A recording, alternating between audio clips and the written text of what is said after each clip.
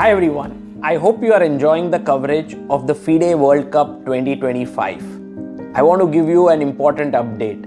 Chessbase has just launched its newest version. It's called Chessbase 2026.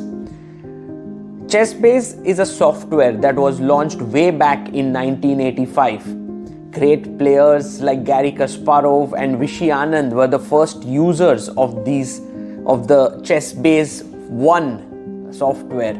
And then over the years, the newer versions have come in and all the top players have been using it for their preparation. As we speak right now, almost all the players at the FIDE World Cup are using Chessbase for their preparation. The new version that has been launched, which will be released on 12th of November, has some excellent new features like a new opening report, new ways to search the games, new ways of engine analysis, and along with it, the Mega Database 2026 also has been launched with 11.7 million games and 114,000 annotated games in it. I would highly recommend any ambitious tournament player to get their hands on this, and it will be very helpful in your chess journey.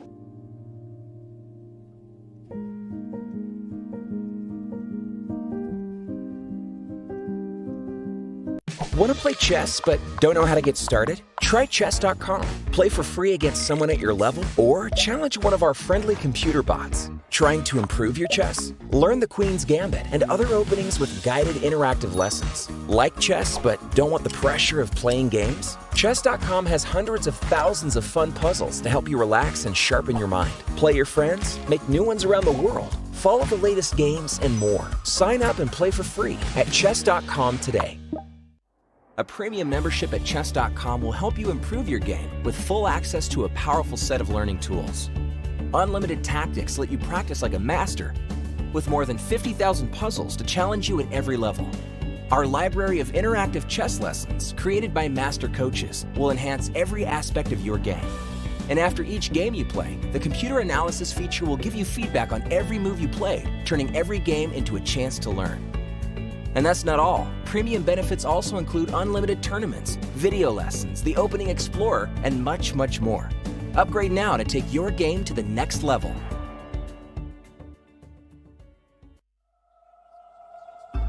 The crucible of competition. The eyes of the world. Goa, India, hosts the 2025 FIDE World Cup, where over 200 of the top chess players in the world face off in an 8-round knockout tournament. This queen has nowhere to go. That is the end.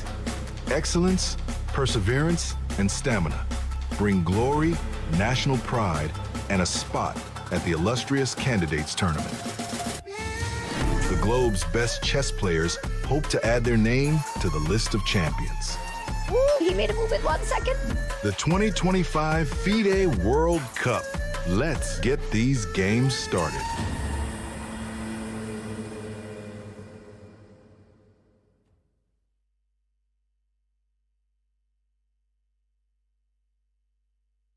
The most prestigious tournament in chess has come to India, the home of chess.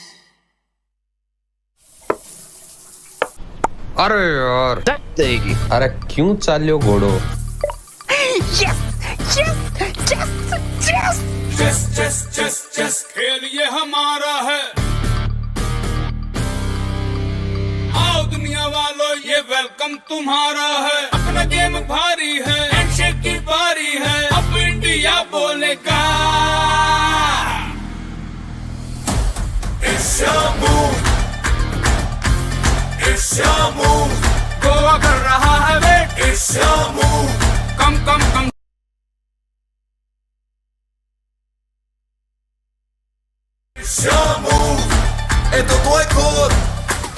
चतुरंग के सारे रंग सदियों से हैं अपने संग।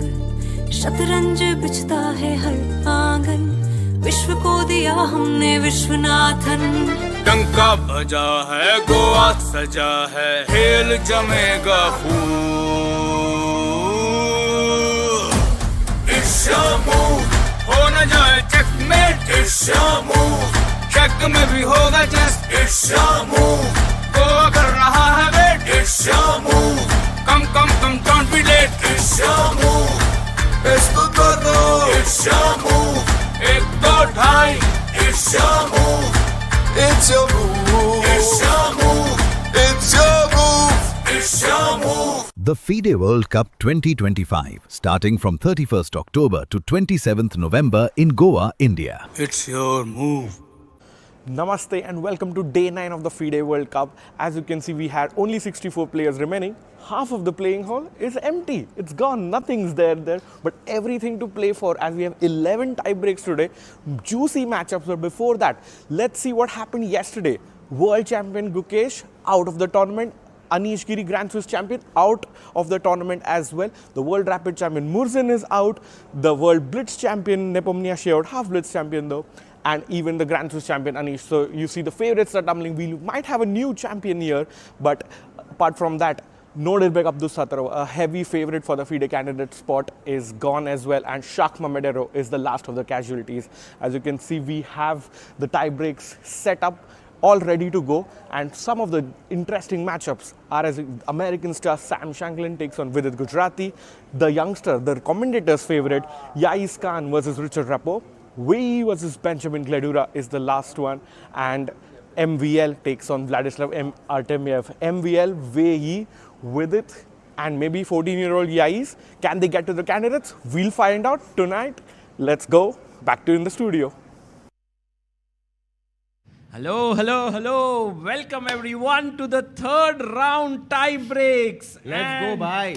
Yo, हर्षित भाई, साहिल भाई, क्या लग रहा है भाई? आज तो एकदम 11 tie breaks, 11 tie breaks are happening today, out of which 3 are of Indian players.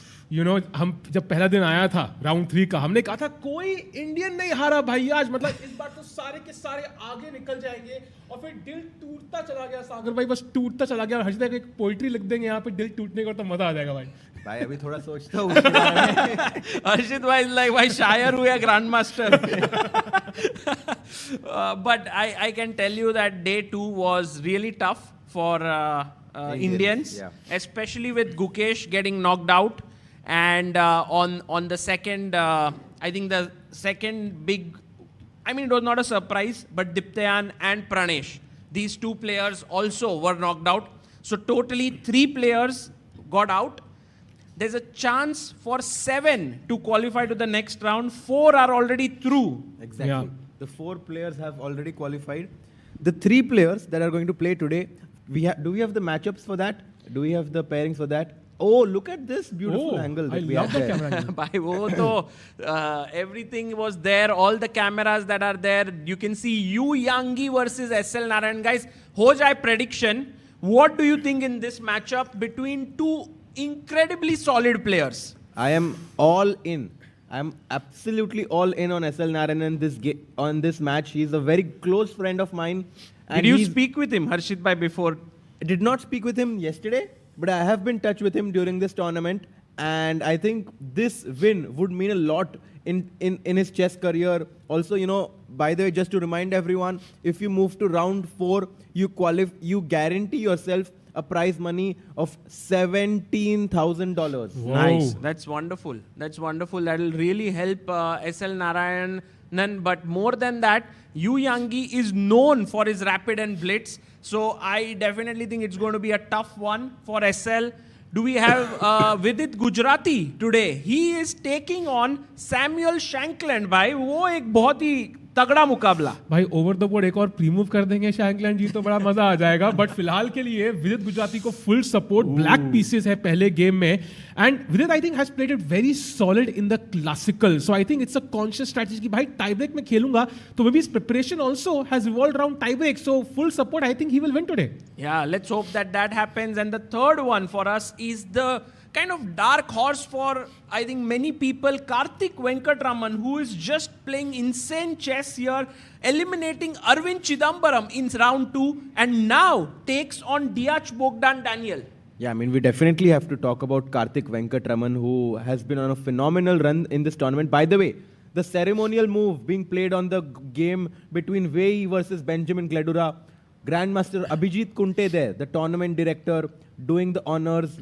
1d4 has been chosen. Huge contributor to Indian chess, former coach of India's gold medal winning women's team at the Olympiad, Abhijit Kunte. My coach too, actually. Yeah, wow.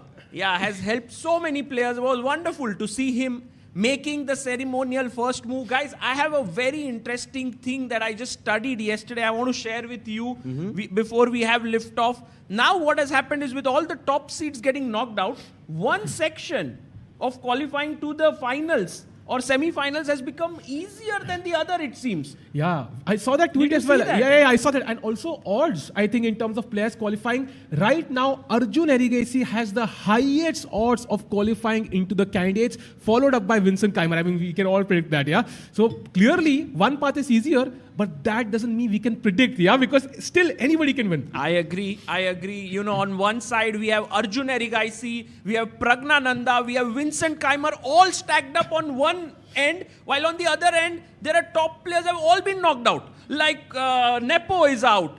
You know, we have Hans Niemann out. If you see, we have Gukesh out. वो जो top वाला जो segment है, उसमें सारे top seed उड़ गए. और I think इसकी वजह से, but let's not forget, yes, their qualification like route becomes a bit easier, but there is a reason why the top players got eliminated. Yeah, for sure. These players, for example, someone like Donchenko, who defeated Anish Giri, players like Frederick Swane from Germany as well, who defeated Gukesh, they are not to be underestimated at all. Yes, I agree for that. And I think it has opened up chances of two Indian players, Hari Krishna and Pranav. I think, guys, they might have a very good chance of making it to the quarters and even to the semis and qualify to the candidates. Meanwhile, Prag and Arjun, very likely to face stiff competition in the coming rounds. मजा आने वाला है. भाई इस बार का candidates predict करना मतलब बहुत सारे नए नाम होने वाले हैं इस बार lineup में. By the way, today the game started 3 p.m. and with only a 5-minute delay, so we are going to see liftoff just about. Let's go! Ooh, see how quickly he played that move, yeah? D4 by Samuel Shankland here. And Vidit Gujrathi responds back with the solid D5. We have the Queen's Gambit declined. Knight to F3, asking Vidit what he wants to choose, and Knight F6. Knight C3. Now the 2-knight variation deployed by Sam. Yes. And by Vidit Gujrathi, what is he going to be doing against the Bishop F4 variation? He castles here. And one line, Harshit by C5. The other is B6, more fighting. I predict him to go, he goes D7. Knight D7. Exactly what I was actually predicting him to go for. Bhai, par C5 aa jayega idhar. C5, Knight H5. And then you try to capture that bishop on F4, which no longer has that square on E5. Right, and Harshit bhai, today your voice has become a bit like ऐसे थोड़ा Amitabh Bachchan type. And you know what? आज एक FIDE ने एक post किया था Instagram पे. If you go and check chat, like it's about Tal, yeah, his younger years and a photo of his when he was young. Because it's his anniversary today, 9th of November. Yes, exactly. And he looks exactly like Harshit. Wow. Harshit flex हटाए तो भाई young Tal लगता है यार. Bhai, Harshit bhai. That is the best compliment you will ever get. That you look like the great Misha Tal. And by the way, guys, also we want to give a big memory to the great Daniel Naroditsky, who would have turned 30 years today. You know, he's in our hearts and minds, and we miss him a lot. Today would have been his 30th birthday. Yeah. B6 played here in this position. B6 played, and the point for black now, I'm surprised by that he goes B6 actually. Because after C5, usually Knight H5 is the move that black opts for, trying to capture that bishop on F4. Now, he's trying to go for A5, bishop A6 maybe, Sahil? And Harshit, I want to get your opinion. Usually when white plays C5, I am scared of playing such openings as black because बहुत depressing लगता है कई बार. White just squeezes space. Like, what does Vidit even have winning chances in such a structure? To be very honest with you, this opening is generally played in order to play for equality. And it's considered to be quite solid, but you are right. White has a lot of spatial advantage. You can see those connect 4 pawns by from F2 to E3 to D4 to C5, bishop to A6, and now trading the good bishop of white. And I think one of the breaks that would be on Vidit's mind is later to push E5 if possible. I mean, I've played this position myself with the inclusion of knight h5, knight f4. Here, one concept for black is bishop takes the bishop, chop, queen takes, and go for this move, sneaky move, queen to c8. And now also trade the queens. Exactamo. Wow. By the way, जो भी यहाँ पे जीतेगा, they are supposed to play the winner of a Dogmas and Rapport. तो वो अपना tie break खेल रहे हैं. तो ये वाला section, as you mentioned, Sagar bhai, is like so tough. This one is the crazy one. You know, and eventually the one who will win here will take on, like Erdogmus Rapport or Sam Vidit, will take on the winner of Pragnananda or Dubo. Oh. So even that, you know, they are all coming together. जो बंदा यहाँ से qualify करेगा, I think he is the challenger. Yeah, I mean, इतना मुश्किल है. So bishop takes d3 taken, and Harshit bhai, your move is coming in. Queen c8 has happened already, and queen b7. Oh, he plays b7. And now the point is that he wants to go rook a6, rook f a8, and try to exchange all the rooks, or ab4 first. And open on the a file he wants to play. And you can see Vidit very smartly has gotten rid of his bad bishop. So now his structure, although lacks space, it's still pretty okay. Can we go and look at the game of Narayanan? SL, let's go. Versus... It's above, I think. Yep, there you go. SL Narayanan versus Yu Yangi. And we started off his black pieces here. And we started off with the Sicilian. Ooh. E6. This is known as the Rosolimo variation. He goes for B6. And D4. now the open Sicilian. Takes, takes, takes, takes. White has lot of space, but a6 pushing it away, then pushing the queen away, then getting the queen out. And now after castle and knight c3, Narayanan changes his mind and says, I want to trade the bishops. Maybe some loss of time, but some control on the dark squares. You know, looks like white is slightly better though, maybe, yeah, with the pawns on e4, c4, and rook coming to c1. The queen feels a bit shaky on c7. We call this structure the Maroxybine structure, right? Whenever white has those pawns on e4 and c4, which means, and the setup for black, some sort of a hedgehog structure, where he's kind of keeping it flexible. He wants to at some point break with b5 or d5. That would really liberate his position and give him activity.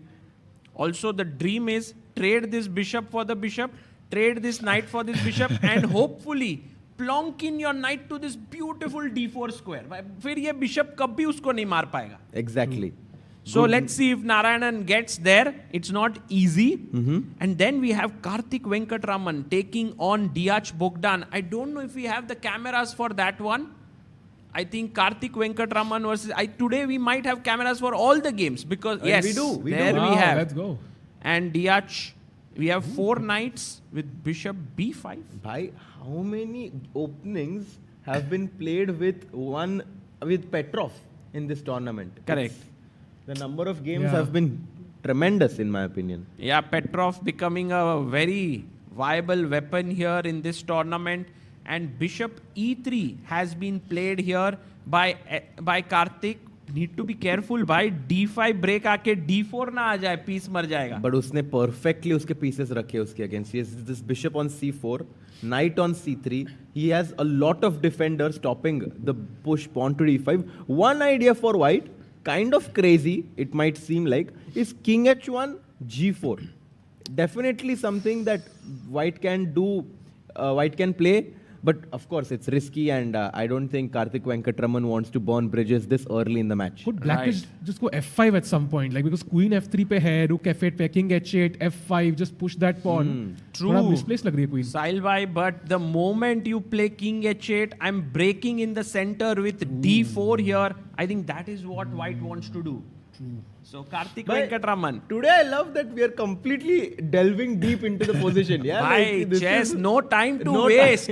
No time to waste. It's also a Sunday here and a very, very intense day. I think a lot of the spectators are in the playing hall because first 10 minutes is where you get to go in to the playing hall, see the players, and then eventually they all come to the fan zone. D4 played, bishop d4. I hope Karthik Venkatraman manages to make good of the slightly better position he has. Come back. Yeah, he has to come back. Bishop to d3. If you take the knight on c7, comes to a better square on e6, you want to keep. By the way, a very nice thing to remember is that whenever you have spatial advantage, like space advantage with more space, you don't want to trade pieces. You want to keep pieces on the board. Right now, you can see clearly with the white bishop on d4 and c4, white has an advantage in terms of his development, and he should just drop back bishop d3. Right, and that's what he's thinking. Let's head back to Vidit Gujrathi's game against Samuel Shankland here, and we have some moves that have been played, and a bang on the table there by Harshit Bhai. We have h3. But we just need to say bye-bye to the white king, yeah? Yeah, that one is like this, Harshit Bhai. I will first flip. It looks very nice. Bye-bye. By the way, we have a special guest joining us as well later on, Sagar. Yes, today in the second game, we have Grandmaster Anish Giri, who will be joining us in the fan zone. He got knocked out yesterday, and he was very kind enough to say that my flight is tonight, and I have some more time on my hand. I would love to come, and this is Anish for you. He's able to quickly switch himself, which is why he's not only a chess player, a father of 3 kids, a husband, an entrepreneur, a course maker, a YouTuber, a Twitter expert. The whole package. Yeah. Oh man, he's amazing. He's the real deal. There cannot be nobody in the world who's a better commentator on Vidit's game than Anish Giri. Yes, and that's why he's chosen the second game, because it could well be the decisive game in the match. Yeah. Okay. Let's just see and understand what's happening in the game right now. Rook f2 c8 has been played by Vidit, and one might wonder why is the rook on c8, because we have a pawn on c6, and it kind of feels like the rook on c8 is not doing anything, but it's actually some sort of prophylaxis against the white idea of pushing pawn to b5. Wow. And then the c6 push needs to be stopped at all costs, and that's why rook Harshit f8. Bhai, it feels like you have kind of wo ghol ke pee gaye ho ye position. You know everything here. No, I'm actually very, very excited for today's tiebreaks, because the 3 Indians, if they move on to round 4, this is going to mean so much. Rapid is one of my favorite time controls to play and commentate on, and what a stage to be here at the World Cup. Yes, absolutely. And guys, Rook f c8 by Vidit. Queen again, D1. very solid. Queen d1 played. I think white majorly wants to keep the space and avoid a lot of trades, like we have mentioned. But it's not so easy for white also to make progress. Ki kare to kaise? Rook a7 played. What if black just like takes on b4, exchanges, It's happening. takes on c5? Sahil bhai, ho raha hai wo. It's coming. It's coming. Trade the rooks on a file eventually. Rook b1, no. I think now it's the perfect time to take on b4. You have to take, because if you go here, then very likely your 2 rooks will be sitting ducks as the b file gets sort of opened up and the a file remains closed. होता नहीं 2 बच्चे होते बाहर खेलने और mom ने ताला लगा दिया नहीं जाना कहीं खेलने पढ़ाई करो ऐसे दोनों रुक्स लग रहे हैं. And look at Vidit. He takes on b4, and now he has Positional chess mein na, Vidit is too good. He never lets his pieces get misplaced. So very good play by him. Guys, 3,000 people watching. Do like the stream so more people can follow this exciting tie break of round number 3. Right, absolutely. And guys, a takes b4 has been taken. I'm a little bit like b5 khel de kya? To push the pawn. Because then this constant threat of b5 will no longer happen, and I can keep it closed double on the a file. But the engine is like, Bhai Sagar Bhai, I am coming with my knight here on a5. No? That looks Knight scary, b2, yeah? Knight b3. So that's the reason why Vidit is refraining from playing that. But this threat of white going b5 remains. It's a perpetual idea, yeah? Pawn to b5, trying to open up the rook on b1. Yes, Sahil. Yu Yangi is much better against SL. That is not looking great. Well, what just happened is that Yu Yangi forced SL to take on e3 with his bishop by playing the move b4. So SL no longer has control on the dark squares. Also, the knight on c6 looks a bit misplaced by Meko. Knight chahiye tha on maybe d7. And knight d5. Knight d5 can happen. If you play a move like rook f d8, Yeah. can white not jump with his knight to d5? Harshit bhai, you are sharp. We have our viewers here. We need to ask them some questions. And for the right answer, we will Chocolates. soon have our chocolates here. Giveaway, yes. Which is very cool. But take a very typical theme in Exactly. such positions to open it up. But as of now, it's Narayanan's move. And a very typical maneuver is knight e5. Put the knight back on d7. Can we just go full screen once? I want to see like how it feels inside the playing hall right now, and look at the focus with which the players are looking at the position. 11 minutes each. Every single minute counts in this time control. It's 15 minutes for one side with an additional time of 10 seconds for every move that you make. Yeah. So right now Narayanan goes knight Knight e5. e5, As okay. predicted. And knight a4 immediatamente. And Knight knight d7 goes back. Defending this pawn. And look H3, at, bhai. he's coming f4. I think he'll start pushing his kingside pawns at some point. Meanwhile, Karthik did drop the bishop back to d3, so that is great news. He refused to exchange those pieces. Let's go to Karthik Yeah. Venkatraman's game here. Guys, remember Karthik Venkatraman got a very nice edge out of the opening. Look at his two bishops here lined up against the black king. The queen is also lurking around. I have a first question to ask everyone here. Bishop f6. Let's go. Bishop takes f6. Okay. Knight takes f6. e5. And can black take the pawn on e5? Guys, can DE5 be a good move? Exactly. भाई सब लोग ऐसे warm up करके आए. Everyone is ऐसा question पूछो. sharp here. Bishop takes h7, taking the queen on d8. Well done, guys. Well done. Rook a d1. So queen a5. That's why he gets out immediately. Bogdan is saying my queen is good on this 5th rank, and I'm quite happy. And now I want to go queen g3. I want to set up this idea of going pawn from f2 to f4, advancing it towards f5 and f6, which will eventually put a lot of pressure on that bishop on e6, potentially also on the king on g8. I like this concept. Queen g3, f4. And what about queen g5, Harshit bhai? Do you want to trade queens? भाई मार दो queen को f4, f5 tempo में आएगा. Let's go. So even an end game could be very cool. Yeah. Here, two passive. Exactly. Guys, Yeah. Diach Bogdan is #1 player of From Romania, right? Yes. Yeah. And so it's a big task for Karthik Venkatraman here. But if you beat Arvind Chidambaram, then you believe in yourself. कि भाई मैं कुछ भी कर सकता हूँ. True, and we saw Ghosh as well, yeah, almost defeat. So I think once you beat one strong player, I think you start believing in yourself. Meanwhile, let's jump back to Vidit's game. I think he started to maneuver his bishop. And you know what the crazy thing is? कि बहुत सारे games में one side is already better. Like it's absolute mayhem right now in the tiebreaks. अच्छा. What is happening? I'm curious. We may not go to that Yeah. game right now. But what is happening, Sahil bhai? So Rapport is हाँ. crushing a dogmas Acha. better. Acha. Then of course Yuangi punishing SL. Then हाँ. we have Karthik maybe slightly better against Daniel. We have Esipenko better against Idani. We have Thaidevan better against Yakubov. We have George Meyer crushing Dubov. Really? So, yeah, it's Georg just, Meyer is beating Dubov. yeah. So lot of results coming in. I don't know if he'll go too far in the तो tiebreaks भाई today. प्रग डुबो होने का chance कम लग रहा है कि और मायर आ जाएगा. बिल्कुल. And you know, one thing I just wanted to say when I saw the game of Karthik Venkatraman is that when we see players like Karthik Venkatraman, the dark horses of this tournament, performing so well, it inspires someone like me, who's around 24,000-2,500, to believe that you're just like 50-60 points away from, playing in the World Cup and potentially having a deep run here. And I think if it can inspire me, it can definitely inspire a lot of people watching. Absolutely, And, Harshit bhai, it's we great are to see. waiting for you to take part in 2027 World Cup. भाई 2 साल में कुछ भी हो सकता है. Fingers crossed.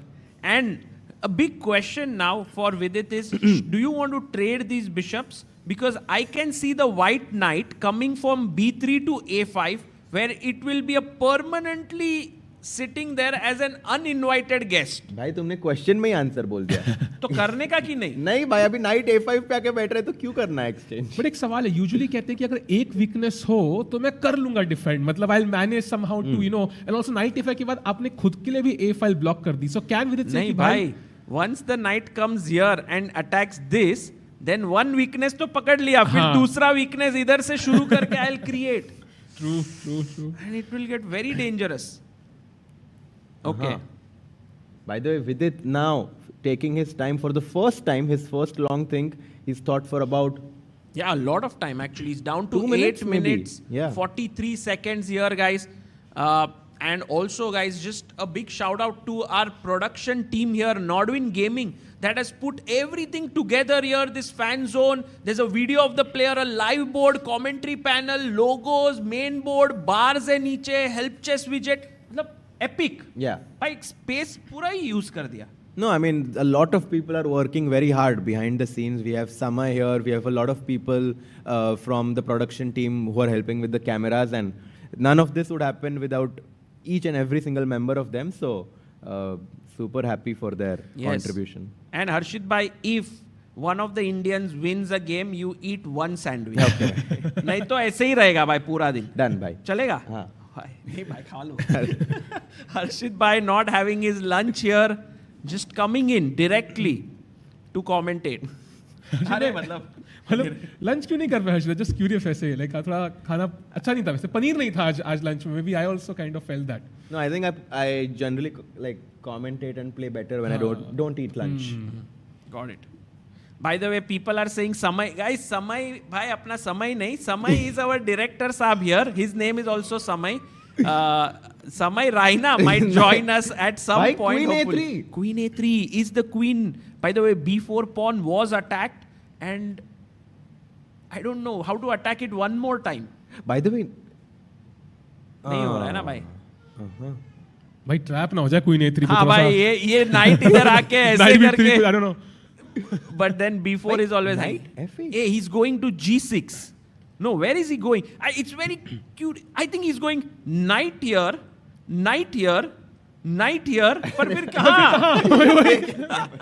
देखने में अच्छा लग रहा है बट समझ नहीं आ रहा है. But I think knight G6 and at some point to just push with E5 at some point. Yeah, blast open the center and try to somehow get some counterplay with that direction.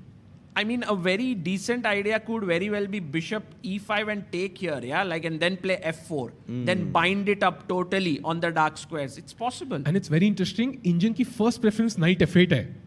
So it clearly has some idea. No, Vidit bhai must have looked at these positions many times before, and he knows the themes and ideas. It's just that it's so passive, right? He has to sit for a draw, basically, and hope. And actually, that's a very good strategy often. Make your opponent over ambitious. Make them feel कि हम जीत रहे हैं, and then they overstretch sometimes and you win.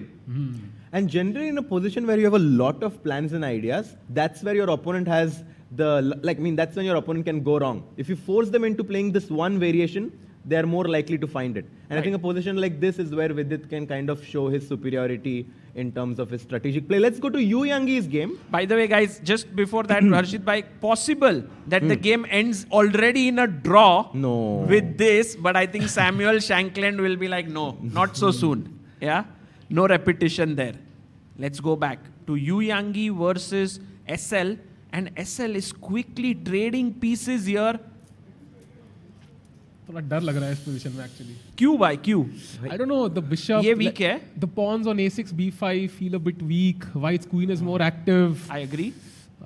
But can we not snatch this pawn? He does. He chops that pawn off. भाई director साहब ये जो video है वो हैंग हो गया है. If we can just see उसको refresh करके, bishop E4 has been taken, and if queen takes E5, I guess that's what he will do, or he will take, yeah.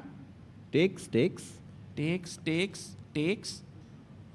But this is equal. Actually, can we play queen C6 because मुझे A6 मारना है ताकि मैं फिर B5 मारूं और फिर वो push करने लग जाऊं. This is too good, Sahil bhai. Attacking here, and then this gets weak. Bhai Rishi K. Thank you, Rishi K, for your super chat. Let's go. I think this one, if Yu Yangi finds this, knight e4, and queen c6, not going for this pawn, it will be amazing for white. But it will not be good for SL. But he made a move. He made? Yu Yangi has played. He took, and he took on Let's E5. go. Oh, बच गए. And now, ND2, SL Narayanan, maar do bhai. Knight D2. Oh, look at this. Knight D2. Yeah. If you play queen C5, knight takes F1. king takes f1 and ooh la la. भाई आज तो अनीश गिरी यहाँ आएगा तब आपको वापस बोलेगा. हर्षित भाई always finds a way for his opponents to blunder in the best way. भाई बढ़िया. What a mate. But here bishop d3 possible, guys, because the queen cannot take. ये bishop d3 क्या move है? There is a mate here. ये कैसा चाल है? Trying to dominate your knight. And if knight c4? It's possible to play here. Already it's better somehow. Takes and queen c5 and somehow you cannot protect. And with one extra pawn in queen endgame, that's often decisive because you just create a passer. Exactly. By the way, Karthik's opponent has like almost 1/3 the time. I think Karthik ke chances बढ़ते जा रहे हैं with the second now. Let's quickly check what Karthik Venkatraman is doing. So here, your move did happen. Harshit by bishop f6, trading here. And as Sahil bhai just mentioned, बोला नहीं था. आपने वो test किया था ना bishop f6 वाला, वैसे कुछ हो गया. Queen b6. मार दो भाई. क्यों? b2 is hanging. Queen b6, a b6. Yeah. And the problem is that the pawn can never come to b5. If the pawn can never come to b5, the rook can never open up. Then suddenly it kind of feels like this b7, b6 pawn is not so good, and he takes it. He takes. And Karthik. Guys, to our viewers here, what is a one weakness in black camp here? 2 almost. Yeah. d6, absolutely right. It's on an open file, and that knight is going to be tied to it. So maybe just bishop f1. Double kar do rooks and then knight can never move, yeah? Exactly. f5. What is f5? Best move in the position, by the way. Wow. Amazing. I think he's kind of asking कि आप e5 खेलो और वो exchange कर दो वो weakness मेरी. Right. And right now, let's go quickly to the game of Samuel Shankland and Vidit Gujrathi. Oh, queen went into a1. भाई विदित भाई एकदम धीरे धीरे यहाँ से queen e1, rook a1. Let's go. I first thought that rook a3 is possible, but it's not. Rook a3 is a big blunder. भाई knight b1. Knight b3, queen e1, and rook b1, queen is trapped. Okay, let's do this. Rook a3, knight b3, qe1, rook b1. You are always able. Either he promotes to a queen or traps a queen. Exactly. Too good. Queen f1 to c4. That's a very nice way to save yourself. Queen nice. f1 to c4. Very attentive. Crazy, bhai. Viewers we have here. Great Drops one. the queen back, yeah. He doesn't want to take that risk. Drops it to a7 all the way back. Doesn't come here. Although queen f1 this time. But it's still trapped, no? Because knight d2 in the end of the variation. Exactly. Knight d2 or फंस गया. Bye. Yes. Yeah, correct. With the rook on a3, yes. Very good. How strong are you, bhai? 1800. Amazing. By the way, some moves have happened. Queen Knight a7, g6. rook a2 happened. Okay. And now trading perhaps the piece. And by the way, we have a super chat by Amar who says, Gukesh's World Championship team have almost all advanced to the next round. We have Kaimer, Wojtaszek and Hari. All of them. And very likely one of them could qualify to the candidates and they already have some insights as to how Gukesh prepares. अरे भाई ये तो एकदम अलग ही हो जाएगा. If let's say Hari makes it to the candidates and then eventually to World Championship match, then it will be like Hari knows how Gukesh prepares. But okay, you can always change your style. Yeah. King g1 played. And why is Vidit not chopping off this bishop, Arshit bhai? The bishop on f4, it looks very good, but it's like a paper tiger. It's actually not really doing anything. So you are saying, let's say knight f4, ef4, then what remains on the board are very nice minor pieces, and this bishop of ours is not doing much. Exactly. And I had a coach, Evgeny Vladimirov, and he always told me this concept, that sometimes a piece looks very strong, visibly, but if you think about it, the bishop on f4 can never attack any of black's pawns or pieces. So why should we trade it off with our knight on g6, which can sometimes propel us to play e5? I guess it's like having a friend who always messages you कि भाई कैसा है वगैरह, and then when actually the time comes to help वो नहीं करता है. By the way, Rapport ने एक ही move में completely winning से draw कर दी. Just an update, maybe you don't have to switch, but No, let's switch. We have to see that. Let's Big blunder. We can Huge also blunder. have the video of Yaz versus Richard, because you know it was +5 almost. It was completely and totally winning. how, and now he's still winning though. No. So here, this is the position, and then Black got a big advantage, correct? Yeah, 95. Yeah. H3 here, G4, and Black was doing really well with his knight rook. And but knight D3, big mistake. Oh, he forgets. Sometimes Rapport forgets certain moves. Yeah, it happens. Takes bishop f1. By what defense? By Erdogmus though. By Erdogmus, too good. Too good. He's threatening to take the knight, take the rook. And by the way, guys, the winner of this game will take on the winner of Vidit Shankland game. By the way, Erdogmus is all of 12 years old. नहीं भाई 14. 14 हो गया भाई अभी. वो दूसरा Oro है भाई. Faustino Oro was 12. 14 is Erdogmus. But guys, he's what, 26-50 at 14. So maybe he'll very soon reach 2700. Unreal. भाई उस टाइम पे लोग करियर का स्टार्ट करने की भी प्लानिंग नहीं करी होती 14 साल की उम्र 14 में. years is 8th grade in India, like 8th or 9th grade. 4 साल बाद तो कॉलेज के फॉर्म भरते हैं हम कि भाई सीखेंगे तो फिर कुछ नौकरी मिलेगी. बाप रे. उसमें भी undecided जाते हैं generally. Okay, and now bishop d3 will be taken, which will maybe make this game end in a draw. Very quickly heading over to the game of Vidit and Shankland. We don't have... Oh, Vidit did take. He took. The paper tiger is gone, Harshit bhai. Oh, wait, 1 second. So, here is where it happened. Takes bishop c7. Sahil bhai, what's your feeling about this game? Draw? I think draw. I think bishop को target मिल गया एक f4 पे. कल को d4 भी target हो सकता है. I can come to f6 and the knight if it comes to a5. Nice. So I think Vidit will draw this one and अगला game सीधा knockout होगा. ये हमेशा सपना लगता है यार. On to G6. King Is he G7. going G5? Who? Does Vidit want G5? No, but he went G6. G6. Okay. G6, King G7. He's taking it step by step at this point. So Vidit's game still very, very level. Are there any developments in the game of SL maybe? Yeah, SL Narayanan is now doing very well.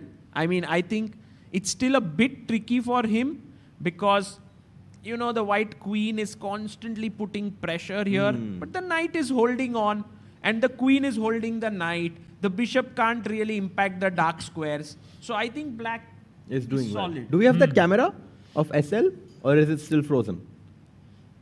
Try kar rahe to get the camera of SL Narayanan. It is stuck, but his position is not so stuck. Yeah. Queen b6, and the point is we have to wait now. King g8. Oh no, king g8, queen b8. Queen, or also this bishop b7, bishop a6.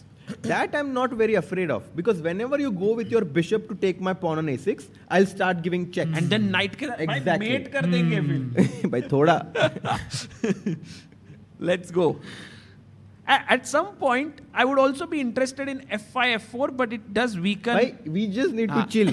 Just draw karna hai, bhai. By the way, first result incoming very soon. Esipenko against Idani Poya +5 for Esipenko. Oh, nice. Esipenko, who lost the first classical game with the black pieces, bounced back with a win. I saw him at dinner yesterday. He was very, very excited to have made a comeback. Now, winning his first rapid game, I think he is definitely a favorite to go through now. Right. And by the way, Diach Bogdan has just put his bishop back to h5. Ooh. And Karthik Venkatraman slowly building up a small lead here. Seems like rook f8 Only move. is the only move. And he's about to play it. He plays it. He plays it. rook to f8. With 45 seconds on his clock. भाई Diach Bogdan को time जितना कम उतना वो अच्छा खेलता है. He actually waits to come below 1 minute. Always. Always. I've seen that. Even if he has like classical game, he will want to come down to 1 minute. It's just the kind of player he is. He loves having less time. Love the thrill of it, yeah? Maybe? I mean, he just can make quick decisions and he's forced to play fast. Okay, by the way, G4 is the next move that Karthik might play. He played knight G5, I think. Wait a second. He played knight G5. Wait a second. Yeah. Is black not a pawn up? 1, 2. Oh, yes. Oh, actually, yeah. Yes, Harshit Bhai. But okay, Rookie 7 aa raha hai na, so maybe it's like... Knight f6. Yes, white has great initiative, but black is up a pawn. Knight f4. Need to be careful there, Karthik Bhai. And by the way, we had a super chat from one of our viewers who came here yesterday in the fan zone. His name is Vinayak Bhatt and he's a doctor. Oh, and wow. today one of the team members of Chessbase India fell ill and I reached He out helped him, and he yeah. helped. That's so That's nice. so Oh, wow. nice. That's It so was nice. like as if he came specially yesterday to help. And Vijeta Srivastava has sent $30 Australian. Will Gukesh Divya come back for the presentation ceremony? I doubt. Please, can we request them to They come? were coming from Australia to see round 6 and 7 for our two favorite players are out. But I'll assure you this, Vijeta, Gukesh might have been out, but in round 6, there is going to be at least 2 Indian players. Assure kar rahe hain. Harshit Bhai is assuring. If it is not, then Harshit Bhai responsibility hai. No, but in World Cup, there are no Anything assurances. Yeah, no assurance. Oh, Right. by the way, Vidit has just gone wrong by going in with his knight. And I don't know why.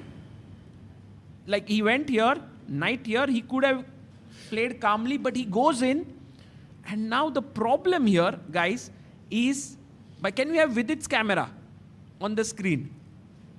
Oh, white doesn't find it though, I think. And we have a lot of school kids who have joined us today in the spectator zone.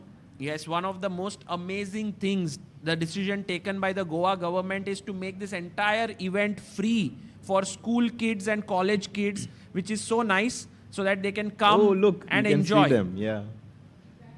I think from Magnus, when he came to like Chennai in 2013, had a simul, right? And all these players like Vaishali. In 2013. Yeah, and played that simul. Even defeated Magnus in the simul sometimes. And now most of those players are at the top. Yeah, one event can change your life. I mean, when Prague kind of played against Magnus in that simul, and now later he played against him in one-on-one in a tournament, kind of like reminds me of that quote. Yeah, work until your idols become your rivals. Or something Oh, like this. Like, shairi ho gayi bhai incredible. chalu. Nice. Badhiya, nice. Amazing. Harshit Bhai, has it happened with you in anything? I mean, I always looked up to grandmasters so much, but I mean, I don't. I mean, I have such a long way to go. I don't think it has happened with me yet. Well, I saw you facing Nepo and Arjun in recent tournament, so that was where But I lost, they became. You lost, but that's okay. Knight e7 to knight f5, attacking d4, and then bishop d8 to f6, attacking d4. Could be what Sahil Bhai said. जाता है d4 पे pressure. अच्छा लग रहा है थोड़ा सा like ठीक है c6 weakness है but your queen doesn't have an entry point. जब तक queen आपकी अंदर नहीं आ रही I think I'm okay as black. But ये देखो ये knight यहाँ आ गया है and this knight could come here. Should we take it? Should we take this knight? Tough choice, yeah. Because if you take with the bishop, it's a bit scary because I can also take with the d pawn. And then if you move you put your knight here. Exactly, and queen a5, queen b6 can come. Maybe knight a5 पे queen a8 just, and I'm just kind of holding everything together. But it looks passive. I'm still, the engine says absolute 0-0. But Vidit has to be slightly more careful क्योंकि उनके पास जगह कम है यहाँ पर. And knight to f5 would be a good move perhaps here to just jump in. But actually it turns out into a mistake if it is played because knight a5 attacking c6 and once you take your queen enters in and you even give up this pawn. Wow, this could be tough. And queen b6. And if you take here, this pawn is queening. Yeah, no, you can never take the queen on b6 and allow a passed pawn there. King to f1. Sam kind of, just playing a long game, hoping Vidit sometimes at some point goes wrong. Yeah. So far, Vidit has kept it balanced. By f6, let's kick the knight. I know it weakens g6. I know it weakens e6. But let's do it. Did he play it? He played it. He played. He played f6. He played. He pushed it back. And by the way, guys, a huge news. Richard Rapport is better again. Completely winning, actually. Completely winning. There we see him. He's winning in the rook end game. Erdogmus might get knocked out because black, if you lose with white pieces, Oh, look at him panic. Yeah, he's he panicking knows. there. He knows it's gone. He has 10 seconds on his clock. Rook E2 check. check. King F5 or D4? I think D4. go goes to here, F5. King F5. By the way, Vidit does not have a great record against Rapport. So if Rapport qualifies and Vidit qualifies, that's going to be a really tough match. No, Rapport is भाई Rapport's का record सबसे अच्छा है. Even Prag को उन्होंने बहुत बार हराया है. Rook D2. Yeah. And By the way, let's go back to Vidit's game. Yeah, this he will win. Rapport will win. But this game, I think right now, I mean, it's kind of solid. Is there any other game with कौन intrigue? सा? SL with Yu Yang is also very solid. Oh, He's down a pawn. What? He's down a pawn right now. Pawn down, SL Narayanan. But the pawn that he has, B5, is holding on to these two pawns. Should be holdable. This would be a great result for him if he can draw this game with black. Hold kar lo, SL Narayanan here. Not easy for you. And Karthik Venkatraman, by the way, under some pressure for sure because he's a pawn down, but his rooks have entered in. And he's about to play his move, knight D6. Oh, he plays it or what? Knight he D6 plays rook attacking H7, here. immediately played, threatening rook H8. Oh, skewer. King G8. King G8. And brings the other Other rook rook. to E7. Oh, E6. What a What? move. Why not E7? What a move. What a move Rook by E6. Wow. Karthik Venkatraman with an insane move. The bishop looks here. So if king takes h7, you have rook f6. But if you take here, my pawn moves for... भाई 5 second अपने के पास. And he Oh, takes on H7, rook F6. Is Karthik winning? Well, I don't know winning, but he seems to have a good possibilities here with the f pawn looking strong and the bishop opening up.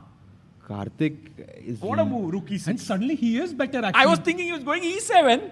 एक rook e6. भाई बार हल्का favour कर रहा है. 10 seconds है black के पास. एक गलती अगर हो Not जाए यहाँ पे, easy. and that's a H5. big mistake. H5. That's a bad. big mistake, I think. H5 भाई is bad. साहिल भाई आपने बोला मिस्टेक हो जाए और हो गया. f6, F6 let's check. push. I like F6 check.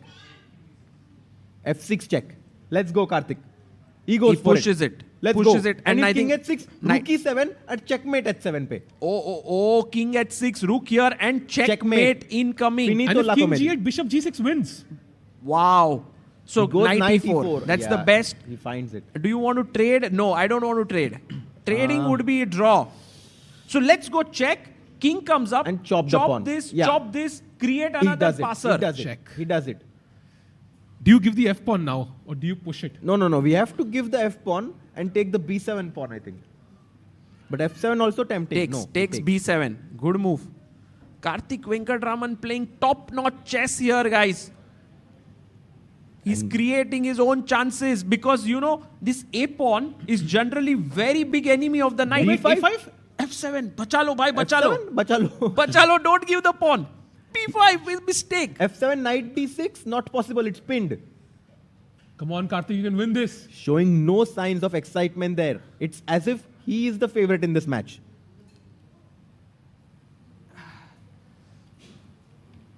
And by the way, Harishankar says, I've read that Rapport plays little like the great Michael Tal. Yes, today is the birthday of Mikhail Tal, guys. And we are all kind of in their spirit playing here. Also, today would have been the 30th birthday of Daniel Naroditsky. So today's stream also, we'll keep remembering him, the great person King that G7, he was. Closer and closer to a victory here is Karthik Venkatraman. A5. Pawn to A5. If knight D6, I have rook D7. No, I don't. By knight c5, remember this. There is a fork with taking. So we need to be slightly careful. What to do here? Apparently, you have to sack the pawn at the right moment with f8 check and then move the rook to h7, which is ridiculously hard. That's Wow. not It's easy. very hard. Wow. Can he do it? So let's say a5, knight c5, you go rook queen. e7, threatening rook e8, gain a tempo there. It's very precise. So here, precision needed for Karthik. Meanwhile, guys, just a small update. Vidit Shankland is very equal. So Yep. we are not going there right now. It's just there. Oh, ghuma rahe dono. Both are moving back and And forth. we'll go there as soon as they get below 1 minute. Right now, Karthik Venkatraman might be the only Indian player scoring a win. Why, it's a little bit difficult here to win the game. It's not easy, yeah? Because you have to be very precise. A one small drop and you lose a pawn and it's drawn. हर एक move सही करना है. Four Every pawns single each. move. 4 pawns each. And the difference in the position is that white has this amazing pawn on f7 and also the a pawn, which is a nightmare and for the bishop knight. is very good on both sides of the board. इतना perfect bishop है यहाँ पर. उनकी intuition तो carry होगी a5 move है. He's trying to justify it somehow. नहीं वो calculate कर रहे हैं. a5, knight c5, rook e7, king f8. वो आगे देख रहे हैं. He's thinking few steps ahead. Rook a7 played.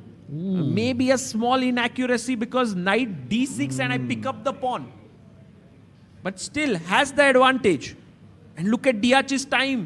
Down to 17 seconds. 13 now. 13, 12. 10. And he's nervous. He's about to move his knight, plays knight Finds d6. the best move. Thank you, Neha Soni, for your super chat. Shall we push the pawn now? Maybe a5. At least try to push the pass pawn we have. Guys, we are going to have Anish joining us very soon. Do like the stream so that we can enjoy his commentary on the game of Vidit, who's currently playing in an equal position. Knight d6. What to do? Bhai, you have to give up the pawn, as Sahil Bhai said. Just give it up. King takes and take over this. He doesn't do it. He goes bishop e2. Looks tempting, this move bishop e2. Because you want to take the h pawn, right? Actually a good move, no? Very nice move. Only move is g4, yeah? Somehow. By the way, SL has a only move right now, or he has lost only one move for SL. Takes, by the way. It's getting really tough. Oh, DH blunders. DH blunders. Knight What? f7. Because now G takes h5. अब आपके पास passer इधर भी है और इधर भी. Let's go. Unbelievable. Take it. Unbelievable mistake. Huge mistake. Oh no, he pushes. It's also good. Very Also good. winning. Oh, actually, it's Winning. it's very good. Oh, I thought you have to take. But okay, G5 wins also. King g6, bishop d3 check. Finito. Now what? G6? G6, right? G6. Pawn तो नहीं दे सकते. Passed pawns must be pushed. And he pushes Let's it. go. G6. He pushes it. Knight e5. Do I go bishop d3? Maybe bishop Or just h5? take the pawn on h5? Bishop d3 also has some merit. Knight e5 played. I think bishop d3 is my intuition. By a5. Give up this. Give up this takes the pawn. pawn. Push He takes forward. the pawn on h5. It's winning, but practically No, he saves the pawn here. rook f8. And he plays rook f8. And now we need to push the other pawn. Well, a5. Go for it, Karthik. Come on. Push the Meanwhile, pawn. the other two games are dead equal.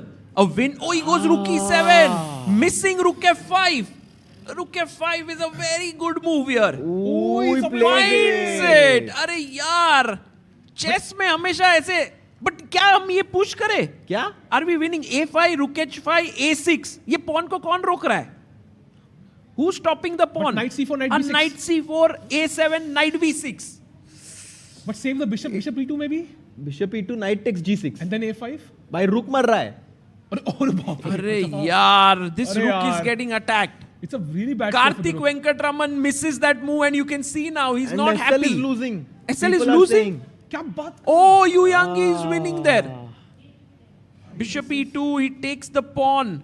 And now all hope on this a pawn. Rook e6. No. It's come down to equality within 1 minute.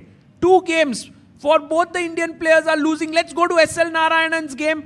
He somehow, Yu Yangi, managed to trade the a pawn for the b pawn. And here the mistake happened when he went queen d4, because now there are no checks, Oh I my guess. God. No queen d1 check, and slowly the b pawn will advance. Any hope here, Arshid bhai, for SL?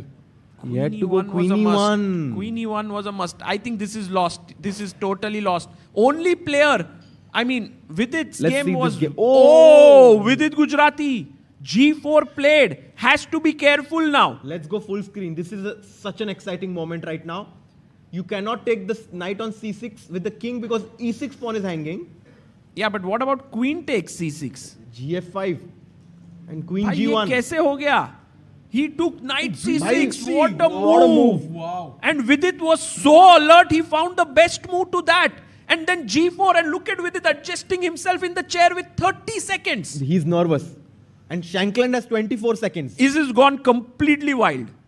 Completely How wild is the here. bar equal? This is such mayhem on the board. Bhai, right? forget the bar. This is just total chaos. Bhai, on the abhi board. kuch bhi hoga. Bar will go like full dance in the next few minutes. It'll go up and down, up and down. Bhai, let's stay No, full let's screen. full screen, Let's full screen. Samay bhai. 10 seconds.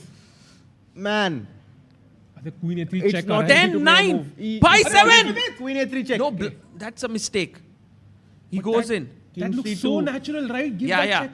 Because Queen A2, Knight B2, and the Knight is an excellent defender of So all the queen checks. here, knight blocks. And the king and knight are very good combo. HG, FG. Takes. And I think Vidit is in big trouble here, He's in guys. trouble. One loss 5 here. by 4. Knight G7. He finds but the best move. It's the best? Wow. Yeah, knight Wow. A5 now. And Sam Shankland is better, but I mean, close to winning. Knight A5. Any other move and Vidit is back. Because now he's protected this and he'll take the knight. But he has to save the knight, right? Where else is the भाई knight? भाई पर वो कुछ तो और करने वाले ऐसे लग रहा है. बहुत pressure आ रहा है. Knight A5 only move. 10 seconds for him as well. Yes, And he he finds plays it. knight A5. Good move by Sam. Queen A4 check immediately played. Oh, but now King B2, no checks. But King B2, Bishop A5 and D4 pawn is hanging. हाँ, but भाई यहाँ पे if Bishop आसान नहीं है A5, ये ढूंढना. BA, Queen D4 check, Queen C3 नहीं, King wins. C3 खेला. King C3 खेला. He plays More King logical, C3. I think.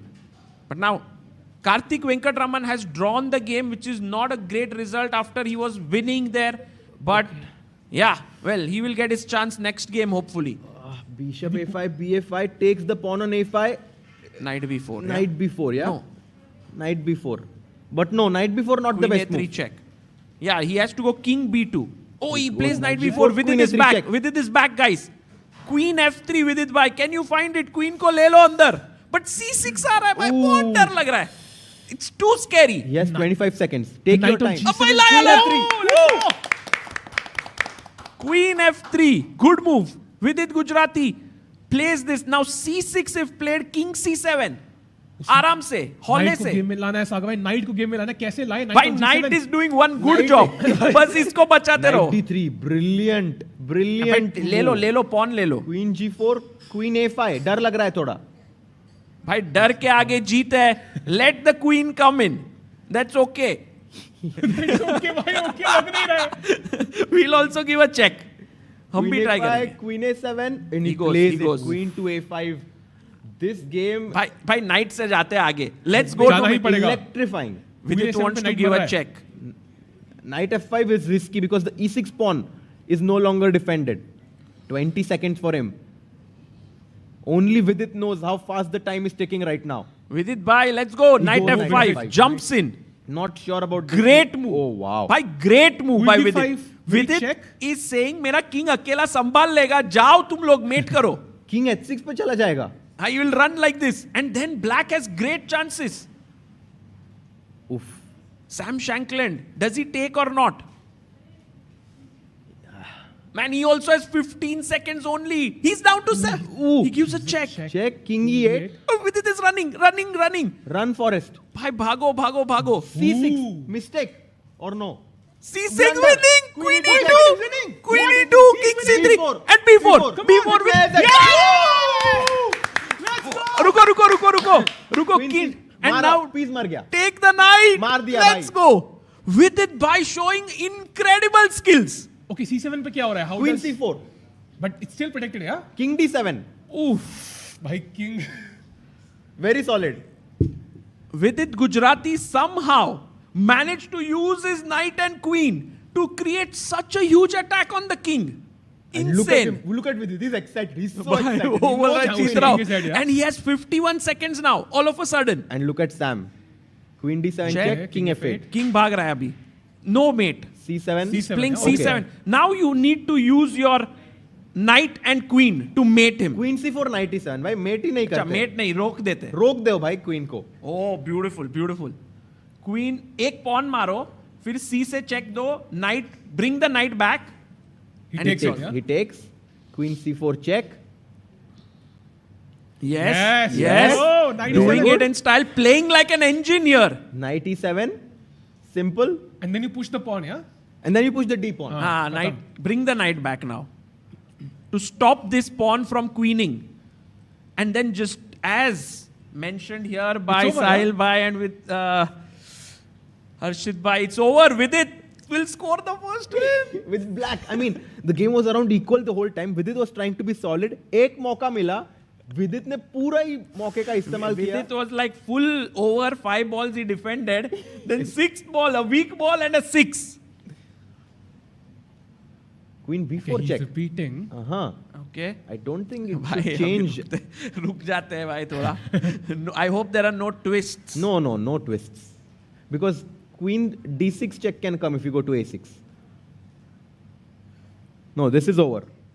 Oh, you are saying check here. Queen d6. Queen d6. Finito. Oh, Queen D6 Queen is D6 game finito. over because trade of the queens. Oh. Yeah, just And then yeah, over. Khatam. Queen d6. By Vidit. Vidit by plate. Easy. Queen d6. He knows it, It's he fine. knows it. Take your time. He knows Take it, your yeah? time. But no, Queen why? D6. If he knew It's it, okay. he would No, no, play he- it. He'll play. He's in it. He will play it. No problem. No, what? Bhai chill, bhai. By 12, Kelega. 10. Kelega. Queen c4 check. Okay. He has Also fine. not seen it. Also okay. King a7 and knight e7. Okay. Okay, he did that. Very good. Very good. And now it's over. The d pawn is running down the board. King It's b7, resigns, yeah? Okay, King B7, D4. King F7. d4. D4. Okay, pushing think the he will pawn resign. forward. And if you queen here, maar do, queen se hi maar do. Take, and your D pawn queens. Yes. What a game, by the way. Insane comeback. I think Shankland must be regretting kind of pushing in that position. He had the draw throughout Bhai, the game. we spoke about this, no? Yeah. Give your opponent the advantage, make him stretch, and then kind of get back at him. By the way, last try, if you take with the G pawn, I think he wants to push the H pawn. So maybe you take with the E pawn, yeah? For sure e pawn. Yeah, take with the I E like pawn. that idea a lot. Take with the e pawn. Oh, Takes with the he g takes pawn with though. the G pawn. But by H5, D3, H6, D2, अपना queen पहले बनेगा. अरे भाई पर वैसा Calculate नहीं करना है. H5. Oh, now queen D5 check is over. And Yes! Let's go! Oh! Vidit Gujrathi with the win here, guys. 1-0 up in the match. And such a nice moment. We have a packed house in the fan zone here right now, guys. Kaisa laga? Let's ask someone. How was the feeling of Vidit winning here? Anyone? Maybe would like to share. Yes. We have a kid here. Maybe we'll give you a mic. अब mic में बोलना भाई इनको mic दे सकते हैं? We are getting the mic. Today we have a lot of school kids here who have come. So nice to see them. And maybe some of them have their favorite player as Vidit. For sure. Who knows? भाई विदित ऐसे format में हर बार crush करता है भाई. He's never out of the picture. Yeah, he's doing really well. And here, Inko. What is your name? हाँ हो गया, on हो गया. नहीं चलो. My name is Anthony. हाँ अभी करो. Is it working by mic? They are switching it on. Switch on करके देना. And guys, while we are getting the mic on and while, what's your name? Elvio, as we give the mic to Elvio, as he can speak, we want to just say that this round, we felt that Karthik would win and Vidit and SL would draw. But it has had all three results. Vidit won, Karthik drew, and SL Narayanan lost. Which means SL Narayanan in a must win now. Yes, he has to win with the white pieces. And also, what about the other games? If we just have a look at the other. अच्छा आपके पास By the way, Yu Yang is still playing. भाई खत्म नहीं हुआ है. Oh, what? भाई game पे चलो. Oh, game. भाई game on. Oh, it's game not on. completely gone. I भाई, thought you क्या had ऐसे lost. मेरे दोस्त को मत हरा दो भाई. Sorry, bhai. Sorry. I was completely of the impression that game was over, but very Not sorry. yet. Big apologies from my end. I think a white king को बाहर आना पड़ेगा यार. I'm guessing. Queen b4 mistake. Queen d5. He takes the pawn. Wait, what? Yes, he's back. Why SL Narayanan? मार दो pawn. One या more नहीं? mistake. Can I take the pawn or no? No, you shouldn't take.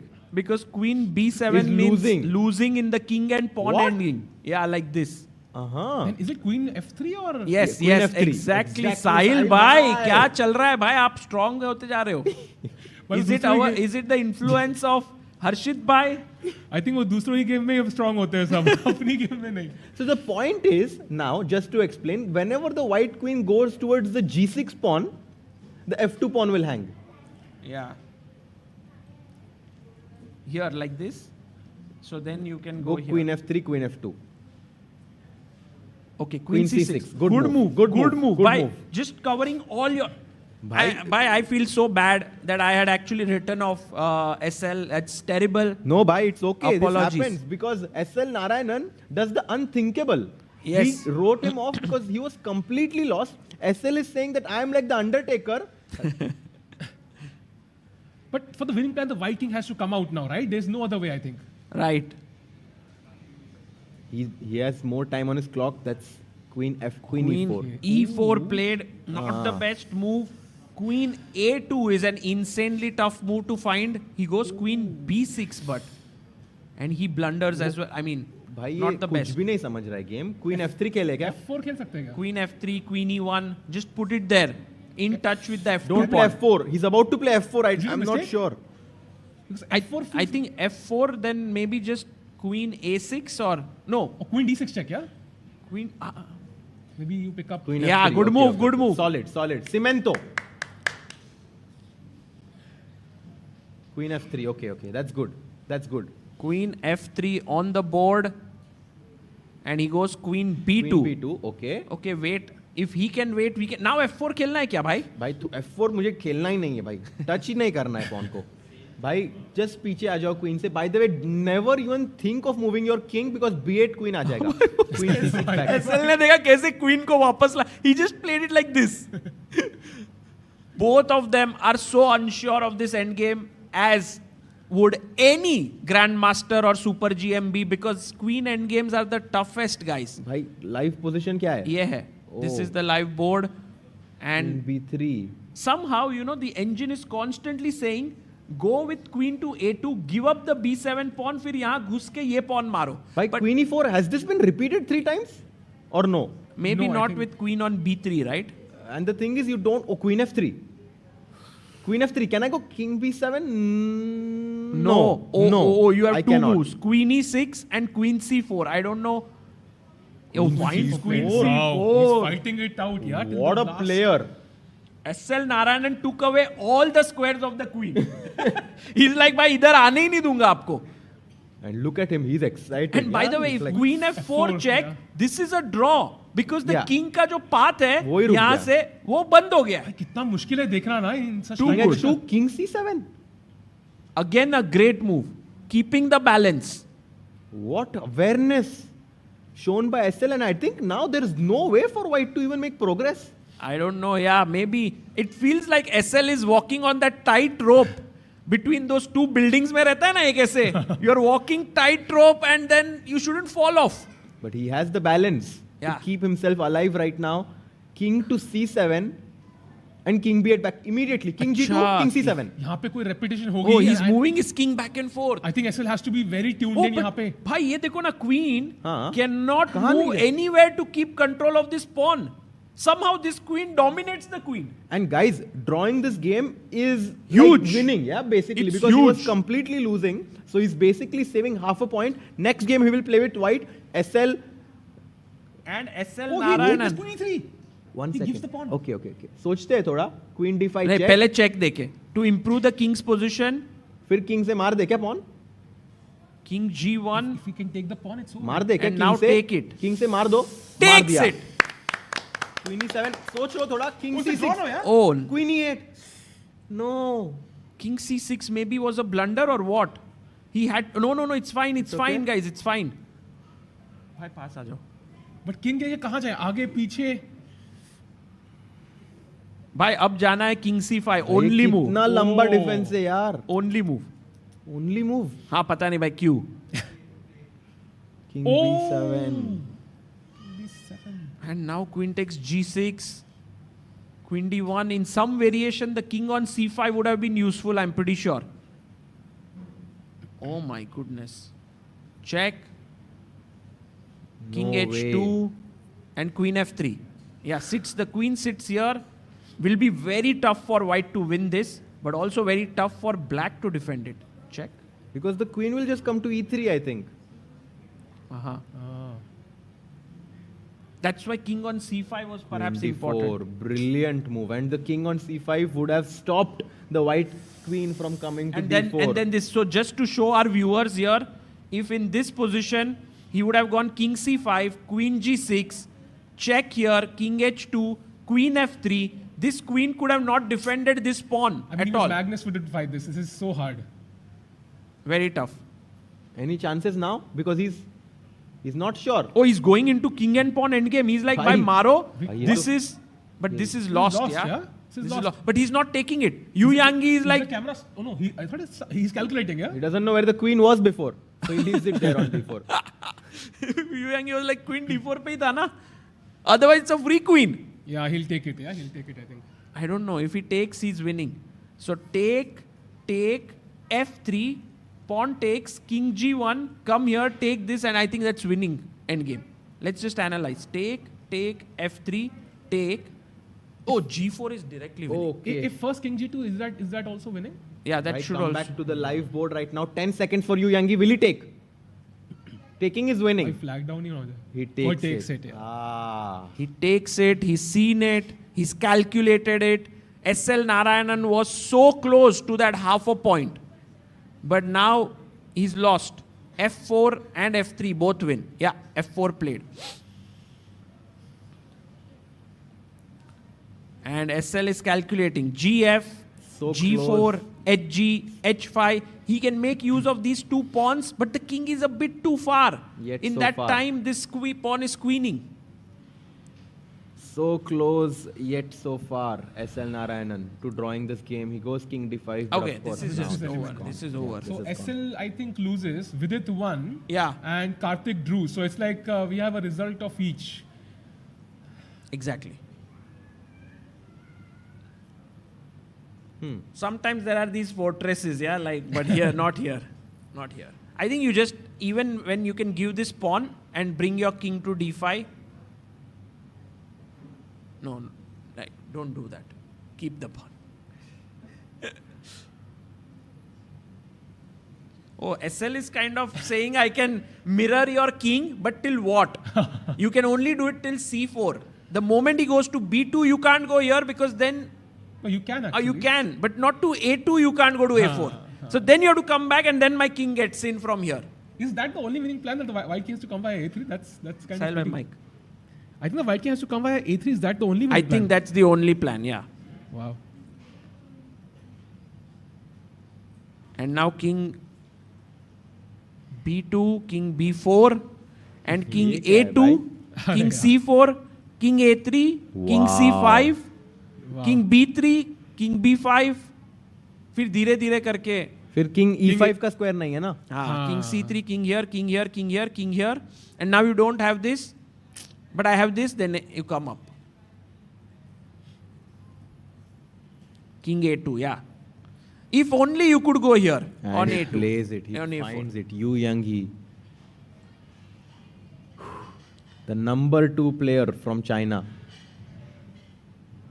finds the best maneuver Is he number 2 or in this number tournament. 3? In this tournament. Yeah, yeah. Okay. Actually, Chinese chess has, I think, now top 3 players, which is Wei Yi, Ding Liren, and Yu Yangi. And Yu Yangi has done really well for many years.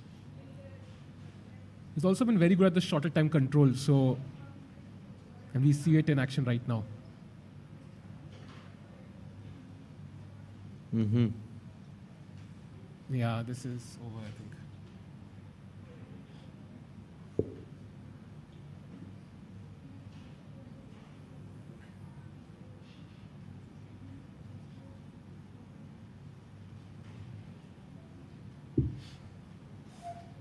So SL Narayanan going to be in a must-win situation in round 2. Vidit King E4. only needs a draw, and Karthik Venkatraman's game match is also tied right now. So King question, F3. do you think we even go to the 10 plus 10 section today, or do you think we'll have all the results after the next game? I hope we go. At least for SL. Yeah. And Almost there, yeah. One tempo is, one move is... But it's not so easy. to win this. Actually, SL just opened his bottle of water and said, "Bhai, ye to draw hai."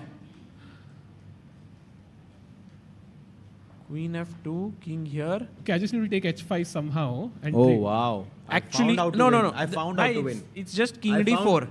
Okay. I Queen thought Queen takes, F3. takes, and then just bring the king Also, and win. Queen F3 and Queen H5 is winning. No, how? Queen F3 here. You can't take this, right? I queen. G1 queen. Yeah. I can't do this. So just bring your king in. I think if Yu Yangi spots this, that bringing the king is winning, he wins. If he doesn't, then it's a draw. Wow. Because the G4 pawn is taken right away. If the king was here, it was a draw. Actually, just think about it. That's insane.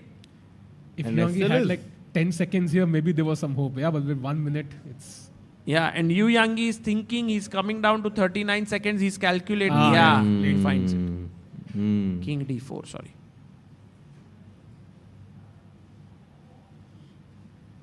What a game. What by a the way. fight. What an instructive end game. So much to learn.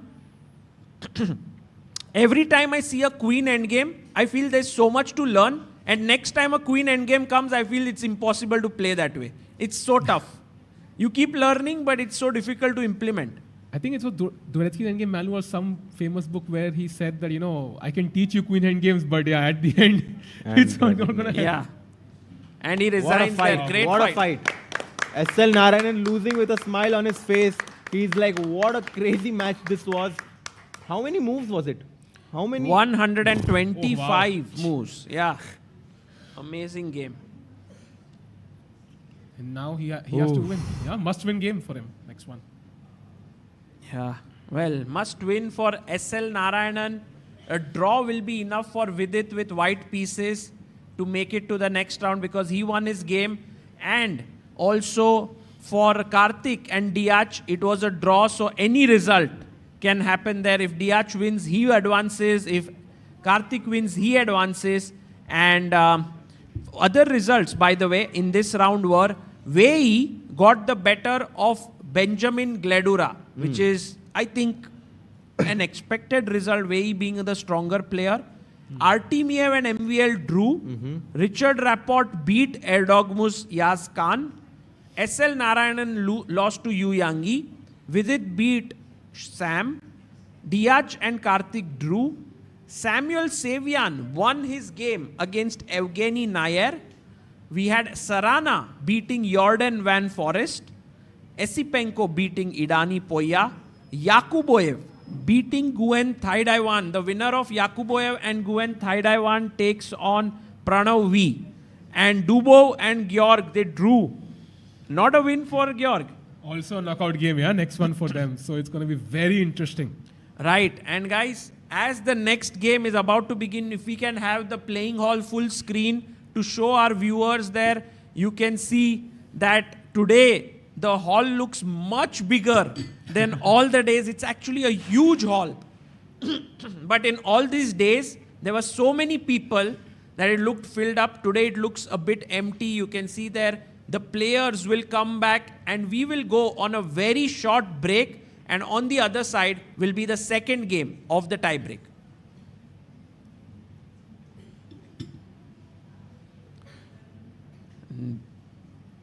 We'll take a short break now. Lele? The playing hall is so beautiful, yeah. But players have already sat down or what? Well, maybe we can take a very short break and come back in 2 minutes. I think it will take at least 2 minutes. Yeah. And while we are going on a break, guys, just a small reminder to all of you that you can support the stream by contributing on Help Chess. We have Mihir Kumar as the latest contributor. You can get your 1 month free premium membership on chess.com. And you can also check out the all new Chessbase 26 and Mega Database 2026 for 25% off until tomorrow. Let's go to a short break and come back. Hi everyone. I hope you are enjoying the coverage of the FIDE World Cup 2025. I want to give you an important update. Chessbase has just launched its newest version It's called ChessBase 2026. ChessBase is a software that was launched way back in 1985. Great players like Garry Kasparov and Vishy Anand were the first users of the ChessBase 1 software. And then over the years, the newer versions have come in and all the top players have been using it for their preparation. As we speak right now, almost all the players at the FIDE World Cup are using ChessBase for their preparation. The new version that has been launched, which will be released on 12th of November, has some excellent new features like a new opening report, new ways to search the games, new ways of engine analysis, and along with it, the Mega Database 2026 also has been launched with 11.7 million games and 114,000 annotated games in it. I would highly recommend any ambitious tournament player to get their hands on this, and it will be very helpful in your chess journey.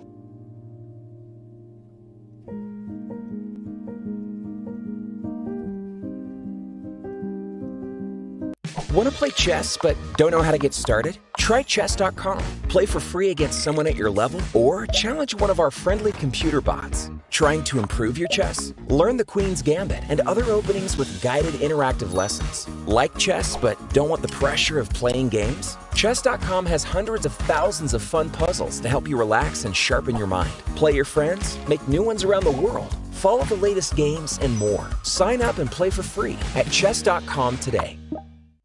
A premium membership at chess.com will help you improve your game with full access to a powerful set of learning tools. Unlimited tactics let you practice like a master with more than 50,000 puzzles to challenge you at every level. Our library of interactive chess lessons created by master coaches will enhance every aspect of your game. And after each game you play, the computer analysis feature will give you feedback on every move you play, turning every game into a chance to learn. And that's not all. Premium benefits also include unlimited tournaments, video lessons, the Opening Explorer, and much, much more. Upgrade now to take your game to the next level. Welcome back everyone to now the second game of the 15 plus 10 tie break. And we already have Vidit and Sam Shankland on the board. Vidit Gujrathi with the white pieces. You can see Vidit feeling confident. For any player to make a comeback with black pieces is never an easy task. Look at Sam there. He would be thinking, "Bhai, wo Queen's Gambit position se main haar kaise gaya?" Like, it was so good. It was a draw. It was draw. He missed this B4 tactic और यही दिखाया कि last moment तक chess is 99 नहीं but 99.99% tactics. क्या ही alertness. Handshake over here. SL, who was almost about to draw, finally is lost. He's in a must-win situation, right, Sagar? Yeah, he's in a must-win, but he has white pieces. And let's go to this game. Let's begin with this. We have the Slav defense. Slav defense with the white pieces. क्या SL Narayanan Yu Yangi को हरा सकता है, guys? What do you think over here in the audience? Yes? Make some noise if you feel yes. Yes. Ooh, let's go. Let's go. And what about Karthik Venkatraman? Can we also have a look at his game over there? The atmosphere is very electrifying generally during tie break, Sagar. बहुत tension वाला रहता है, सबका energy आज सबसे ज़्यादा जाता है. So I hope you're prepared with good food and stuff like that. Yeah, I'm prepared, Amruta. And right now we have a very interesting opening that Diach played, which is E3 D4. And this opening is getting very popular these days. कि ये knight D2 और knight F3 पे रखते हैं. And then take, generally black takes, white takes back, and then the bishop or knight comes out. You know, it's a well-known opening. But the knight is on D2, जो हमेशा C3 पे रहता है. It's kind of shutting up the bishop on C1. जा कहाँ रहा है वो? No, it's just a long-term opening. Like, it's a structural thing. Bishop D3, castle करते हैं. And also Prag played this, by the way, to beat Temur Koibakarov. in one of the tie-break games. और तुमने बोला था कि DH बहुत ही ज़्यादा thrill पसंद है, 1 मिनट पे ही comes down to 1 minute. I thought it's very similar to what you do while you have a flight, you know, last moment पे जाना, भागम भाग, all that, flight miss होएगा, नहीं होएगा. हाँ, कभी-कभी miss हो जाता है अमृता मेरा flight, but I think DH का भी कभी-कभी blunder हो जाता है. So, you know, it's possible when you take risks. Should we look at Vidit's game? Let's go. हर्षित भाई, आपने कभी flight miss की है? किया है. अच्छा. वाह वाह. By the way, guys, D4 played by Vidit. D6. अरे E4 खेला. He's in a must-win situation. He's in a must-win situation. Yeah, Shankland is in must-win, so he goes for the Philidor, and Vidit is like, okay, that's fine for me, because this is something that White usually. पर ये तो Vidit की style है यार. He would love this opening. Yeah, White usually has a small edge here. Definitely. I think just it's very easy to play with White with the center that he has. Queen D3, Rook D1, or Queen D2, Rook D1 seem to be too... And you know, there is this one trap I remember, something where Queen D3, Bishop goes to A2, Black का Queen C7 पे रहता है Sagar, and then ये Queen C4 move miss हो सकता है.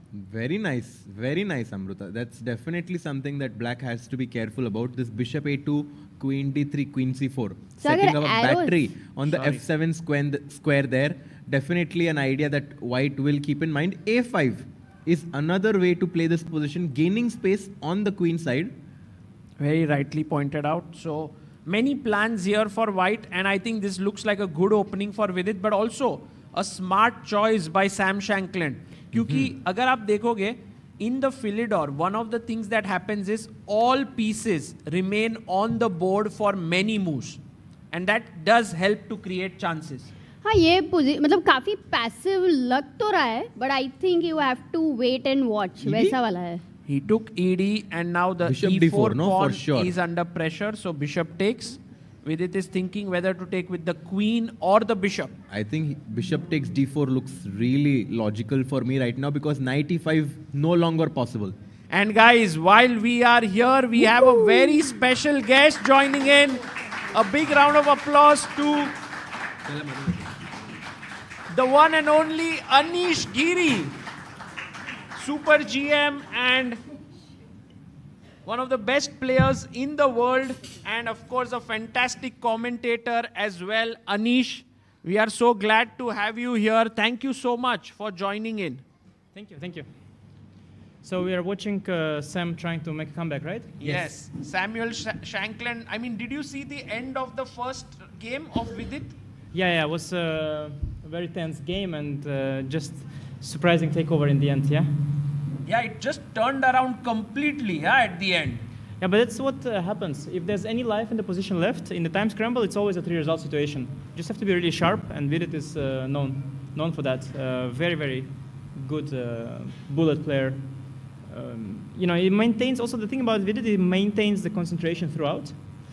And in this format, he's just very, very good. Because he doesn't lose, it's very hard to win a game against him. Wow, that's very interesting point of view. I mean, do you say Vidit concentrates better than many other players, or because every player tries to concentrate, right? Yeah, they try. But he actually concentrates, yes. Maybe the meditation comes to use. No, but also he has that dissonance between his style. He's so sort of solid and classical. So you get the impression that he would then be bad at being fast and tricky. But actually, he's extremely good on seconds. I mean, I know because we played a lot of training games, and he's just really hard to put away. Even if position is under pressure, even if he has little time, he just maintains concentration. He has excellent bullet skills. And it's just not what you expect from this classical, slower player. Because he's also very slow at the beginning, but he's very fast in the end. And there's that combination, yeah. But I think, Anish, you're also someone, I kind of feel like you really, when I look at your games, I always feel like you know where to put the pieces. And I feel like sometimes that kind of helps in shorter time formats. Yeah, you know where this piece belongs in certain structures, and maybe Vidit also has a similar quality. Yeah, I mean, everybody thinks they know where to put the pieces. But, I mean, you put them on the right squares until you don't. And so, yeah, I mean, I should wait at least a day to speak about my knowledge of putting pieces on the right squares after my yesterday's game, because there were not many good pieces on the good squares, I can tell you that. And Anish, Sagar was mentioning that Anish is generally never late, but this game you came 3 minutes late, and we were talking about flight miss and all. In my defense, it is not my game that I came to 3 minutes late. I think in general, maybe I shouldn't have come at all. So just that this is Sagar, something. we can't fine him $500. You were one of the most zero tolerance for commentary who is not even working as commentator. Yeah, it's insane, Anish, that you actually came here, and I think. Sorry. I read "Hold Mike a loser," like. It says "Hold Mike a loser," and I'm like, "Why do you call me a loser?" And then I see it says "Closer." There was a C. I didn't see this. They covered the C. So it says here "Hold Mike a loser." Sorry, Anish, we are not trying to troll you. So here this guy says plug offers every 1 hour. To her it says Hindi. To me it says "Hold Mike, you loser." I'm like, what? Anish revealing all the secrets over here. Okay, don't call me a loser, please. I won't reveal. No, actually, I think this is what we were talking about a few minutes ago, that there could be very few people, maybe you are one of the most unique people in the chess world, one of the most unique personalities, who actually can shift so quickly. Yesterday you got knocked out, it was heartbreaking, and you can immediately come today and do the commentary, which is why you are so good at doing so many things. That's what I thought, but maybe you can... Yeah, maybe. I think the thing is I have this unique combination of being very experienced and not very good. So I have basically an enormous experience of dealing with losses. Because you have on one hand the youngsters who don't have the experience, or you have the old guys who are very good like Carlsen, and they all lack experience at losing. And I have that perfect combination. I'm bad and old. So for me, it's just another day, honestly. I'm very, very comfortable at switching and adapting. No, but this is like the attitude of Anish Sagar. I think it's one of the best one. Like he is top there in rating. Like he's 2900 in this attitude, no? I think all the kids here, guys, you can learn something from Anish on how to actually be so positive in life. I think we should give a big round of applause to him for joining us today here. I mean, I can tell you, I've been in the chess world for over 10 years, commentating, doing coverage. I hardly think anyone else apart from him can do this. So really, hats off, Anish. Thank you. Yeah, no, it's very kind of you, for sure. Somebody in the chat said, I didn't laugh for 3 days. It's my 4th day.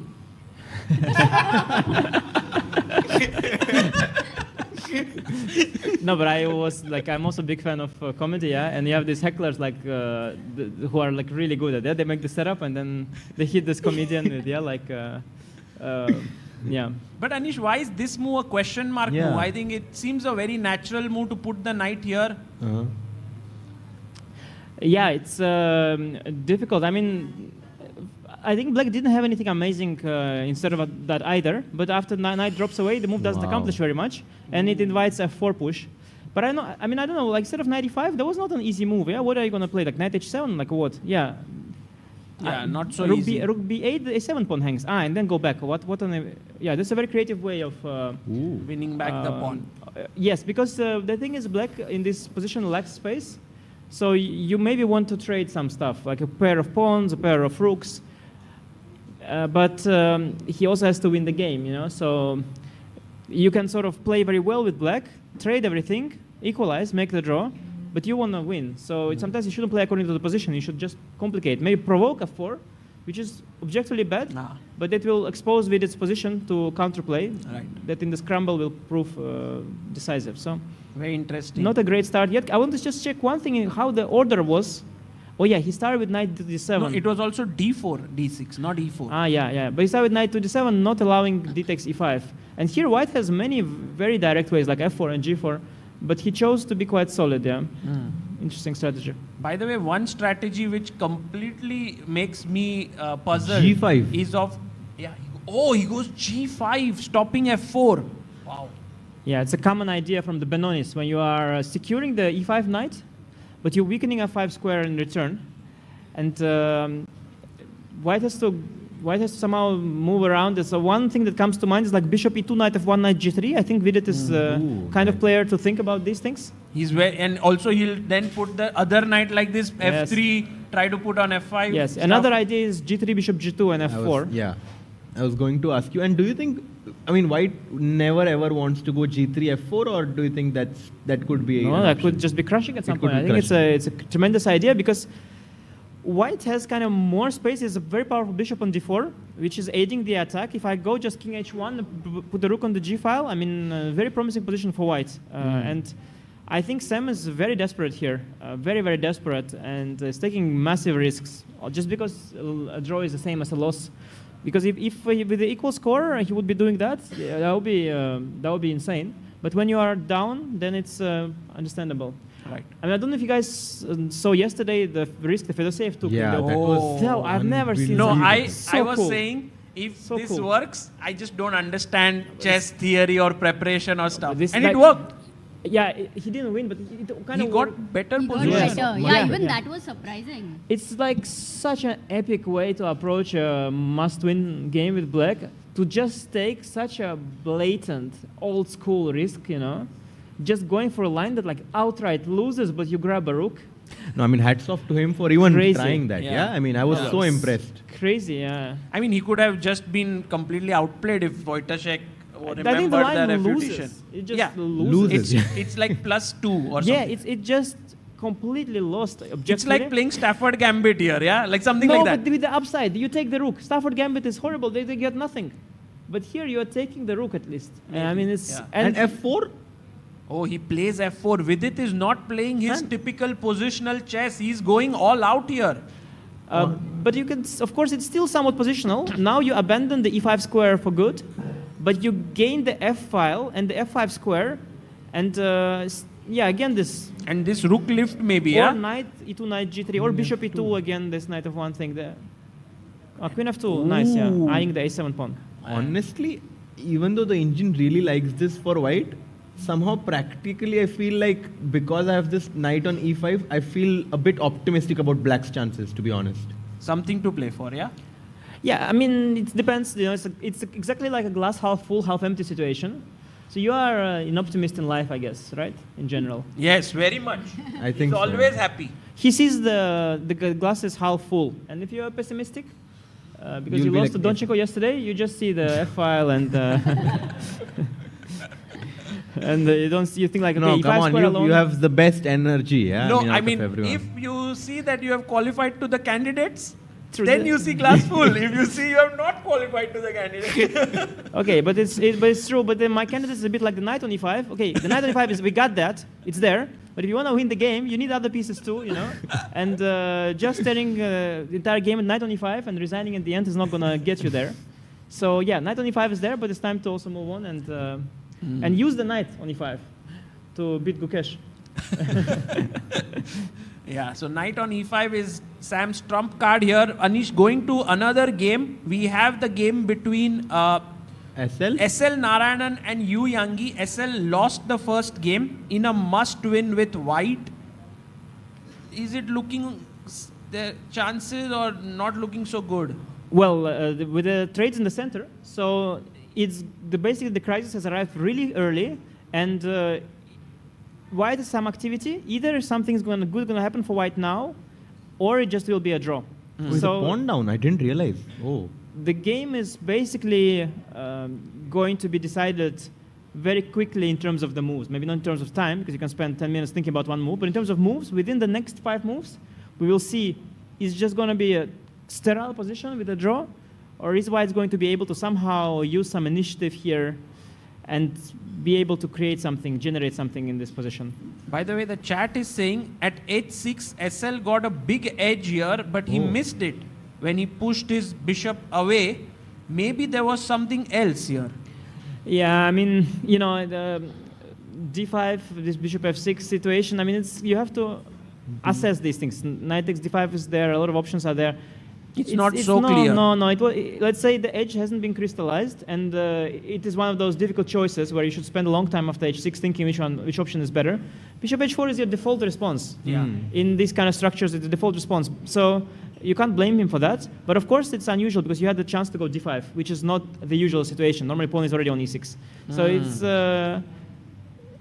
okay. At least he weakened himself with g5.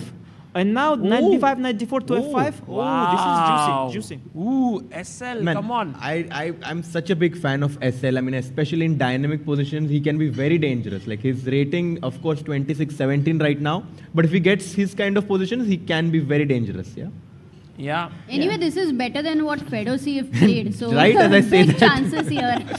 I love So well, but I love SL. You know, I have how I got to know him first is like it's a hilarious story. I was with my coach at the time, and my training session was about to end, and his was about to start. So on my last day was his first day. So I met him with my coach, and we had dinner. It was the first time he ever met my coach, and he was very shy. He didn't speak very much. And my coach was a very nice person, trying to put all his students at ease. So he was trying to chat him and be nice and laugh.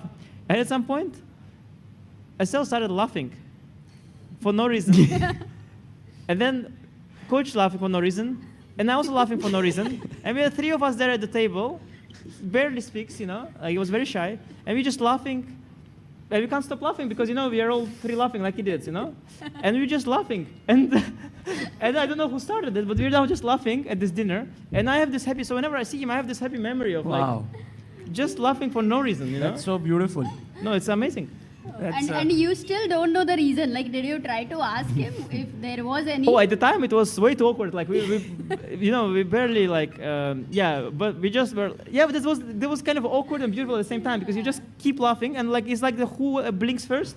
You know, who stop laughing suddenly will be like, why are you laughing? No, you can't do that. You can't ruin it. You all have to keep laughing. So nobody dared to stop laughing or to call each other out on why are you laughing? No, why are you laughing? So we just all laughing. And somehow, for me, and also now I love interviews of SL. I don't know if you understand me or not, but when I love watching his interviews. I don't know how to explain. I just like it. Why? Yeah, it's like that love. I had no reason to. I can't explain it. You just like him as a person yeah, overall.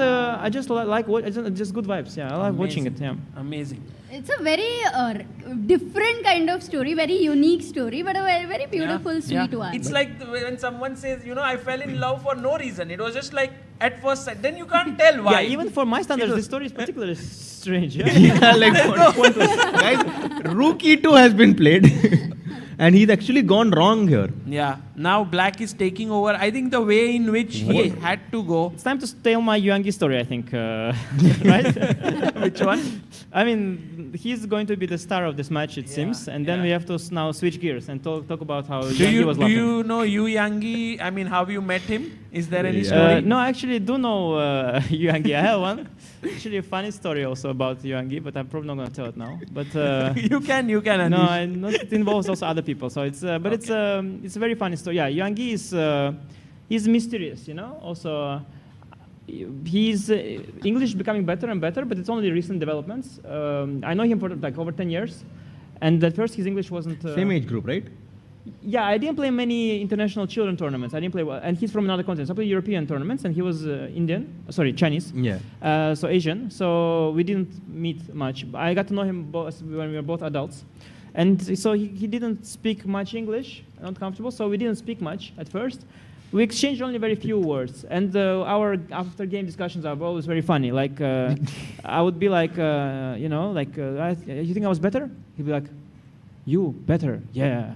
You're better, yeah. So because at first he wasn't. Now it's very good his English, but at first it was very simple. And I'd be like, I should go maybe knight g4, bishop 5. He's like, knight g4. Yeah, knight g4. No, really, it would be we're using these very short words because his English was not. But now his English is already very good. And recently I spoke to him. I was like, wow, your English improved. It's very good. He'd be like, yeah. Learn English now. It's very good. A great player. You know, very very good. But anyway, Anish, you speak like in 2x. Yeah, that's what people say that they have to slow it down. But I used to slow down. Yeah. For him, I adapt, of course. Also, I understand when somebody doesn't understand me. So I was also slow. I was also saying like, knight g3, right? He's like, yeah, knight g3. By the way, to the director, if we can get Vidit on the screen, his time is a bit concerning. Yeah, he's down to 4 minutes 40 seconds, and somehow Black has managed to get all the pieces together here. Well, my question is, first of all, if I just trade everything, like knight f3, am I going to be like ever worse at the end of the trades? So you mean take here? Yeah, well, I don't know. I was thinking you will yourself take on f3, but just let's say if I encourage all the trades, because, okay, I have weak e4 pawn, you have weak d6 and f7 pawns. You have some files, I have some files. It's probably more or less balancing each other out, but Black has some potential. Okay, Black has somewhere rook g5 will come, maybe swing across in the long future attack. Maybe a5 pawn could even turn a weakness in deep endgame. So Black has some hope, but for now I wouldn't be concerned with White yet. But also as White, you didn't punish Black either. Of course, ideally you want to punish him for this g5 stuff. You want already to be winning, and then when you're winning, already to choose how you finish it off. You give him a draw, you don't give him a draw. But that best case scenario didn't happen for Vidit. Shankland sort of stabilized, sort of. He hasn't started taking over yet. But already for Black to just get on the equal footing is already not so bad. And also 8 minutes edge is huge. Substantial. Because nerves and time will be a thing in the end. Right. You have such a good course on Najdorf, and in Najdorf we get these positions, right? Black goes g5, White plays f4 in some certain lines. We take and we get this e5 square. Of course, we won't have the c pawn there. But I mean, being like a Sicilian player, having our knight on e5 definitely like kind of makes you feel comfortable, right? You didn't buy my course, did you? I did actually. No, I used it a few years back. Which line I go g5? Sorry? Which line we go g5 then? You go g5 in bishop g5 lines. Yes, I do. Oh my God. The teacher and the student, both very happy. Applause from the audience for Harshit Bhai's dedication. For the first time, because they are seeing it. I was like calling his bluff, and he opens the cards, and there are 2 aces there. Wow. And I'm like, wow. I'm also surprised, Harshit. It is I true, thought you bishop caught g5 him, line. Anish. Yeah. I was sure, because I thought that bishop e3, knight g4 he speaks about, which is not what I recommend. But actually, in bishop g5 line, I do that. Indeed, there is a line where we have this thing. Yeah, no, it's. Yas is winning. Huge attention to this game. Yas Khan Erdogmus was in a must-win and is actually delivering on demand. Not yet. It's not yet finished. Still work to be done. But very good chances. Very, very good chances. But still work to be done. This Don't kid, exaggerate yet. Too good. Yeah, like he's so good. So you just take the pawn on a2, I guess, yeah? Well, rook a1. Take the rook, and knight takes a2. Rook a1. No. I wanted to exchange the rooks as well. But then I will trap your knight and go into opposite color bishops. Bishop d2, you mean? Nice. Yeah, you have to. I mean, maybe it's winning because you have 2 pawns. But which one? Which so line? rook h1 check. Here. First of all, I have bishop g1. Secondly, king g2, take, knight a2, bishop d2. You make some move, I go bishop b1, I take on b4, and maybe that's a, maybe this is a draw. This is a draw. This could be a draw. So you should... Opposite colored bishops. That's why I'm saying it's not so easy, but he will not do this rook h1 check. Rook f8. Rook f8. To f8, which is one of the best moves here. Wait, does he want to go e4? Bishop g4, e4, and bishop g3, yeah? I have rook e3. Yeah, this is very nice. But after e4, there are options. Yeah, you have a moment with white as white to breathe. Rook e3, bishop e5, complex. Yeah, there's also no threat. Yeah, a4, ef, rook e3 is also there. So e4 maybe only looks tempting, but I'm not gonna take it. So that's maybe not what he wants. Knight he a2. did take on a2 now. Rook a1 now. Oh wait, what about knight b4, rook a7, knight a6? This is the idea. You deflected the bishop from bishop d3. So nice. God, Knight a6. So smart. So smart. Earlier the bishop could come here. This guy is good. This guy is Sagar is good. like he has the youngsters. No man, he's good. I see him as a future challenger, yeah, to the throne of chess, or maybe the world champion as well.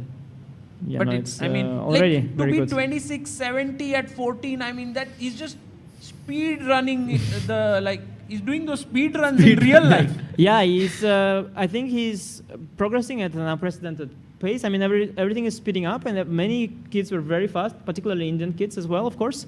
But I think his pace might just be the fastest of them all. Absolutely.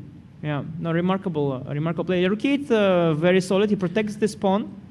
He wants to keep both the pawn advantage, but it's not over yet. I mean, especially the stakes are so high, it's still mess upable. Do you want f4, e4 as black?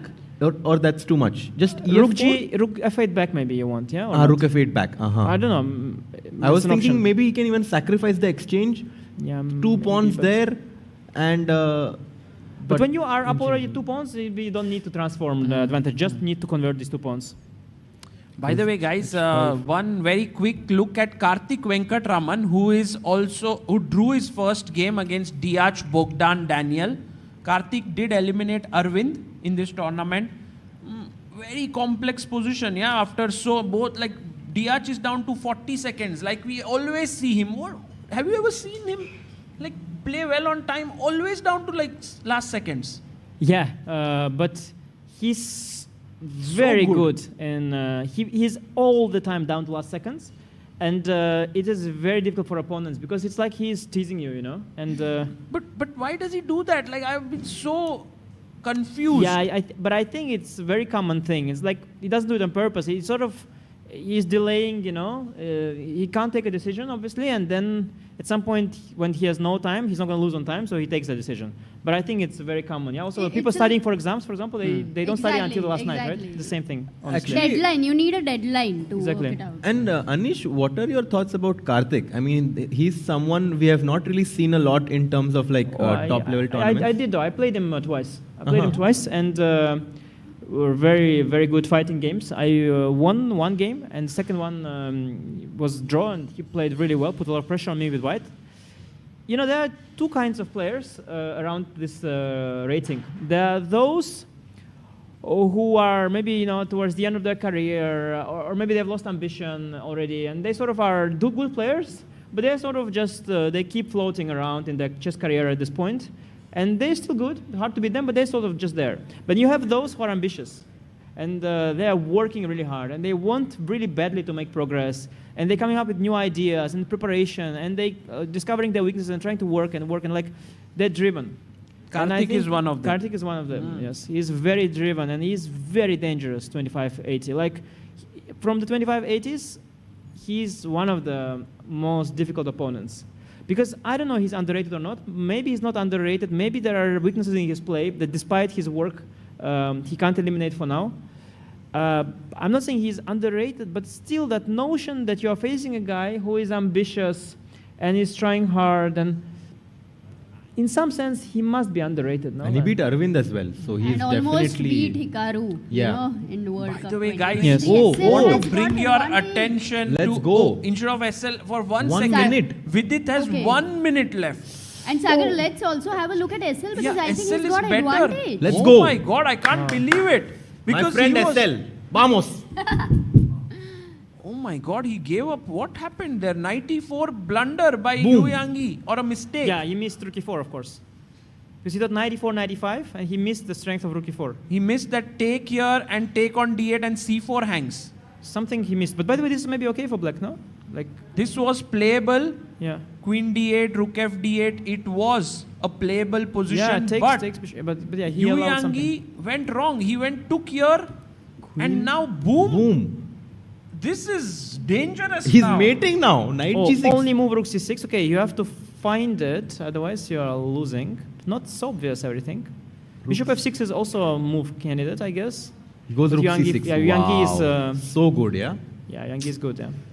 But good chances here for SL. Amruta, good call here to go to SL's game. Yeah, the chat was saying, and I think Yu Yangi has less time. We'll keep shifting, Sagar. Yeah. We can also check out... Just one thing I want to tell about Vidit's position, because there's a very big strategic change happened. Yeah. F takes G6 is a massive improvement for black pawn structure. Like, massive. So Vidit shouldn't have taken, yeah, perhaps? I think, yeah, practically not, because now black has positional advantage. With everything else being equal, he's got this E5 square, and there's no longer weakness on F5 or a weak F pawn. So maybe it's not enough for black, because D6 is also a little bit weak, and A6 pawn, B7 pawn, B6 square is also a little bit weak. So maybe it's not enough for black, but he has more and more things to work with. And with little time on the clock, the tendency so far is, you know, Shankland keeps growing his chances of comeback. He hasn't yet crossed the middle point. Because to win, you have to cross from being worse to being better. He hasn't crossed that, but he's already come all the way up. All the way to equality. Okay, one question to you though, like if all the minor pieces get exchanged, like after knight g4 or something like that, then what happens? The thing with trades is that they benefit black until you trade everything, and you have just king left and it's a draw. So you have to trade, but very carefully. I mean, I think ideally you want like a knight on e5 against the e2 bishop, and you have like something a rook on as well, whatever. But yeah, Vidit will try to trade a knight for a knight, F3. probably, and bishop Going for a bishop. here. So actually, this h5 move does create small weakness. I suspect what we'll be left with is bishop, light square bishops, queens and rooks. That's what we're going to be left with. Oh. And I suspect it's not enough for black He to does win. it. Knight On f3. f3. Just not enough for black to win, but he'll try. Bishop takes, of course. I mean, I'm a bit tempted with this, but perhaps not. Oh, Yeah. Because bishop h8 is Because another move, I by don't the way. want the but now the knight is gone, so maybe just Bishop take- h8 he's thinking, yeah? Bishop h8 is thinking. Bishop yeah. h8, he is considering some knight g5 stuff is, of course, very critical. Yeah, and that's good enough for reason to stop thinking about bishop h8. So bishop f3, and with it, by the way, down to 48 seconds. He just needs a draw, guys. So close, yet Yeah. so far. No, he's nervous, yeah, but on the surface he looks calm and ready. I think you should just take on f3, right? Don't spend too much time in this position. Take on f3. Save those seconds for the crucial moment which will happen later in the game. Yeah, he takes. Yeah, he takes. But he spent 30 seconds. But he looks very calm. On the surface. If you're playing black here, Anish, how do you rate your chances? Not very high, because it is so soft, black's position. One inaccuracy and your chances evaporate. You have so little to work with, and you are so soft, and you have so many weaknesses, and it's so hard to keep control of everything. And my chances as black in a must-win to win this position are extremely small. Just take this, yeah, now or not? Should we? Take and...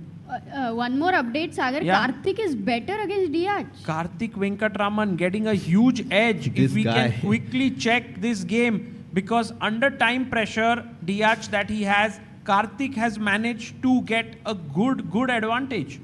Yeah, that kind of two types of advantages.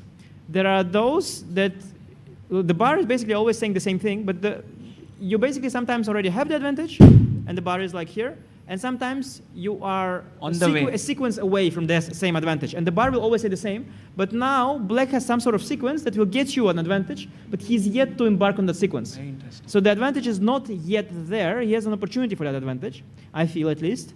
Because, okay, there is equal material for now. If you trade the wrong piece, let's say you trade knights, everything is gone. Right. So good sequence now will give him a chance, but he has to make it still. Bishop d7 to c6. I love this. This is the start of that sequence. Classic move. Well done. Bishop d7. At some point, the bishop on c6 will definitely create mating ideas with queen coming into h3 in some lines. Oh, but he's going to take on e5. Oh, he goes king h2. Take on e5 is a very counterintuitive move. You don't want No. to give up this. Bishop Knight on d4 g4 is the pride of your position, yeah? But somehow the knight is also dangerous, no? Knight But this g4. one- Is bishop at 6 I good think or there is knight concrete. g4 you want to go? I think the bishop e5 was concrete, because bishop c4, queen g6 was there, yeah? This was the trick. So bishop e5. Yeah, bishop takes e5. I Yeah. think he missed the bishop takes c4, bishop f4, queen g6. That's the whole point.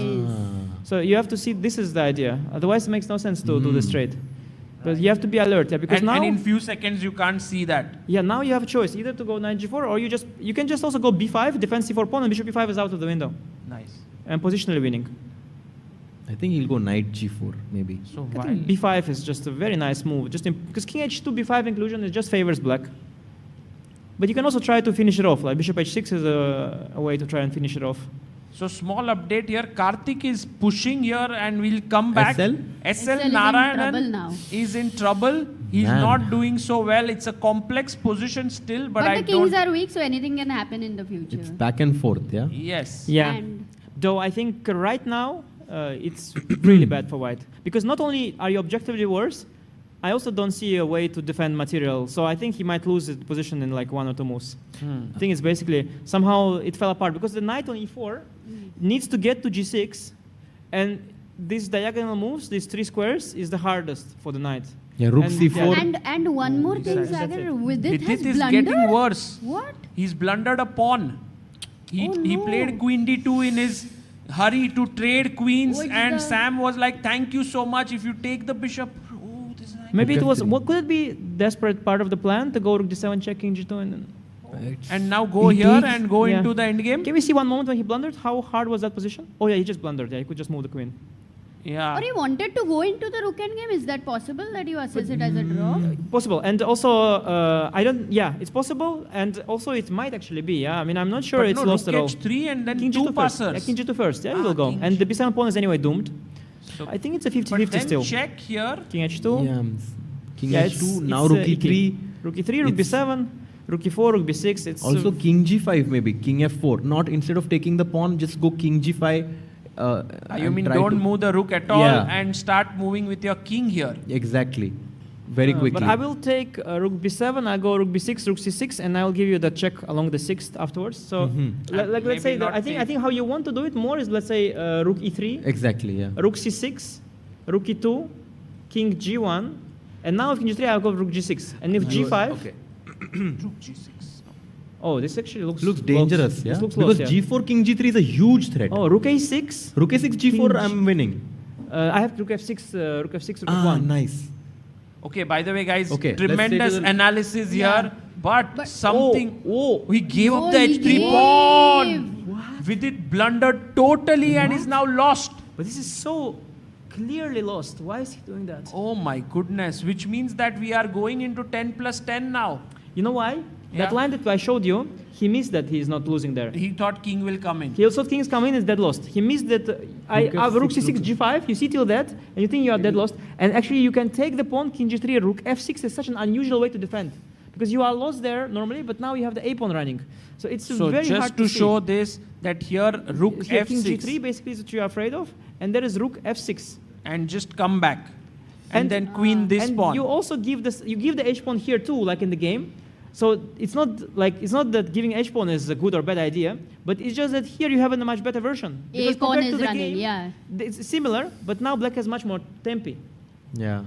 No, So chess is not so simple, you know. These players like Vidit doesn't make a mistake like this because he's noob, yeah. Correct. He understands you need to keep the H pawn, but he can't, and then it's hard. He calculated a few He moves calculated ahead, but yes, and did missed the wrong something. thing. Yeah. Okay, but still, do you think there are No, any this is chances of lost. the A pawn? Just king comes in and check and... No, this wins. G4, King Yeah, G5, way yeah? too slow. Yeah, it's just a game over. You're basically going through the Wow, motions. Sam Shankland, what a guy, yeah, coming back, winning on demand with black against Vidit. By the way, crazy good game. From position he had to fight from, when I was telling you, remember chances are not very high because position is very soft. He was able to maintain everything and then waited for Vidit's, okay, it was Vidit's blunder with Queen D2. Okay, he maintained, you know, he, from a very dangerous position, he kept the equality, kept the tension, he kept some trumps in the position. And draw. Draw. In the Yeah. game of SL. SL gets out of the World Cup. SL is knocked out. Good fight by him, yeah, maybe for SL Narayanan. Yeah? And Karthik is dead winning. Oh Wow. my god. Karthik Venkatraman is going through, yeah? Can we have that? He won game? or what? He won? No, we have him on the camera. Ah, yeah. Oh, the bar is completely saying he's completely winning, but for now F7 needs addressing. Rook F5? Is there like an only moves Or something? Queen F5? One, I don't know. It's hard to choose. Actually, it's a pawn down, yeah, to be... Yeah, how is this so winning? Rook Because F5, of this and the king weakness, I Rook guess. D6. I mean, yeah, I guess Oh, it's maybe just, bishop 8 and queen b7 in some place. he bishop just F4. takes the knight on F4. Wow. Yeah, this is of course the question. Takes on F4, bishop F7, king G7, bishop E8, queen G. Oh, bishop F7, king H8 maybe, king H8, not like beyond the check. Bishop E8, queen G4, and maybe I'm just checkmating. Yeah. He takes no? king G7. Why not? Some bishop takes Oh, C6. I blundered my bishop Sorry. hanging on C6. Wow. By the way, in the game, bishop F4, bishop F7, king G7. Yeah, play. bishop E8. Just rook takes C8 simply. Yes. Wow. Bishop E8. Yeah, So queen good. G4 in the pocket. Queen And if G4 in the pocket. takes here, Queen queen G4. G4 is over. Wow. One check, king H6. G1, queen h4 mate. Such a calm, composed calculation in under so much Fantastic. pressure. Yeah, they're dangerous playing these people. You know, they're believers. They are working.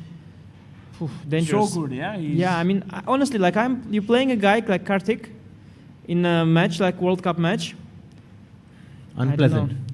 Yeah, like you're really not such a favorite as you think, honestly. Like really not. They're just two games. Go slightly wrong in the opening somewhere. And he'll be there. He'll be there. Bishop G3 now, maybe, yeah? Okay, no need. Just takes Just you one. come back. Or Just not take only- the rook. Yeah, you can take even the win rook. in the end game, Don't but also even you will think just about it. checkmate. Yeah, you have mate and Take the rook and don't material think and about it. positional advantage is just completely winning. Queen F5. He's making all the best moves. It is more winning than how losing Prague was. in that match against Kubakarov. Yeah. Wow. And the queen is entering into. It's not even needed, but it's also entering. Yeah, you don't need to enter, but you also can enter. Okay, and is there any chance for Vidit Sagar to I think get he's back? lost already. Yeah, well, he No, can he's get back the playing. next game. Next game. No, but I mean, This one. he's not out of the World Cup, so he has all the chances. True. But not He in will the have game. to play the 10 plus 10. Yeah, he will, and he's still a favorite, I think. And there you are. Vidit resigns, guys. Great play by Sam Shankland. We move into 10 plus 10 segment for Vidit. Yes, applause for Sam, I think. Sam is so happy with himself. Really well played by him. So happy, yeah. I think we should give the credit where it's due. And going back to Karthik, because we might have one more Indian qualifying to round 4. We already have 4. Rook e2, Queen Rook a7, e1, Bishop yeah? b7. Oh Rook my e2 is God. also nice. Queen a7, Bishop b7, and GG. Rook f8 resignation. Oh, he resigns! Karthik! Look at him.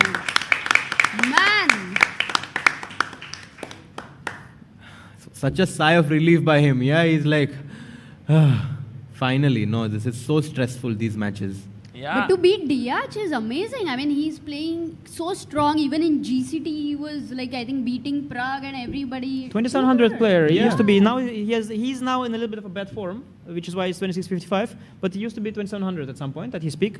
Excellent player, but so is Karthik. I mean, I had 2 games with Karthik. One I won, which was normal, but also one that I didn't win was also normal. It was a good game. I got nowhere near. I was black. I was just worse a little bit the whole game. I had no chance to win at all. Just made a draw. I was very happy. When was this one? Did you Actually, play? when I won the Sharjah, second round of Sharjah. Oh. Yeah, actually, after I played Karthik, I had no hope I'll win Sharjah at all. So I think if I'll have to play Karthik 8 more times in this tournament, I'm definitely not winning this tournament. I mean, By the way, Anish, so good. you are right that we shouldn't be celebrating too experienced, soon. Experienced. Grandpa knows, these children. I was a child once myself. It's not so easy. Not so easy. One good-looking grandpa.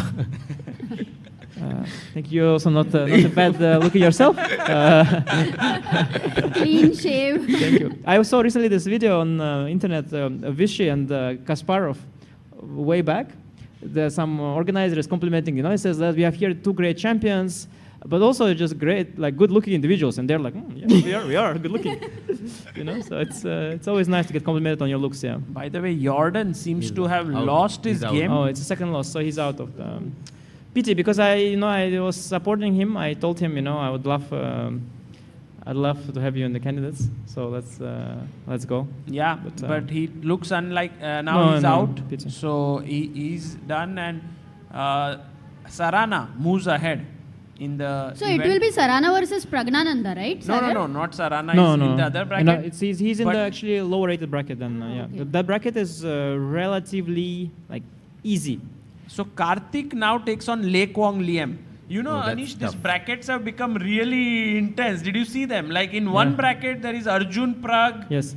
Vincent, yes, everyone. yes. And on the other bracket, all the top seeds have lost. Yes. I mean, I had a very easy bracket also. And here we are, talking about Richard Rapport and Yagis Khan. And they are in that tough bracket, actually. Richard and Yas. So Richard actually knocks out Yagis with this. Yes. Yeah, but I see a computer evaluation, but I, of course, am sold that I can tell when the position is dead lost and when it's not. Not sometimes it's -2, -3, which is dead lost, and sometimes it's just not.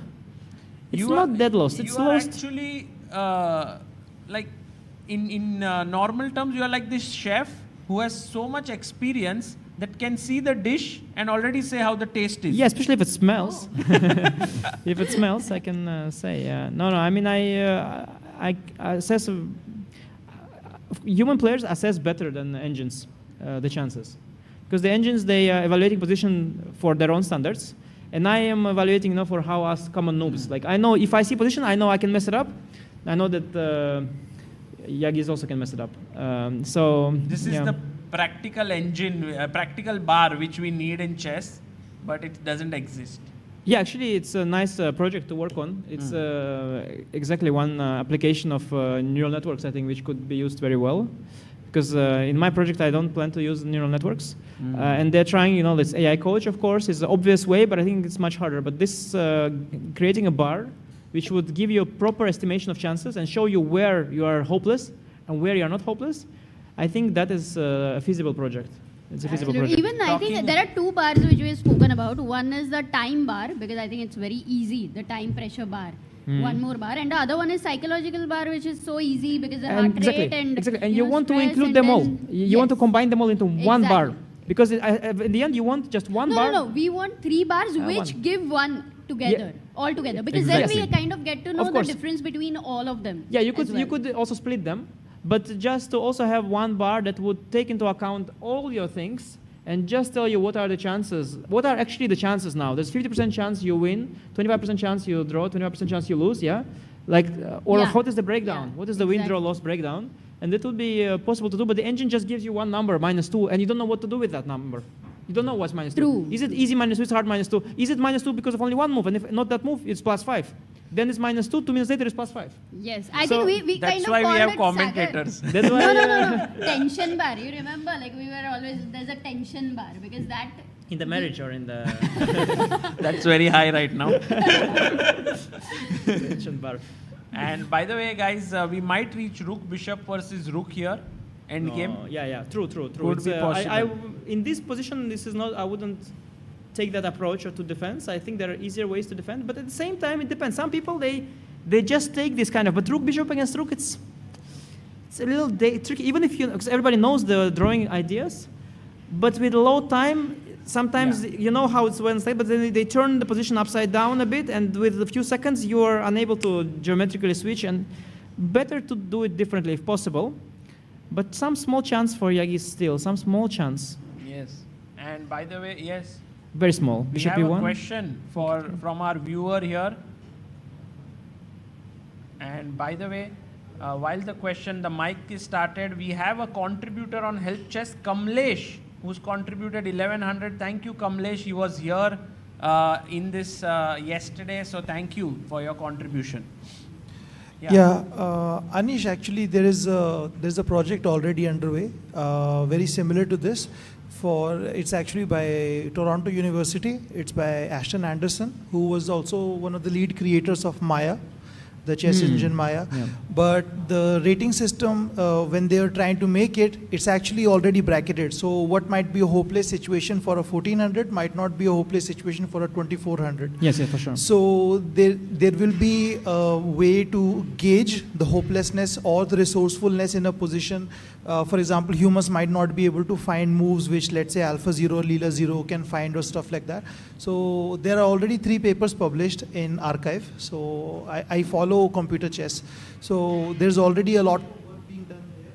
But the main problem seems to be that whether to decide where the breaking bracket falls, because a lot of times 1500 players can actually play a lot of 2000 plus moves, of that caliber. So it becomes really difficult. But you can probably, there's probably like, of course, but there's probably like still some, you could tell how often they do that, right? On an average. Yes. And you could give probability to that as well, right? In the end? But in the first 2 papers, one of the main issues was that there is a lot of statistical overlap in the probability of moves that lower-rated and higher-rated players make. Because there could be sequences of extremely logical moves which even lower-rated players can make, like captures and recaptures and stuff like that. So there's already a project underway for that. So Yeah. you might not have to wait. No, that's fascinating. I didn't know that project already exists. I'm really happy about that. What I could imagine was also a challenge is I suspect, because I am, of course, he got Rook Bishop against Rook, by the way. Yeah, it's going to be very it's interesting. Oh Bishop my was god. in Yeah, what do you think about this? Like, Yeah, because Richard in knows. time pressure, King D4, black King F1, can yeah. win, right? Yeah, but for now, I think black he's, and white. for now he'll, for next 40 moves, he'll be okay. Like, I think in chess, we don't have very good data. So we have like the Mark Twick, he's doing a tremendous job collecting all the games, which is huge. But he also doesn't get all the games. Some games are not recorded. Timestamps, unfortunately, are lost very often, right? Because you do need the timestamps data ideally as well if you want to incorporate the times as well. So I think it would be ideally we should improve also our infrastructure. Because since I'm working also with chess databases myself now, I got to know actually they're much worse than I assumed. Just a small input here. Anish has just recently acquired chessmonitor.com. So he's now also an owner of a chess enterprise, which is amazing. So he's an entrepreneur now? Yeah, he's an Wow, Anish Giri. Thank you. But yeah, we work also like with databases, and so I got to know more about it, and like the way you collect this data, and you're relying on a lot of chess organizers, and you can still improve the infrastructure where it will be more seamless. That all serious competitions. Because the other day my friend was playing a tournament. He's the grandmaster, strong grandmaster, and he was playing an open tournament, and at some point his games were just not live, which is okay, but they were not even stored. It's like his games, they were lost forever. They were never recorded, and these games that he played, they're just gone now. And he played in a real rated tournament. So I was shocked to find out that there are rated games that are not being saved. Yeah. And So it that is happens something. in many Indian events. Yes, but I thought if they're rated, they have to be saved. But apparently, so I think we have we have to improve that, because that is the essence. And once we get the data properly collected, then we can start working with the data using the tools that we have right now. I mean, it's okay, it's not bad. Like Mark Twick does a tremendous job. Most of the events are there. Most of the tournaments are recorded. So it's sort of getting better and better now with live broadcast. The timestamps are also being saved somewhere. But still, the formats we're using are very old, very dated. A lot of websites, they want to use arrows. For example, PGNs don't support arrows, and they're making their own formats. But then you can't import the PGNs because of the. So there's a lot of, we have some old infrastructure that's sort of far from perfect. Seems like you have made a deep study of this, Anish. It's not very deep. But, I mean, deep in the sense you have thought about this subject. No, of course. I mean, we are building some tools that are essentially crunching data, and then when you're, trying to improve the things, you realize, okay, you can improve your tools, but at some point the data is also missing, and so that's a bit of a problem. But overall, it's good and it's improving. Again, it's improving and it's good. But still, as in chess, we can get more and more professional. I think it gets better as there's more developments. And there's also more interest in chess, and chess is used, as a frontier for study, for AI projects. I know also someone's working also with some project in a big university where they are also using, chess, because it's basically a very controlled small environment where you can run controlled experiments that you can then apply to and try to apply to real world. So yeah, chess is also at the frontier of science in some sense, and I'm really proud of that. For example, Demis Hassabis, who won, working for Google now, and won the Nobel Prize. One of the major projects he did was in chess. This AlphaZero, right. And as chess player, I'm proud, that we are. Our game, was used in something that has contributed to real-world development. Yeah. Amazing. And by the way, here we can see that. Look at this funny thing. It's the same thing, but now it's upside down. That's what I was telling you about. Upside down is harder. But I think Rapport seems to know his stuff, and I think he'll hold it and go through. But normally until 40 moves, I think they all play perfect, Sagar. It's only the last 10 moves something goes wild. Usually lose patience. But I think Richard, the main thing for Richard is that he's got 5 minutes, and this is more than enough. Looking at when was the last capture. You've also played Rook Bishop versus Rook. You have always managed to win. 70. Anish? Just 23 moves. I didn't get it so often. I don't think. Oh no! I mean, always managed to your opponent has managed to defend. Yeah. I think it depends on the time control. It depends. When you play, for example, +1 second increment online, it's very hard because you need to basically not flag and not mouse slip. And the problem with online, you don't know which move is coming. You're looking at the screen and the move comes. When you're over the board, you see the guy reaching for a piece and you already anticipate, he's moving a rook, not a bishop, and to where. And you anticipate, and as his rook swings, it's on this file, and then he drops it, and then he goes to the clock and pushes the clock. And you had time. And online, you are just sitting, and doesn't need boom, and you're react. There's boom, react. The bishop goes there, rook goes there, and you don't know. And there's catching those balls, from this game. And you have 1 second increment. So online is much harder. Online rook knight against rook, I see usually 1 +1 second increment. Usually +1 second increment. Rook knight versus rook is just 1. But over the board, Richie also he knows this is a famous mechanism. So the point of this mechanism is that you are basically waiting here, and if the king goes this way, you go this way. Bishop goes, you go rook d7. And the point is that after this whole thing, the king escaped in freedom. And the same if the king goes this way, you go this way. I think this is called some Cochrane defense, yes. Right? and then again you do here, and again the king escapes where the other king is not. So this is a way to not get cut out, and he knows that he's showing it on all 4 sides of the board now, and after you show it here, here, here, and here, the opponent's like, okay, you passed your exam, now you can get your driver's license, please, please proceed to the next round. That's what will happen here. Yes. So in Netherlands, I've heard that driving license is not easy to get. Yeah? No, How many if tests it was, did you have to? yeah, personally for me, it was easier to pass rook, bishop, and rook on all 4 sides of the board than and get Dutch driver's license. Yeah, which I think is a good thing. At least you're trying to increase the safety on the roads. But maybe we go too much. Yeah, we talk about AI and the world, but I think the driving is already too far. Yeah, we should stick to chess. No, now driving is also changing because of AI. No, for very much so. I mean, I was in cars. San Francisco and I sat in self-driving car. yeah. Huh? In Waymo, but also when a driver is driving, there is FSD, so the driver only has to sit. Everything else is done. So right now. But did you drive in a car which was without a driver, empty? Yes, Waymo. Yes. That also. And that was like a kind of, I understood that this is coming. Yeah, it was safer actually. They say so, but of course there's a difference. You want, as a human, to feel like it might be safer than an average human, but maybe not as safer than you. Because maybe you personally are a driver who never does drinking, who is always attentive, never sleeps. But so still it's safer. Then you, Yes. I don't know, but Yes. but is there data on you driving? Not on me, but I think So it's how do you called know? having- I think the bar is higher than, okay, but anyway, it's also, there's a thing where you need somebody responsible always for, so, and also you need the feeling of control, right? Like, you feel like, you feel you have some control. You want to feel, sometimes people want to feel control over their destiny, it depends on your philosophy. But I think there are a lot of challenges there. Some people want privacy. They are just happy there is no driver. They can just relax. Wow. But if you want so much privacy, maybe don't go into the car. Just. But one more thing was we entered the car and it was Bollywood music already playing. Like they will store your They data knew already. if you travel Wow. and so on. So it's very easy. Big privacy, of course, is a big problem. In everything, every project, even now also I'm doing chess thing. One of the things in my website is that I'm trying to lock myself out of it. And already we have some things in place where I can't see the user data, because he told me you can see this, and I'm like, sorry, I can see this. He said, you can see everything. I'm like, I can see that. I'm like, I don't want to see that. So, and then he told me, when you own a website, you can see everything. And I'm like, so you mean that they can read this? And I said, yeah, of course, they can do this. I said, yeah, of course. The only thing they can't read is end-to-end encrypted messages.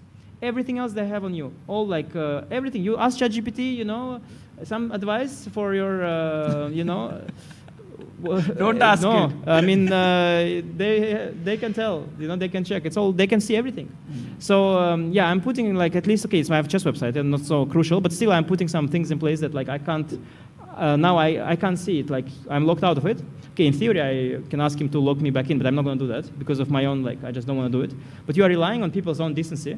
And I didn't realize, how, because I thought that there are mechanisms to lock yourself from your own website, but you can't do that because, if you are, you can't really lock yourself. I can lock myself because it's not, my programmer is running it. So my programmer locks me out. But my programmer can't lock himself out.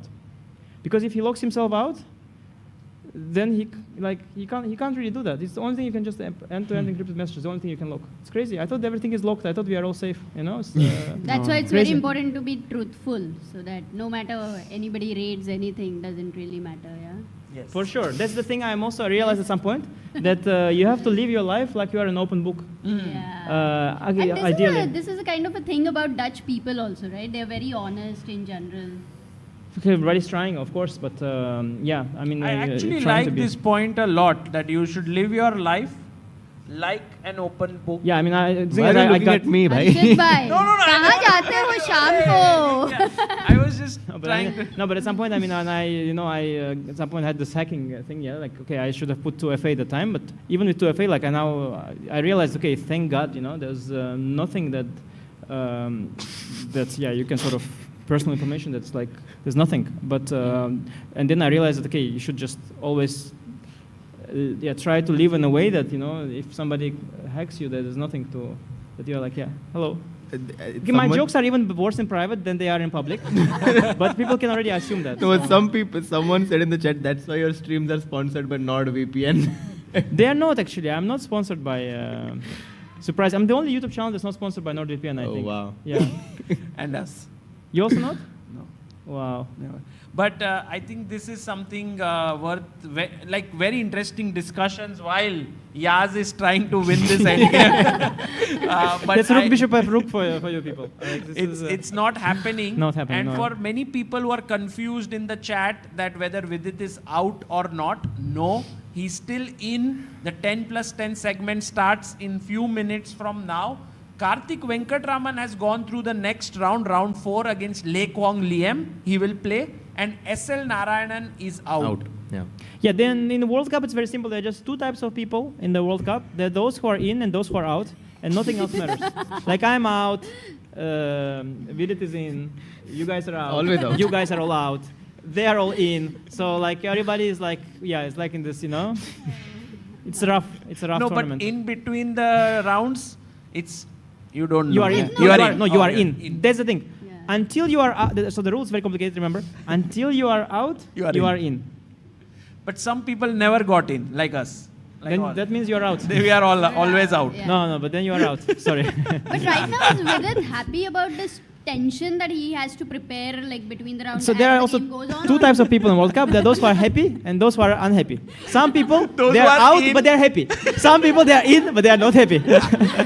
And these two things, they work opposite. Usually people who are out are happier than people who are in. The people who are out here who never got in are very happy. This is the happiest. You've never been in. You're always out. And he's claiming a draw here, by the way. He's claiming a draw. 123 moves. And it's a draw. Richard defend. Man. So Richard is through, which means if Vidit does manage to beat Sam, he will face Richard Rapport. But Anish, it was an absolute pleasure, having you here. I don't know if how your time is, but I'm pretty sure you have a flight tonight. So, if you would like to stay, we are more than happy. Do you want to stay? That's what he's asking. So I'll be more than happy. But as we decided, like one round, so the round I think you stop the broadcast now. No. Resume, or you just continue? Yeah, we take a short break, like 2 minutes or 3 minutes. And at that point, yeah, we can stay maybe for a bit because this video. To be honest, like my flight's very late, and I don't have big ambitions. And he can, I think, even miss the flight for Vidit's game right now. So don't worry about that. I mean, I flew. I don't have big ambition. I was thinking on what? No, I mean, yes, exactly. Nobody, I mean, who? I'm unemployed, so. No, it's fine. I can stay here. Anyway, I'll probably watch the games, and then I will have to watch you. And then I want to ask you a question. And now I can just I can also just sit and watch you like this. Like it's closer, higher quality. So break लेता है सागर 2 minute का. अनिश वैसे भी कबाब में हड्डी है, उसको कुछ समझने वाला नहीं है, but हिंदी में बात करो. Yeah. No, hold mic. Loser, yeah. Closer. Well, we'll go on a short break, and on the other side, we resume back with 10+10 games where Vidit will take on Sam Shankland. Hi everyone, I hope you are enjoying the coverage of the FIDE World Cup 2025. I want to give you an important update. Chessbase has just launched its newest version. It's called Chessbase 2026. Chessbase is a software that was launched way back in 1985. Great players like Garry Kasparov and Vishy Anand were the first users of the Chessbase 1 software, and then over the years the newer versions have come in and all the top players have been using it for their preparation. As we speak right now, almost all the players at the FIDE World Cup are using Chessbase for their preparation. The new version that has been launched, which will be released on 12th of November, has some excellent new features like a new opening report, new ways to search the games, new ways of engine analysis, and along with it, the Mega Database 2026 also has been launched with 11.7 million games and 114,000 annotated games in it. I would highly recommend any ambitious tournament player to get their hands on this, and it will be very helpful in your chess journey.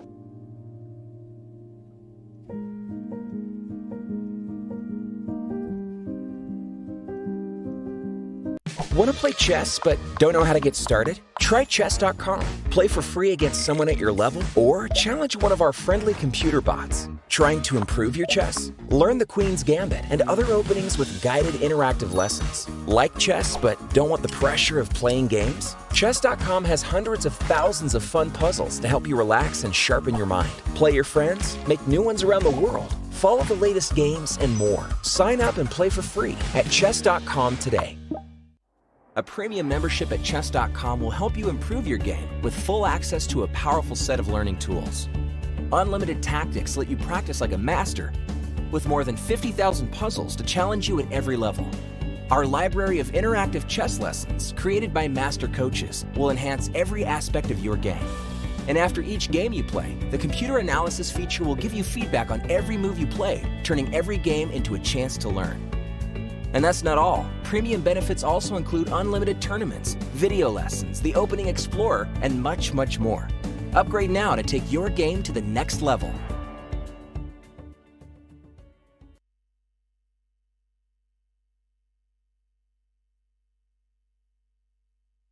Are back with Sam Shankland on the board here. He is getting ready. We have only 4 games that are going to happen now.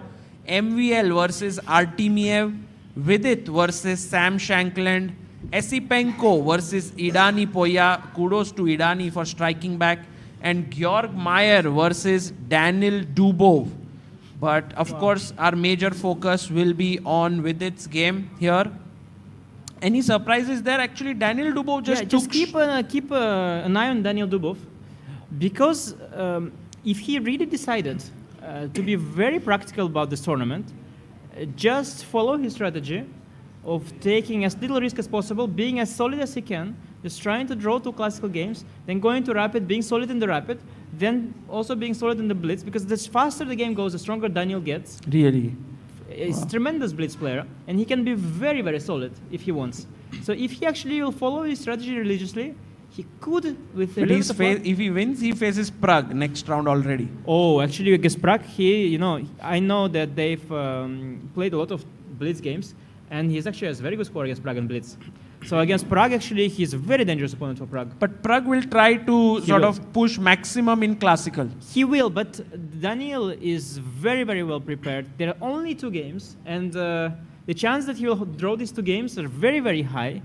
And I think Daniel is one of the very dangerous players in this format, because also he, unlike others, when I was facing underdogs, and if I would make 1-1, I'd be very annoyed and frustrated, and I've lost some rating, but Daniel doesn't care about any of that anymore. So this is his strategy. I was thinking he's being unambitious, but actually it's strategy. He wants to win the World Cup. What do you mean? Wow. He's not unambitious. He wants to win the World Cup. It's just this is how he's going to do it. He's going to try to do it. That's Anish, great insight. At which point do you think that Dubov becomes, let's assume that Dubov wins this match, at which point do you think that Dubov becomes a favorite against Prague?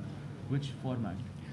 I think he is a favorite when we drop from 10 to 5, right? 5 plus 3. I think at 5 plus 3 he's a favorite, yeah. And I think at 10 he is a small underdog still. Small underdog, yeah, wow. But very small. And I think in the classical against Prague too, he's a very, very small underdog. Like, his chances are 45%. Not less. Not less. So going to be a tough day for Prague if Dubov wins. So we can also take an eye, keep checking this game as well, Sagar Bhai. Yeah, he might make a very quick draw, yeah? No, he was playing with the white pieces and he offered to draw and like move 5 or something, yeah? In the previous game. Oh, by the way, we do have liftoff. Right, and d4, knight f6, c4, e6 played here. It's the same line that we saw in game 1. Maybe they go for the bishop f4 qgd. No, Vidit didn't like that. The way the game went was not pleasant. He's avoiding it now with knight b7.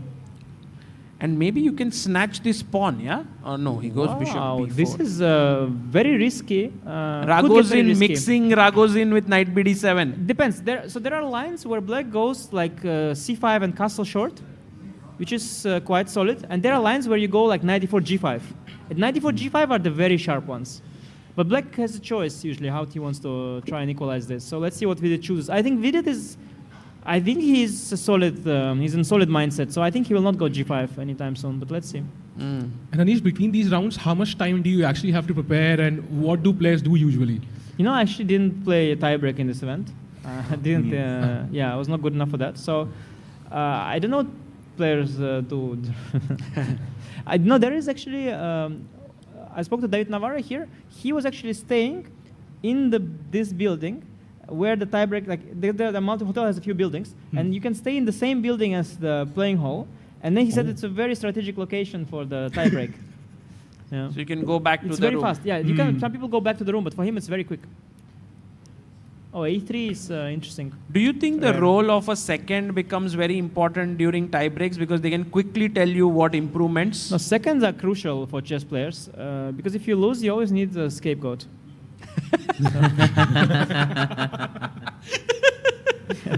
I was thinking, man, maybe they have some role to play on the board. Massive role.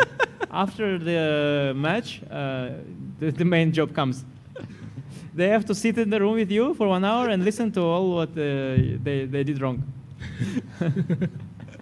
And they have to nod, like, yeah. No, it was, I did say you should also play E4, No, you they cannot argue, no. Otherwise no payment. Otherwise next time you don't hire them. You hire another guy.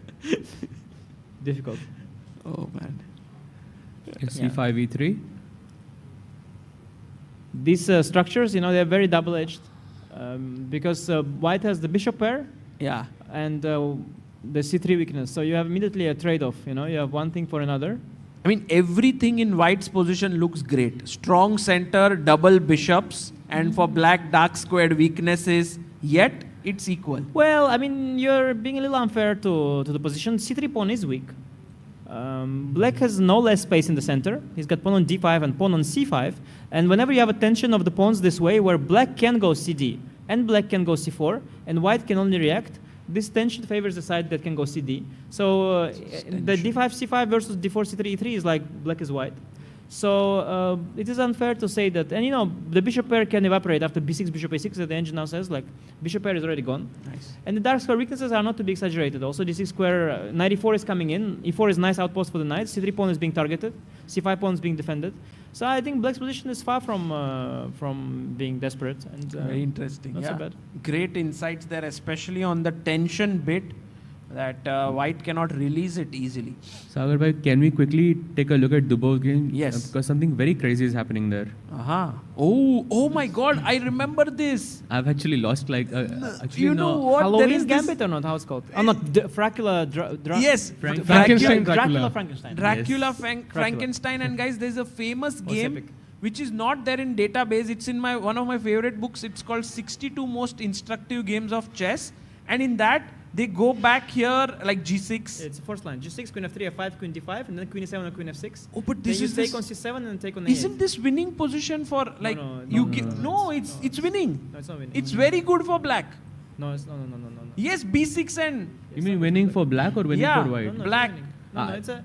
No, this is weak engine. No, but I checked with good engine. It's not. There are a lot of corresponding games. Black, of course, has initiative, but white is a rook up. I think according to correspondent games, objectively, it's like sort of like it's not lost for white, not lost for black. It's probably closer to a draw than anything else. But it's, of course, practically, it's insane. So I'm a bit perplexed. Why is he thinking in this position? I think he mixed up. Like he ended here. He didn't plan to go for this. He wanted to go queen h5, bishop e7 line. Probably. Yeah, instead of knight c6, you go bishop e7. And he kind of. But you know that after bishop e7, nowadays there is this nasty f4 move. I don't know if you know. Here, yeah. No, I did not know this. Yeah, you have to study if you play with black. It's very dangerous. Really? Yeah. Sahaj doesn't like pushing the f pawn, so. No, this is for attacking reasons. No, it's not.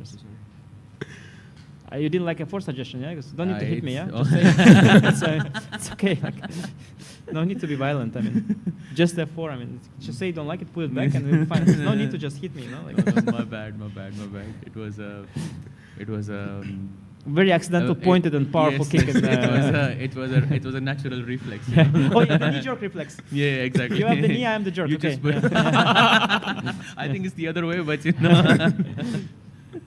By the way, look at the guy. He's thinking here. He mixed up. It's so hilarious. Like it's such a big line. Georg Meyer, I think, is the perfect person to play this against, right? He is very positional, very solid. Like it's a line that you go for if you're prepared, and going here, ending up here by accident, like it is insane. You end up by accident and unwittingly in one of the most epic chess variations, where you sacrifice the rook, have you no clue what you're doing. It's gonna be so epic, this game. So this here you were saying he should have put the bishop. No, this that's true. move. That's probably what he was. I mean, that's what he prepared because, like, at least G6 F5, Queen F7, Queen F6. Like I know that. Like I know the starting moves. Yeah. So if I would be here by accident, I would still play G6 F5 quickly because these G6 F5 are the only moves.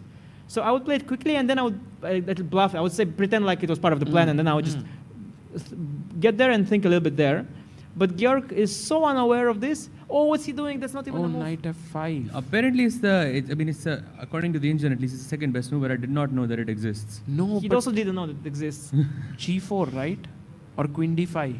Queen D5 is better, yeah? Just clean. What if Queen D5? Queen D5. Now you can't move the queen. Knight H6?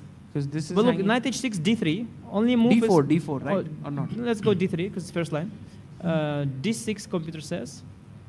Bishop H6, Bishop E6, Bishop G5, epic. Queen G5, Knight C7, so Bishop D5,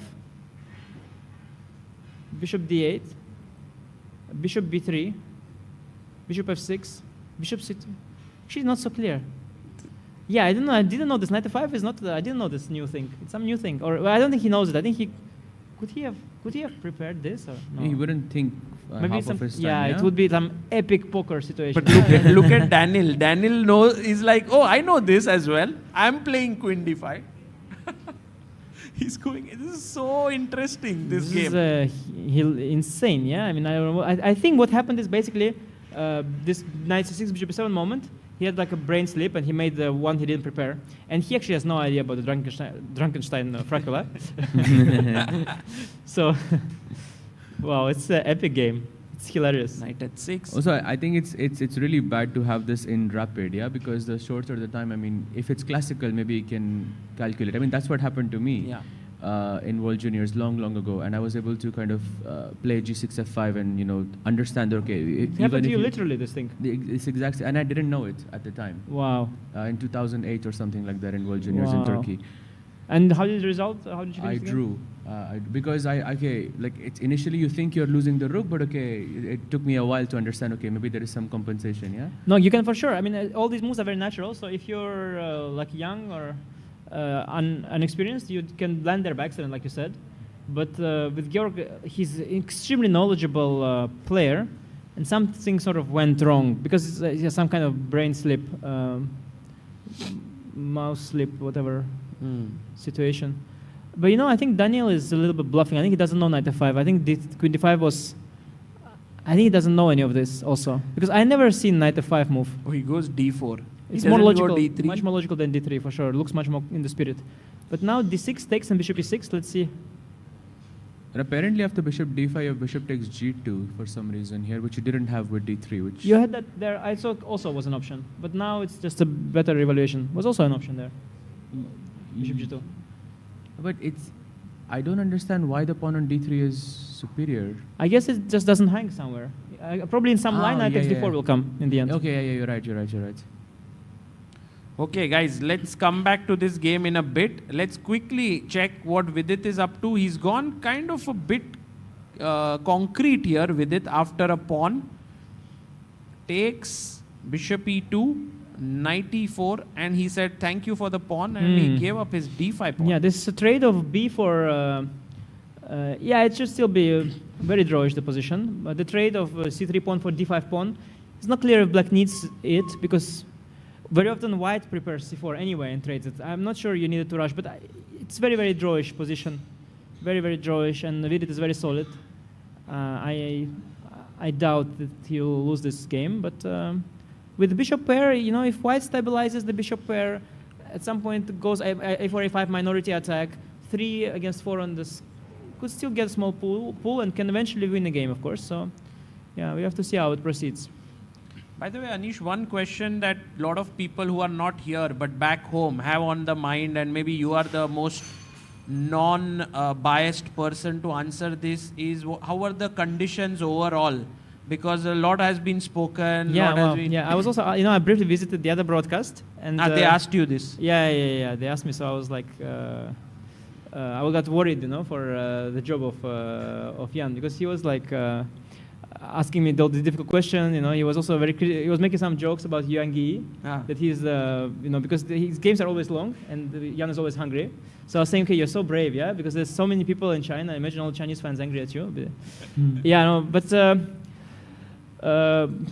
For me, obviously I knew there's going to be some challenges because I have the jet lag. I have, used to different food. So I'm always saying about this in interviews when I'm here that, okay, of course I have challenges, and, it's only fair because always I'm playing in my cold city of Vaikanze against all the Indian kids, and they're suffering without the Indian food, and they have the same, and it's too cold for them. It's the same, but it's reversed.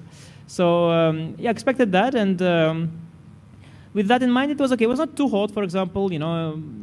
During evenings we could walk. It was the food was reasonably diverse. There were some also Western dishes like that are more familiar to me, like a pasta or something. And the spice level was not as high as I was fearing as well. So it was sort of fine. Of course, my main issue was jet lag at the beginning. Now I'm like fully recovered from jet lag. We have mosquito repellents. Now I'm completely ready and I have flight tonight, So it's so annoying. I'm fully settled in. The funny thing was that we've heard this, some I think people who so I was saying on the other broadcast, people who are not here, they said that there are bedbugs here. And it's kind of funny because they are not here, they are there, and they are like saying, okay, you guys have bedbugs, and now we are all in panic, like, where are the bedbugs? Some American guys telling us that we have the bedbugs here. And they're saying multiple sources, and I'm like, somehow maybe it's all same person who told the others, and so far all these people, they are not here. So I was afraid, I imagine that somebody actually had bed bugs, and that would be a big problem because they're very bad. As I Googled bed bugs, very, very bad. So I didn't have them, as far as I know, because I have one hope that somebody here was on the bed, and there were some bugs near, and they were like, I'm on bed, this is a bug, it's a bed bug. I hope that's what happened. And there's like a mosquito flying above the bed, and they're like, okay, there's bed bugs. Because if you know what bed bugs is, there's some nasty thing, which needs a lot of you have to wash all your clothes on some heat, they say you throw furniture out, because fumigate or something. Yeah, it's some serious thing. So I don't know. I mean, Christian and Fabi, they're in the state, they're not playing, and they're like, we are qualified to candidates. We're chilling now. You guys have bed bugs now. Good luck, look for your bed bugs. And I'm looking for bed bugs. And people, they sometimes have mosquito bites. They're now worried. Is that the mosquito bite? Is the bed bug? I also Google the difference. Apparently, so the one trick is they say that if the itch gets less and less, it's a mosquito. If more and more, it's bed bugs. But okay, maybe it's not enough. So I don't know. Of course, if you have bed bugs, it's probably very, very bad. But I hope that it's not there. From my experience, okay, I had these challenges, but it's okay. Some of these things were also exaggerated. I heard that somebody said there's it's to go to the toilet, you need to go outside in the heat. It's how the toilet is from the playing hall, yeah? There's literally you're 5 meters away. You don't even want the toilet closer, it will be smelling, yeah? It's just some of the things are just ridiculous. I was telling you, it's very good to have a second. You can blame it on the second everything. But if you don't want to blame it on the second, you gotta go with with other things. But yeah, it's a challenge to play. I understand. I'll be lying if I say that it's not challenging to play in India for Western players, and it's the same for the way around. Also, I like when we have to go to some kind of far place. On our, not some summer camp, they're like, it's so far it's ridiculous. You have to fly so far. And the American players, for them, it's also far. They're saying it's an extra flight. It's 40-hour trip, whatever. And then when it's in America, of course, but the people will come from Samarkand to America. It's the same, of course, but in reverse. There's no complaint, yeah? Because you don't listen to the Uzbek Squared podcast, yeah, with Nodirbek and... but it's so funny, people are sometimes, they think from their perspective, it's I was studying in 3 different schools, in Russia and Japan and in Netherlands. And I've studied history in school through all this, and I've studied geography. And I see the world map from 3 different countries, and the Japanese world map, it's so weird. You have Japan in the middle. You never see a world map like that. Like, it's so unusual. This Japan is in the middle of the map, and the rest of the world is around it, and you're like, what map is that? But actually, it's a world. It's just so unusual. Wow. And so it's the same. Like, I mean, depends where you're from. Like, yeah, okay, it's far and the food is bad, but for them, our food is bad and we are far. So it's all relative. But it's a challenge. Athletes, I guess, who are traveling, they have to get used to it, find a way around it. But yeah, it's how it is. Interesting. Anish, it's always amazing to host you in India, and you've been here, I think, 2 or 3 times in the last year. When can we expect you next? Actually, I had a lot of trips to India. It's crazy. Because, fourth trip this year. Yeah, I didn't go to India for at all because there was always I was always thinking it's so unusual. There's Vishy Anand and so many other good players, and no tournament in India. And now the explosion is happening, and there's all these tournaments. I was in India a lot. So I was in Chennai and Mumbai, and again in Chennai. And I also, again in Mumbai, so I'm saying that I also went to Vidit's wedding, but that's kind of on me. That's my own fault, of course. Didn't have to do that, but that was also an epic trip to India. And I'm actually scheduled to come again for Global Chess League. Global Chess League, it's in Mumbai. So the nice thing for me is at least there's a very nice Amsterdam-Mumbai direct flight. Yes. And it goes through the day, so it's very comfortable because I'll wake up at normal time, I sit into my flight, I fly all day, I land in actually acceptable time, like 1 a.m. or something, and I sleep. So I don't ruin a single night while I have this long. So for me it's a very convenient flight. So there will be that, and there are even more events that I could be playing. But I think with my schedule, I'll probably skip some. Like I heard that there's some rapid tournaments also next year, January, also February maybe, and But I guess with candidates, that is I'll skip. But Global Chess League I'll play. Yeah. Amazing. We look forward to having you here. And by the way, do you think here Vidit is under pressure? I mean, the engine gives like a solid edge to white. Yeah. Of course, it's. Especially if you get these end games, especially in rapid, you have horrible chances of survival. Terrible. It's something you want in classical. You want to, if you have here hours on your clock, you can slowly defend.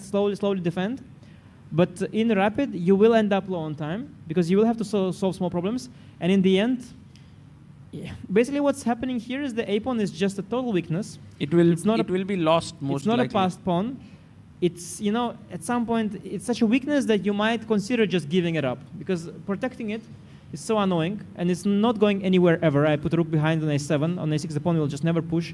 And white is so nice on the king side, you'll just push g4, h4, knight d4, knight f5, then bishop d4. Reminds your game, against someone which in Vaikanze, I think. No? It looks like my future game, to be honest. No, this sure. White check maybe or something. Yeah, true. I won. True. I don't remember the game exactly, but it's true. I had extremely little and I won.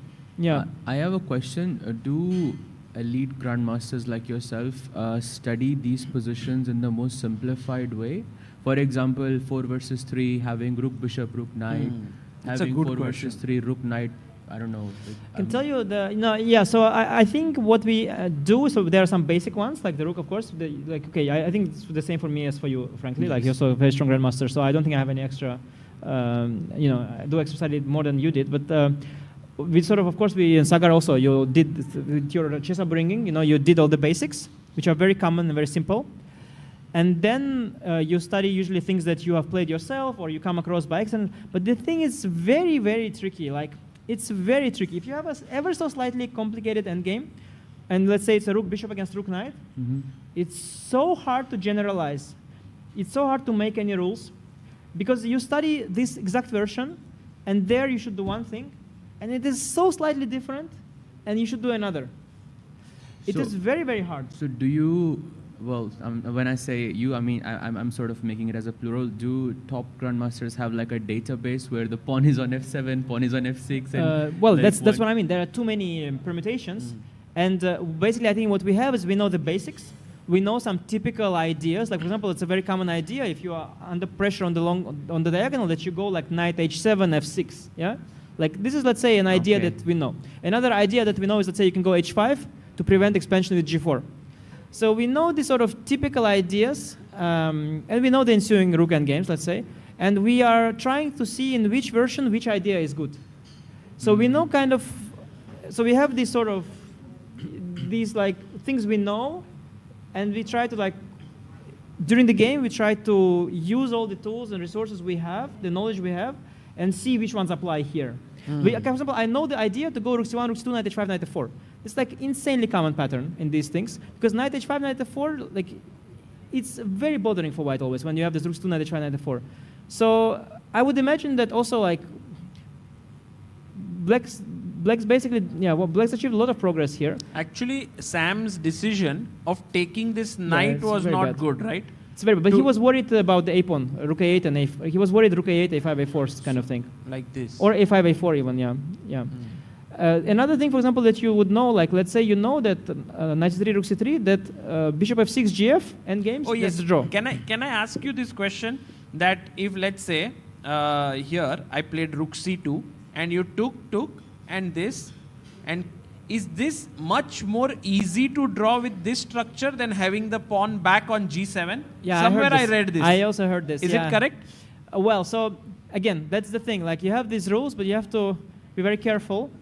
So it is true that, but first of all, they're both very easy. So it's already hard to say, but there is logic that's harder to make pass pawn forward. But the thing is, if you have two rook against two rooks, this is very bad. This is very bad. So you should be very careful with this kind of rules. You should know when they apply and not. And this is another example. But yeah, so there are all these things that you kind of know that are similar. And did he go knight h5 check or not? Yeah. Yes, knight check. And I think Vidit is getting closer to a draw. King but f5 though suddenly is... he's not taking it. No, king f5 is too risky, yeah? Because king h3. Will he go king f5? Or because then he loses this pawn, right? But then rook b8, bishop f6. Like actually the king is insanely active, yeah? This is very dangerous for black. Bishop f6 takes. This is extremely dangerous. Yeah, it reminds of the last endgame. That How did the king from g1 go to f6, yeah? But he didn't do it. Oh, he went to h, like that he's playing for a win, okay. Yeah, it's very little right now. Very little, knight h5 back. And a draw here would mean a good result for Vidit. Meanwhile, Daniel Dubov game has actually turned into a very weird one where black could also be trying now with an extra pawn. Yeah, of course, the king safety is a big thing here. But black has the potential to go king g7, king h8. What? Oh, wow. He sacks a piece here. Dubov actually risking it for the first time and double exclamation. Whoa. Oh, wow. Amazing. Daniel Dubov playing like Tal on the birthday of Tal today. This is a case of such a simple algorithm, yeah, for the programmers to write. Just yeah, what is the best? The knight is hanging, like the move which is approved by the engine, yeah, that hangs the knight. Basically, you can also code that. Just give a double exclamation mark to it. I thought generally it should be better than other moves. No, but I think it should be good enough. Yeah, it should just be good enough. It should be good enough and it should give material. That's how they programmed it, I think. Yeah, which sometimes makes it for. Sometimes it's wrong because sometimes. Oh, what? Rook He e8. blundered a queen. No, but he saw king f7. He missed queen c4, king e8, queen g8, queen f8, rook e1, king e7, queen e6, king d8, rook d1. And then Wow. Yeah. We have a new read. He missed queen c4. He missed queen c4. Check. Both sees it. Yeah, now he sees it. And too. now king No, he e8 sees it takes, queen f8. Abuja would say realizes. Now he realizes. But what? Queen? Oh, he's Resigns. dying. No, sorry. Take king here, takes and rook e1. Yeah or not? Yeah, rook e1. Rook King e1 d7, queen e6. and rook d1. Yeah. Wow. Wow. What Yeah, a finish. No, like, by the way. if you never lose, then this is a good chance you win. Yeah, Daniel Dubov's approach, suddenly, I thought he was here very unambitious and I was feeling like, okay, he's come here, he's not interested to fight much. No, he wants, of course, yeah. I mean, this is in a different format like Grand Swiss, this approach is horrible. But in World Cup, it works because he is a great blitz player. Right. And for him, this is actually the best approach. So it's this is the we are actually dead draw. getting that end That's a game, dead draw, yeah. King By G7 the way, F4. people were saying this is like the total world championship, this format, in a way. Is in some ways the total world championship that is going to come up, right, in the future. Yeah, of course. I mean, Rapid Blitz Classical. It's not fast classical, but... Well, it's a little different because I had an idea for World Cup, kind of funny, but actually that's more or less what... So I had an idea that you play the entire tiebreak as well, and the classical games, you just play them all. So let's say I lost to Donchenko, fine, we play anyway to the tiebreak. We play 2 blitz games, 2 rapid games, we play 2 more rapid games, we play 2 more blitz games, 2 more blitz games. We play all of those, whatever. We play all these games, and then we count score weighted by the GCT. end. Yes. So then you have much more games, but of course you're exhausting because then every round you are playing as if you go down to the, it's a super exhausting format. But actually, that would be total world championship. Now it's a hybrid because now classical game has so much more value that if you win one, it's over. Right. So like classical having more weight than blitz in general, or do you think that? That would. I don't know how they want it. If you claim that the total world championship is about that you claim that all 3 formats are equal in value, then. Which is a strange claim, but you could make that claim. No, you could make that claim, I think, and then you could count each game weighted equally, and then still count the total score. You could do that. I mean, it sounds very unusual for us, but it will be very tiring for the players, no? Well, I mean, you don't have to play so many games, but I mean, I don't know the format of the total championship, but I guess what they will do is different from the World Cup in a sense that they will let you play all the 3 formats, because you could also win the World Cup without playing a single rapid or blitz game, right? And I guess Total Championship will force you to play all of these games and then count the score in the end. Yeah. Do you also play Armageddon in this case? Because what if it's a tie completely? Yeah, for sure. Good question. Yeah, you can play. You should. I mean, with my logic, you should play everything and then count. Well, until you already won. Yeah, you could because probably if you won like enough games, X some number point of the points, match already is over. Like deathmatch, perhaps. Yeah. Yes. Do you have a favorite color when it comes to Armageddon matches? Well, no, I mean, it depends on the time control, because now it's bidding. So with bidding, of course you don't. You're basically getting what you want, right? But I think a lot of the old Armageddons, it felt like they favored black. I think in my experience, most players, like myself and my opponents, were choosing black pieces. And I felt like black scores better in my games, but I'm not sure if that was just my feeling or just me or whatever. But I think the bidding is a very fair. I think the bidding is an amazing. So in the older by the way, Sahej, matches, just to inform our viewers, Vidit has just drawn his game, the first 10+10 game. So the second game will begin in very few minutes after, and in fact another draw here between Artemiev and MVL, very even. Only game going on is Poya versus Andre, and that would also end in a draw. Yeah. So in the older Armageddon, the difference was around 1 minute. Yeah, white would get around 5 minutes black. Yeah. So when you do the bidding process, if you could, just give me a ballpark of when would it be fair for the players, when it doesn't favor black in that sense. Like you have 4+2. Is it 2+2 fair? Is 2 minutes and 30 seconds fair? What do you think? Well, yeah, that's the beautiful thing. I mean, I could try to estimate something, but first of all, it would it's not something I want to do probably publicly, right? Because I want to be bidding myself. But at some point, we'll have so many games with that. Hopefully, that we will be able to sort of, see what it is. But what I noticed is that in reality, you have these matches, and a match has its own dynamic. So very often, you have matches where it always felt like the player with the white pieces was getting such a good opening advantage that somehow having white was more valued. While you also have matches, that's also very common, when white has nothing in any of the games. So white is not better in a single game, and all the games were drawn, let's say. And then, of course, black is much more valued there. And it could be even between the same opponents, but just, it so happened that on a certain day, I had a lot of short matches, yeah, also in the Champions Chess Tour, all these online things. I would have some match where or it would be even sometimes weird. I had this match with Pragnananda, I remember I was playing King Sindian every game, and he just kept losing against King Sindian. Of course, then I was okay with the black. Yeah, like not only I get draws, I had better score with black there than with white. So it depends on that specific match. And I also had matches with Pragnanda where white was doing well. So you can't have like a general meta without looking at this exact match. But of course, you can like what you could use, like for example, Armageddon in Norway chess was 7 minutes against 10. Yes. So if you maintain the proportion of 10-7, then it means what, 5 extended by to 3.5, yeah? 5 against 3.5. You know, if you draw 20% from 5, it becomes 4, 20% from 3.5. Okay, I'm not so good at math, but you know, so it starts dropping into something. So you could try to go with the 10 versus 7. Like 2 minutes, 45 seconds, something around that. Yeah, you could try to go with 70%, more or less, to give you an approximate idea. Because I think our Norwich has thought about it. They made it 10 against 7. They kept it year after year, which means that they were satisfied with it. Magnus was on board with it. Yeah, probably it's okay. And if Magnus is agreeing, then just good. It's just good. This is how usually with in chess, like, can't think, but if Magnus thinks it's good, it's usually just good. So. Great insights there. So just coming back to the game, just one game is left between Puya and Esipenko. He's trying to, there's some sort of a mating net that white is in, but it's very hard to imagine. You go G5, rook F7, and rook then F3. put rook here and rook here, and then try to mate here. That's not happening, but... Yeah, but you need like one more rook. Okay, it's possible, of course. It's possible. Yeah, it would be funny, but it's possible.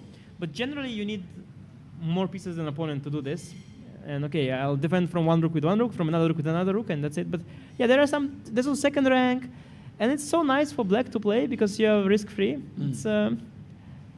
I mean, I think... What does your evaluation say here? Slightly better. I mean, the engine says equal, but maybe with your experience, slight chances, yeah, for black. Of course, chances. But 1 minute against 1 minute, and black is anyway the favorite, yeah. And I guess Idani Puya is not a passive player, yeah. He's more of an active player. So with all that in mind, I can imagine that Idani will lose 1 out of 6 games and draw the other 5. Interesting. Something like that, maybe. Well, this is going into, and by the way, Vidit now having white pieces in the next game means he has good chances to now press, yeah, this time with white. Yeah, no, it's I play many World Cups, so usually with white, you know, you're press until you don't, and then you don't press. So it's relative. There we have one trade. I think that's good enough for... Yeah, there's still, if I win the H2 pawn, and I'm very likely to win it. Really? Yeah, rook A3. You mean this way? Somehow, yeah. If I win the H2 pawn. I mean, I don't let you enter BD2 and rook E1, right? Yeah, but then you're very passive. Then I go rook to F file. You go to G1 or to E3? Where you go? I will try to go up. You know what I don't like about white's position here? Is that you cannot trade the pawns anymore because the H2 pawn is blocked by the bishop. So we keep these 2 pawns, and if I ever somehow get to your H pawn, I'll get to your G pawn, and like, you know, you can't, if you could get H4 in, it would be dead. There's some small chance here. King I mean, E3. King H5. Oh, King E3 then here. Yeah, King H5 also, I'll put my king there, I'll collect the H pawn. It's very tiny nagging advantage. It's one of those positions where you see the tiny nagging thing and you think that guy will handle it, but that guy also doesn't know how to handle it. Yeah, I mean, it's very easy, you know, like we watched the Gukesh against Ding match, right? Yeah. You also, as a commentator, you are saying it's a draw, and then suddenly, before you know it, you are on national television.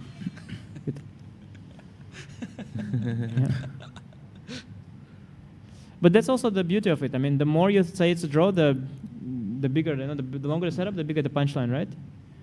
Right. But there were always chances. There are always chances. But here, I mean, you just put the rook on F2 and just move the king around, and how do you make progress? Well... Oh, King G4, Bishop G2, King H3 or something. Yes. I will try, of course, to go King G4, and then at the right moment, I will somehow try to move my bishop out. Oh, but now just H4. Now, if you get H4 in, that's just nothing. Just H4. He doesn't play it. He goes rook E1. Rook B2, there's King C3, I'm guessing. I don't know why he didn't play H4. No, but now, definitely go H4, please. Yeah, it's just much easier. I think H4 is a little dangerous in the sense that this pawn becomes weak, no? No, but then you have always the chance to go bishop takes H6 if you want. And go into but also, bishop versus yeah, rook. no, but I mean, I don't understand, like, why, what's the I don't think he's going. He went. Nice. Yeah. And no, I mean, this going nothing. bishop h6 is also a bit risky, no? From this moment, I mean, or do you think it's you Sorry? just? I mean, going bishop takes h6. Yeah. You from don't need. this No, point- you don't need. But it's like a backup, of course. Mm. Yeah, I mean, it's completely nothing here. So Anish, one thing now that the candidates is like you, Hikaru, Fabi, Matthias Bluebaum, and Pragnanda. Prag from circuit. Then 3 spots from here. What do you think will make it exciting? Like not that who will, because then it's the same names that keep coming, Arjun and Vincent and so on. But what do you think will make it exciting? I These think same Arjun names, and yeah? yes, I was thinking about it. So I think actually Arjun and Vincent, they're not only very strong, but they also have a very fun chess style, and they play very cool openings with both colors. So I think they would be they would make a candidates tournament more spectacular. I honestly think so. Well, because you also have players who are strong but more dull, like Wesley, or sometimes Nepo, depends on his opening repertoire. You have players who are dull and weak, like myself, and you have players who are strong and who are not strong and fun, like you have some. When Parham is in bad form, he's like this. Yeah, Parham in good form is strong and fun. But yeah, Arjun and Vincent, they are strong and fun. So that's there, and you would put Prag in strong and fun, or you would not? Yeah, Prag in candidates is probably strong and fun. Prag, if he wants, he can be strong and dull. It's hard for Prag to be weak, but if he really wants, he can manage. But yeah, I think it's the thing is that I think Vincent and Prag, they can be boring if they want. I think Arjun, he's gone so far. There's no way back for him anymore. I think Arjun just is incapable of being a boring player. I think he doesn't have the skills for that. He doesn't possess the boring skills. He tried, like in Shamshid in second game, he played, but okay, what to do? Yeah, he played e4, e5, brought the knights out. But that's where it ends, yeah? Yeah.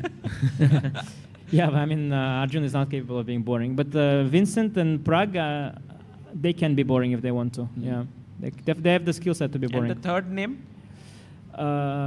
Levon is, of course, he's a fantastic mood here. I mean, I saw him when I checked into the hotel. I knew he was going to do well. I just see him, in this shirt. He's so happy here. He's been here already for 2 weeks. He saw all the beaches. He drank all the food.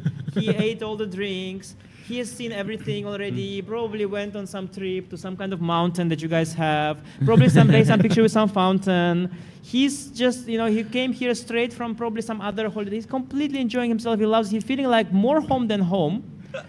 And yeah, his jet lag is already long gone, like his whole life he lives in the Goa with the Goa food and the Goa time, and he's just completely enjoying himself. And probably even prepare some openings. So I thought, yeah, Levon is having a great time. He's very dangerous here. I haven't told him to his face that he's going to be very dangerous. He was like, yeah, I will be. So it's very good. But still, yeah, it's not easy for anyone, even if everything's good. But okay, there's also some, yeah, I mean, it'll be a surprise. Would be like Dubov Isipenko could get far. Remember, he got far once with Magnus. Yeah. And someone you don't think someone of, like Hari Sevian. Krishna or Sevian or someone like that could also. Yeah, though Hari Krishna, honestly, Hari was like a revelation of the early rounds. Yeah, I played such beautiful games because we know Hari is a tremendous player, but I thought he was not into beautiful games. Yeah, he was in that strong but boring category, right? Always. But he played so imaginative games. Here he has come with a new kind of energy. Yeah, I mean, it's so unlike him to play this line, because he doesn't like forced lines. He doesn't want to remember prep. He likes endgames. He likes control chess. I don't know why he did it. Hari 2.0, yeah? Hari 2.0. After all these years suddenly. Yeah. When 1.0 was doing so well for so long. I think 1.0 kind of was not working for him. Yeah, he dropped below 2700 after many years. Like, he never did. Yeah, but okay, that was natural, yeah, you would think. Yeah, I mean, if he wants to sort of just phase out or not play much, then it's fine. But I think he wants to make a comeback. That's how I see it. But it's surprising also why. I mean, he doesn't need to make a comeback. He's still good. He's still very good. I mean, he wants to make a comeback to like this elite. Like he's good, 2700, he's winning. But you would think that he would try to make that comeback while relying on his usual strength. Because normally, if you've never played, risky, like calculating. Okay, he calculates very well, of course. He always was. But like he's not playing those concrete lines. It doesn't rely on memory. Usually, if you don't rely on memory, for example, you'll end up having bad memory because you're not training your memory. So it would be strange to try to improve by doing something you haven't been training your whole life with. And normally, as you get older, you get more experience, and you should rely on experience. So I don't know. There is a good point here by one of the person in the chat, Arjun, who says, could it be all the prep he did for Gukesh with his as a second? Oh, he was that. He was of a course, part yeah. of Gukesh's team. Yeah, yes, but okay. The thing is, he has the prep, but he was usually choose not to do that kind of things. Like the thing is, nowadays everybody can have this prep. We have the tools. There are engines that are like playing fun chess. You just switch them on, and they are giving you sacrifices. It's very easy to go. Also, I mean, Hari did mention when he was here on the panel that the line with Queen D5, where he sacrificed the queen, that this is a line he looked at 9 years ago. Yeah, me too. Everybody looked at 9 years ago, and but like he didn't play it until now. Yeah, me also. I also didn't play it until now. Would you play it now? Or? Yeah, actually, the thing is that because the engines got better, the line kept getting better. So okay. when I first checked it, it was much worse for white. Now it's 0.3. Yes, and and could be 0.6. It was like first 0.8, then 0.6, then 0.5, then 0.4. Now it's 0.3. Wow. And if you let it run, it's already zeros. So the lines kept improving every year until now it's become zeros. Wow. But yeah, basically the point is that of course there are lines where where white has to find some difficult moves, but the engine started finding them. So. But still, you choosing that opening, it's remarkable, yeah, because normally it just doesn't suit his style. Like, but this is of course a particular one. It's like a very spectacular one, and you might not like complicated chess, let's say, or try to avoid it. But when you have a chance to play something so beautiful, because we are raised on these beautiful games of Morphy and Kasparov and Alekhine and Tal, and you want to play ones like that as well, yeah. Even the most classical, positional players. They want to play such games as well.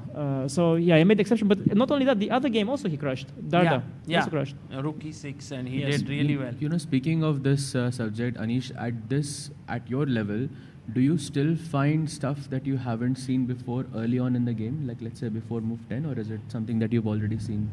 Yeah, it's true. Good question. It's really rare. Rare. Before move 10, unless I go into a total sideline, it's very, very rare. Usually what ends up happening is that I'm looking at something that I've already seen and I'm re-evaluating it. Yeah. So what happens a lot is that there are lines that I had seen before that I thought were not good enough, and now I see them again, and the computer's changed. That also my perception has changed. Of course, if you see Arjun's games every day, at some point you also go a bit insane, right? Like you keep seeing his and okay, if everyone around you gets more and more insane, then you also turn a bit more. It's like this whole effect. Yeah, I forgot the name, but it's this people influence, of course. Yeah. So I'm reassessing a lot of things that I've seen before. But to find like an entirely new thing in a relevant opening before move 10, very rare for me. Because I've already worked so much before, I'd already seen. And would you say that it's mostly because of your analysis or the work that you've done with other people or games that you have seen from other people, or was it a combination of all of them? Yeah, mostly analysis, I guess. And I was always, since a very young age, I was interested in different openings. So while I might have, let's say, only played at some point I would only play the Petrov or only the Berlin, I would still be looking at like all kinds of openings.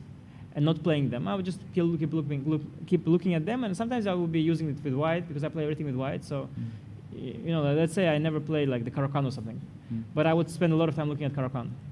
And once in a while I would play it. So I ended up looking at a lot of different openings, and so I've come across many, many different ideas. And it's just that a lot of them are being evaluated. Sometimes I see something new, especially if it's like slightly obscure sequence. But entirely new is already rare for me. But I'm relative exception here because I've been working on openings for so long, and kind of so steadily. Like I never really stopped. So I've been working for so many years, and I think there are only a few players who've done it. Like maybe Fabiano as well, Magnus in some form as well has done that. Of course, he's been working himself, but also he's been seeing other people's work a lot. So I think that's probably one of the things. Kramnik, of course, that's one of the things that. Why players they have the crisis? We have the same opening, by the way, Anish.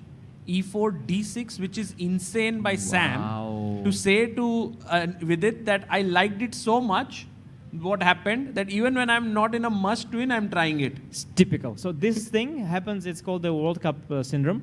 It is so typical. You have a must win. You play some trash opening. You win the game, and then you have a not must win, and you think like, well, compared to the prep I did, actually this this went well. It's not so bad. And there was some. It ends up being hilarious because this is not so bad, Philidor. But there was this match, Madlakov against Levon. At some point, Levon played some kind of old Benoni thing, which is absurd. But in must win is normal. And then he won that game, and then he played it just for fun, Like and he ended up playing it in the match a few more times. So it's a typical World Cup syndrome. By the way, I have a question for our viewers here. If A5 and imagine black plays A6, white to play and win. Very nice. Oh wow, I never seen it like that. Wow, that's amazing. It's like a much nicer, maybe even A5 B5. Yeah, that would be even maybe prettier. Because and then forcing it. Yes, because normally en passant is forced, but now Bishop of 7 is forced. Could have tricked them. Yes. And now knight e6 and a5 was important because otherwise queen would get this square. Okay, so here h3, h6, and now... But the same position was not so good from the opening. Really not. Yeah, he got not a great... I don't know why he's so happy with that. I mean, I sometimes also you got lucky and you should just take it and run. Really. And just never do it again. Actually, Sam's main line to e4 might be e5, yeah, or not? Or he plays the Sicilian, I think, majorly. It's actually Sam is a funky player in the opening. Yeah, he's varying a lot. He's also playing the Caro-Kann and the French, and he's no longer just playing e4, e5. Maybe he never was, actually. Yeah. He played all kinds of Sicilian. He had the course on classical Sicilian. He plays Najdorf a lot. He plays Taimanov at some point. Sam, he loves to vary his opening. He likes to work on openings a lot. He has a good memory. So he likes to change openings a lot. He loves it with both colors. Right. Anish, if this goes to 5+3, who do you think it benefits more? I think Vidit. I think Vidit is the faster it goes. I think Vidit's advantage slightly grows, but very slightly. Do you think like in this format, like Vidit, for example, if he faces Prague or some in round 5, if he wins here and then next. His opponent, by the way, his opponent would be Rapport. Oh, already Rapport is tough. I don't think we can go further ahead than that. Sorry, you just said Vidit can go further ahead than Rapport? No, I'm just saying we can't think further ahead because Rapport itself is a tough opponent, so we need to discuss that. I was thinking like if Vidit wins next round, then meets Prague, Prague beats Dubov or something like that. But no, but I think, it's an assumption you shouldn't make. Like the chance that... Vidit Prague could happen in round 5. Basically, Vidit Prague, the chance of that is less than 50% happening, of course. So it's most likely they will not face each other than they will. Because while they might be favorite in each individual match, there are so many matches ahead that it's more likely that won't happen. Right. Anyway, this match in itself is still not clear, guys. It's very even. And I think right now Vidit is not thinking about Prague. I mean, it's. I think that was clear when he played Faustino itself. Like every win is so tough here. Yeah. No, Faustino was like amazing. Of course, amazing match. Delivered also. Oh, by the way, you played with him, right, online, and I think you won quite convincingly with him. Yeah, but I was very lucky. I knew that already. Like I won the match 3.5-half, but I knew I'm lucky because basically the first game I was at some point getting outplayed. I was on the verge of losing. Then I was lucky to defend, and then he lost a completely drawn position, which he normally wouldn't lose because he's still a bit childish because he's a child. So he'd made some typical childish mistake of like he relaxed too early or whatever, like this typical children thing that you just do that, then you lose to old uncle, and then you stop doing it because you don't want to lose to old uncle again. But he did it, And then he was tilted. And of course, I am kind of, okay, I'm not so bad, yeah? So if I'm playing him and I'm already one up and he's tilted, yeah, then I, of course, yeah, then I played 3 very good games and I won the match easy. But, you know, it's not a given that you tilt him all the time. Right. And by the way, Vidit pushed his pawn to e5. Exclamation mark. I mean, this generally should favor black, right? Because the pawn on d6 and e4, e4 is clearly the pawn that's giving white the space. When you take it out, it's for dynamics, basically. The black problem is that the c8 bishop is not out, so the rook on a8 is not developed. And white has a very easy way to develop the a1 rook if he needs. Yeah, he just moves the queen because there's more space and he can bring the rook in. So would you say that this opening choice by Sam has sort of backfired, or is it too early to say? For now, it's backfiring, of course. But yeah, I mean, for now, bishop on c8. For now, he has a problem to solve. The bishop on c8. Like white has developed everything. Position is otherwise symmetrical, but black hasn't. If let's say bishop on c8 and bishop on c4 are gone, and okay, then you still have a rook on a8 that lacks a square.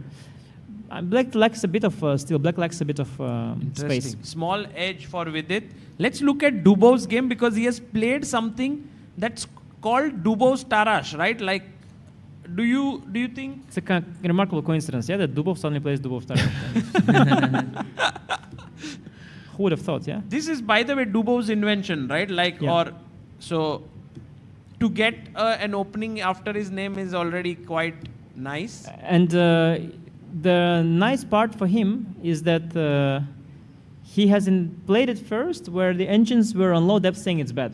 So he had the understanding to keep analyzing it, and the engines of the old times, they would eventually agree that it's good, but other players would see the position and they would see the number and they'd be like, no, this is just not good. And he had the vision. He knew that, you know, I have isolated pawn, of course, but sometimes the h pawn can go and h5, h4 is coming. And at those times, it was like a new thing that isolated pawn, not so bad, as we thought before. And h5, h4 was a thing. So he had the vision. And now the funny thing is that engine from the start, especially a strong one, it loves this opening. It just says it's completely fine. And there are some players that simply play this like their main line, and they're just like, just play this. Like it's like it's normal. Correct. But it was at the time big, yeah, the thing is that Dubov actually, he was extremely creative, but he was very creative at one of the last moments where, yeah, he's like one of the final theoreticians. Final guy who challenged the engines to some Yeah, extent.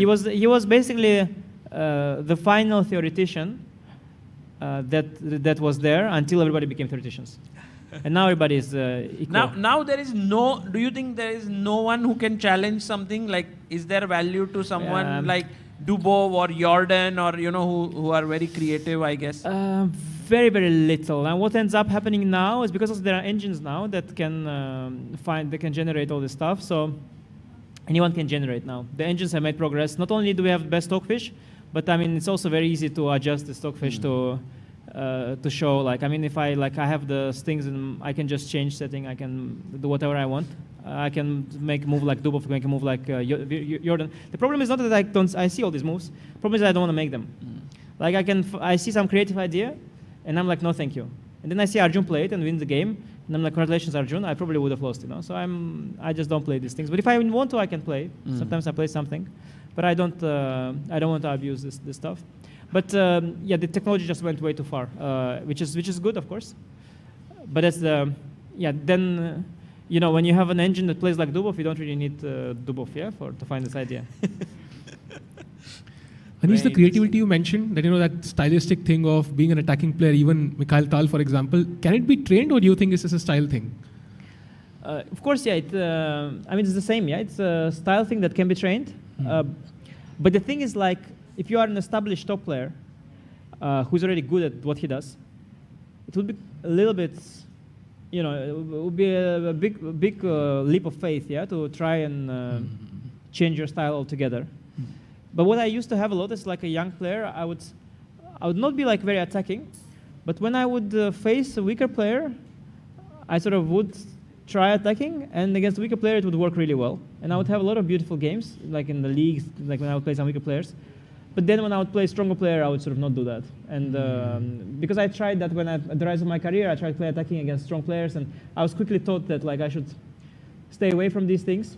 So, but then at some point the style also changes and evolves, and you keep looking at the different games, different players, and you evolve a little bit. I think in general, like the players, they've become more closer to each other, but you still have preferences. So you saw still the Dubov, he likes sacrificing sometimes, so he still did the 95 sacrifice in this game, but already it's less and less pronounced. Right. By the way, small edge for Vidit still. He Shankland keeps did his quite well, to develop the knight and the bishop for now. He put his bishop out at least. Not sure what the bishop does here, but okay, I mean, it's out. Queen can move away, rook can come in. If he gets queen e7, rook e8 in, he will have everything developed, and it should be fine. So tough moment for Vidit here in terms of like if he wants more advantage. If he wants like equality, I mean, play anything and you get it. Yeah, there's one thing that you could maybe try, like let's say if you go like knight b3, and then queen e7, directly, let's say. Yeah, well, it's the same. Let's say queen takes e7, bishop takes e7, bishop e3, knight b3, bishop b3. You can get this position, and you've allowed all the trades, but you have this nagging a5 pawn against a7. a7 pawn is slightly weak, You have a tiny edge. If a6, you go knight a4, you have b6 and c5 weakness. B7 pawn is weak. It's a tiny nagging edge. You could, with white, try to go for this and play for this. I think Vidit might do this. I think knight b3 is Vidit's style. I'm guessing this is one of those positions that we were talking about earlier with the different pawn structures in the endgame and, understanding which piece differential is sort of better for the white side. And like of course, like the idea of like having a pawn on a5 and then going knight a4, knight c5, that's one of those tools that you sort of have. Like, I mean, I think I saw it first, I don't remember, some old book, but like you have all these knowledge, the ideas that you have, but it depends a bit, because sometimes you can do that, a5, knight a4, and actually it's not the right position to do that in, because that's not so relevant on the queen side. There's some kind of counterplay on the king side which is more relevant. So you have to know where these rules apply, and you have to feel that intuitively. But crucial moment for Vidit here, because also other ways are possible. You can go bishop e5 and focus on the king side initiative. Yeah, and he's taking his time here. Oh, he plays it. Wow, that was the best move. The most ambitious. Wow. Nice to see that Vidit is slowly I think that loss did not get to him. He was able to hold and now pressing. Yeah, because I think you have to come back to that thing. Like in the World Cup, there are two types of players. There are those who are in or who are out. So it doesn't matter so much. You lose, you win, it's part of you're still in. Yeah, but somehow you have to forget it very quickly. Oh, you forget because you are in. I think, but that's the mindset. Like players feel like that. So he lost the game, he's still in. So yeah. Only when he's out, he will let his guard down. Queen e7 played. It doesn't look bad for black. Rook comes to e8. I'm not so impressed with white's position. I saw the engine was giving some, but you have to still show me on which square you're putting the pressure. I was thinking if I want to somehow, where should I get my rook? Rook e1, rook e8. Is there something there? Bishop f6. Queen f4, I guess. I don't know. Queen f6. Yeah. Sorry, queen f4. Ah. No, rook e1, rook e8, queen f4. Yeah, there's no threat there, but you can sort of claim that you have pressure. Like rook e3. Rook e3. Yeah, after rook e3, you have some threat. Sahaj, I think once we played each other and I played Philidor and you played very well and beat me. It was in the MCL, yeah. No, that was Chennai Grandmasters, I think. Chennai, not the Super GM tournament, but the Chennai tournament. I think in MCL also we played Philidor Sagarbai. Yes, it's just like I didn't beat you once, I beat you twice actually. Just so people know. No, I didn't remember the Chennai game. Exactly, he doesn't even remember beating you. It was not remarkable. For him, it was normal day. He doesn't remember. Not remarkable. It was not MCL we played. We just played in Chennai. And then we played once in Mumbai where you played with me Queen's Gambit declined DC4, like I played English. And then I played Knight A3 and you took Bishop takes A3. I had doubled pawns. I think so. How did you play? How was the result? I think I lost both. Yeah. No, he was very talented. I'm just going what to happened? not say anything. Talented. Life happened. I'm just checking very quickly. Oh, Sahaj has all the files and all saved, yeah? Nice. For sure, we played. Soon we'll be able to do that also on chess. Yeah, we did play in MCLC. It was D4 though. It wasn't. You were right. It was D4, yeah. So I lost all, yeah? He's annotated two of his games against you, actually. Oh. Yeah, you were right. It was in Chennai. You had but actually a FIDE game. Yeah, this was the exact same one. I actually remember because I forgot to play Rookie 1 here. And he had some 94 ideas. This explains all the tension you guys have here. Because the viewers, they are watching and they think like, what's going on there? But Oh, by the way, Sam has made a big error. Oh my God. Srinath in the chat is saying that Sahaj's good games are so rare that Sagar remembers them vividly. Thanks, Shri. And by the way, Vidit goes Rookie 3. It seems like Vidit is creating a beautiful game with just his pieces. Yeah, no pawn play here. beautiful harmony. Also, the engine was behind all of that. Remember, yeah, the engine liked all this. They are very, Do very you well think played. he's prepared or? No, of course not. Right. I mean, it's way too far into the game. Right, exactly. So engine is basically saying No, I mean that he's playing good I moves. mean that not only does it look good, It's also- which it can happen, but it also was good. Right. Because very often you can play something which looks good and works in the game, which is already nice and it's good enough. But if it's also engine approved, then means you played really, really strong. So no, it's a good phase by Vidit. Yeah, some very good play. Let's see if we can take this game to the logical If conclusion. he wins the match, right? Yes. This is the second game, so looking very good for him. Anish, there is a question in Super Chat, maybe a very short answer here. With AI growth, how far do you think we are from chess getting solved? It's more or less solved. It's like you can say, did we solve running? Yeah, we solved running with cars. I mean, we solved chess with engines. I mean, it's long solved. More or less solved. Almost any position you know if it's lost or drawn now. Any? Almost any. There are some edge cases, but like we take most positions like now this Like one. this one. Yeah. Okay. So this is actually funny enough.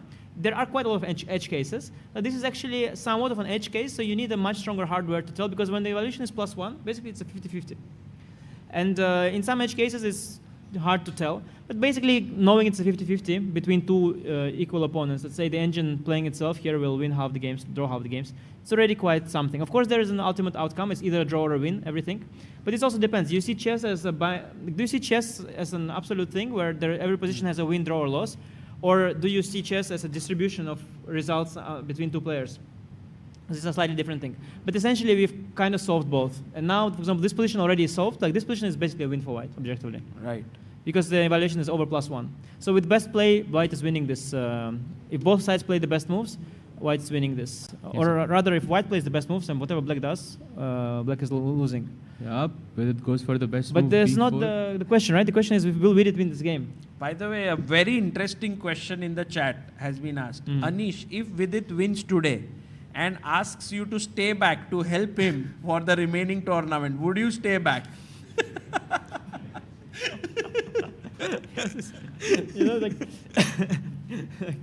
Like, if a unicorn flies from the sky today and tells you that you can, get $1 million. Yeah, no, sure. Yeah. Anything realistic possible? So it's unrealistic of him to ask or for unrealistic for you to stay? Is it unrealistic for a unicorn to drop from the sky or that he has $1 million with him in the backpack? Depends on the unicorn, I guess. Yeah, I guess it depends on Vidit. Okay, so we have an answer. No, Let's but go. it's all good. Seriously, last time I don't remember last time I helped with it because whatever it's. We were talking about it the other day, because we were talking with his wife also and him, and like this deathmatch we did, it was so epic. And somehow then she said, or he said, but like, okay, there were some other death matches after that, but it was hard to find, a match as epic as ours. Yeah. And then I told them that yes, you need to find two people that so genuinely hate each other. Right?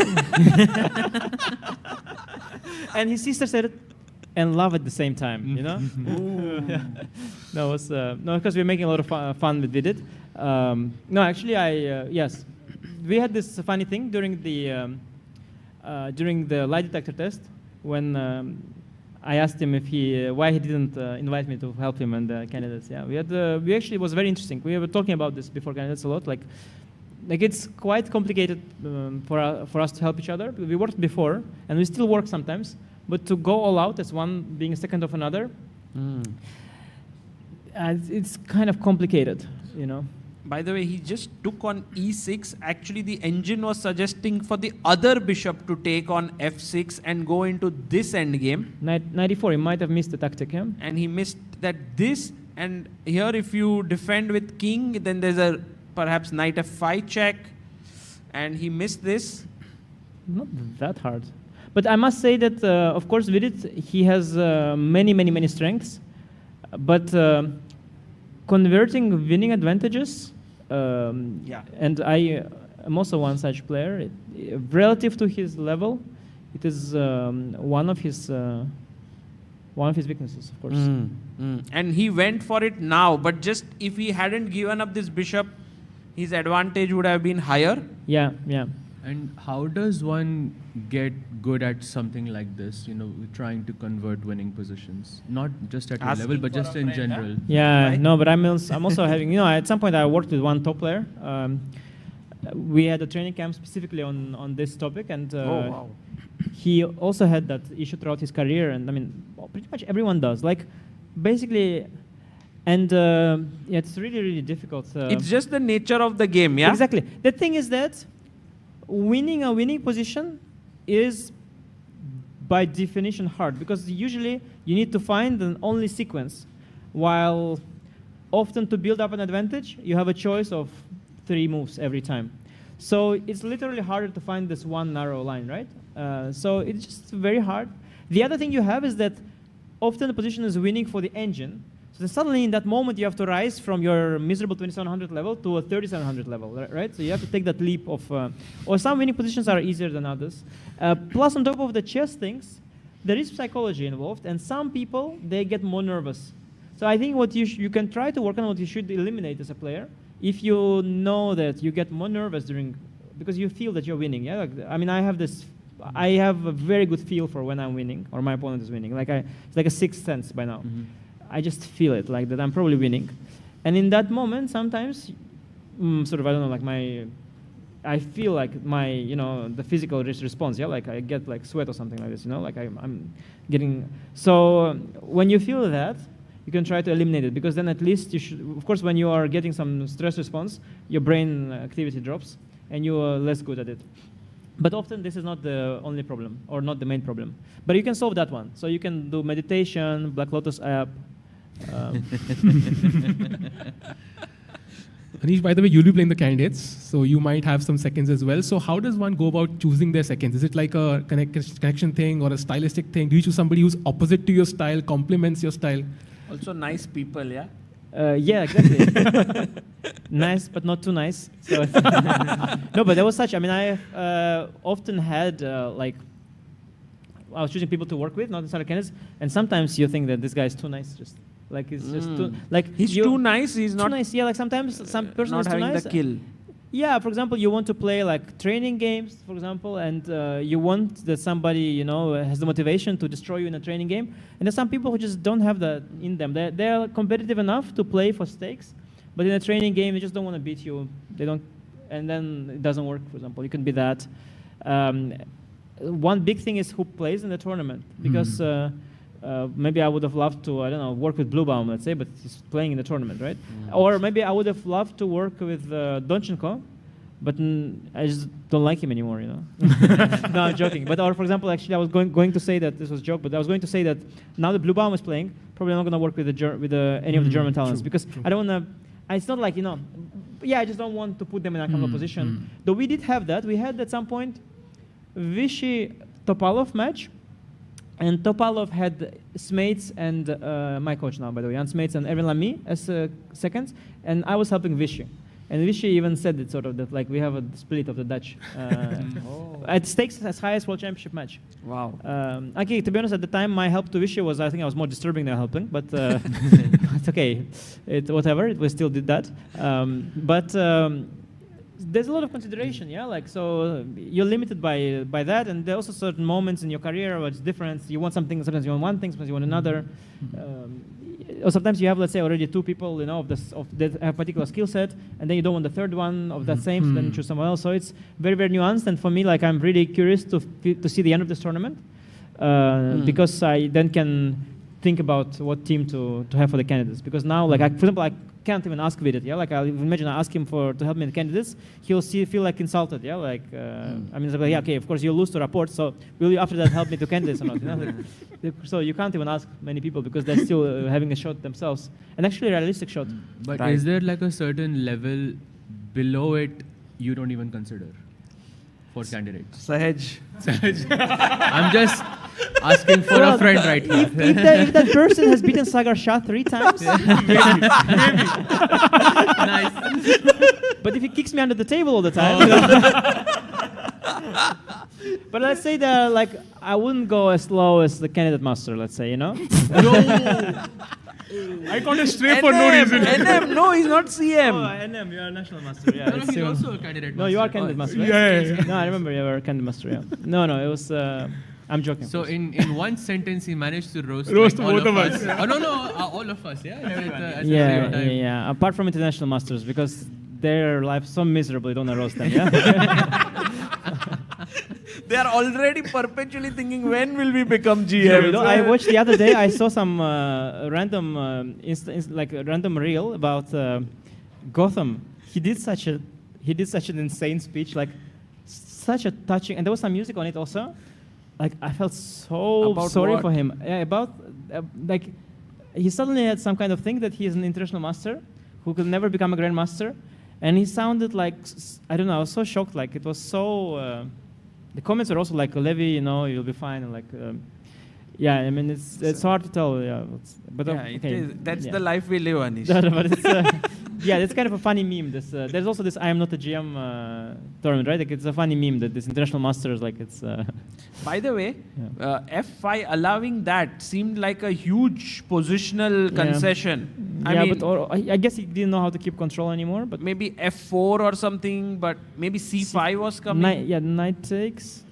I don't. Yeah, but I mean, whatever it is, Knight B3, I don't like. Because F5 and now the bishop's coming to life in some way, but Vidit is like, I have pressure here. No, but wait, but this is just. Oh my God! This is just. I mean, one knight on C5, bishop on C8 protects that pawn, but you have other issues. C3 pawn is terribly weak. So actually, Vidit went for this pressure, but guys, right now, Vidit in some trouble. And remember, this is the second game. Whoever loses is out of the tournament. So Vidit has 30 seconds. I hope it will be still a draw for him, because I hope maybe for him that maybe Sam doesn't realize how much better his position has become. So he thinks like but I don't know. I think it's quite obvious. Sam is playing for a win now. I think it's quite obvious that he's much better now at this point. He's shifting his rook here. Yeah. The bishops are angling in this direction. Already these knights look like they are doing nothing. Okay, knight e4, knight bc5 is nice. But then f5 is there. Oh, it's... Rook g6 check played. Bishop d8, bishop c7 sends the king back to h1. Wow. And then if the bishop comes and sits here somehow. Of course, white does have for now, like white always will have this a5 against b7 pawn. So knight on c5 is a nice outpost.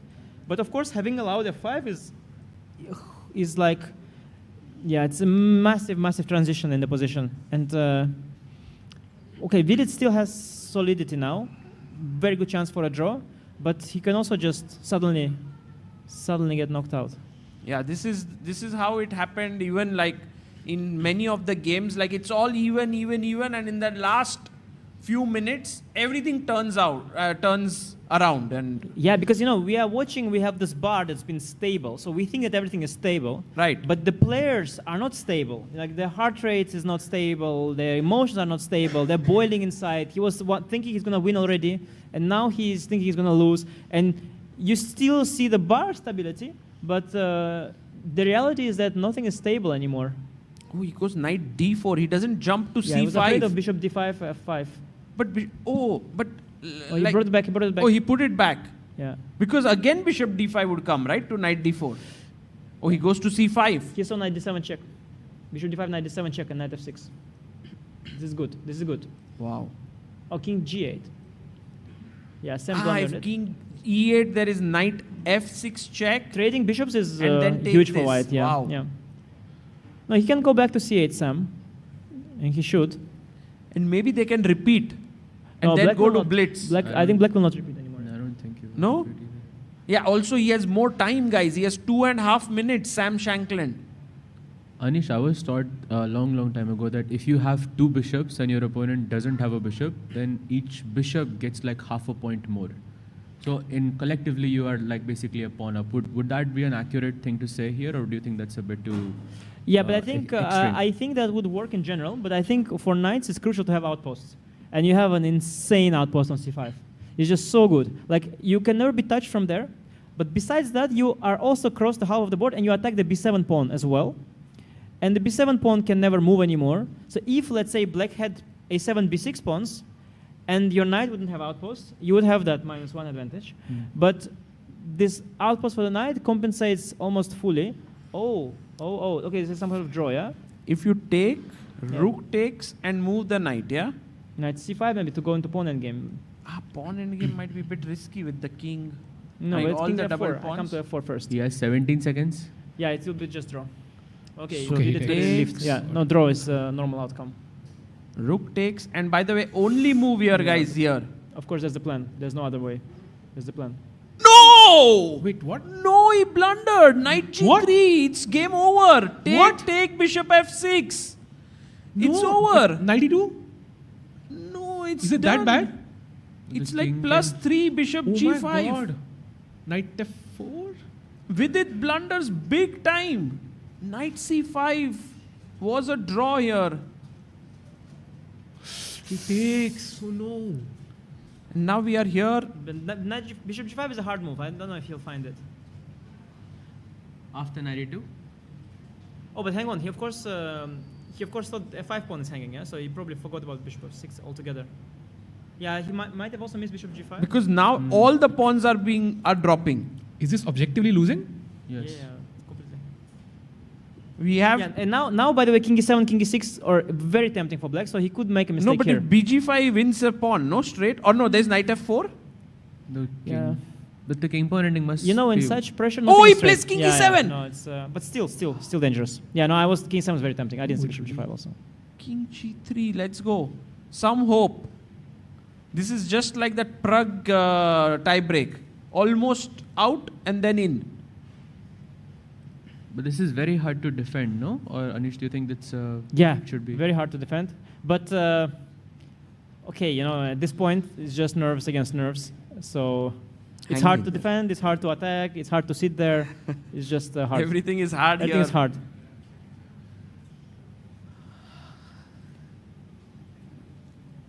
So much stress in this second game always, yeah, when the first game has ended in a draw.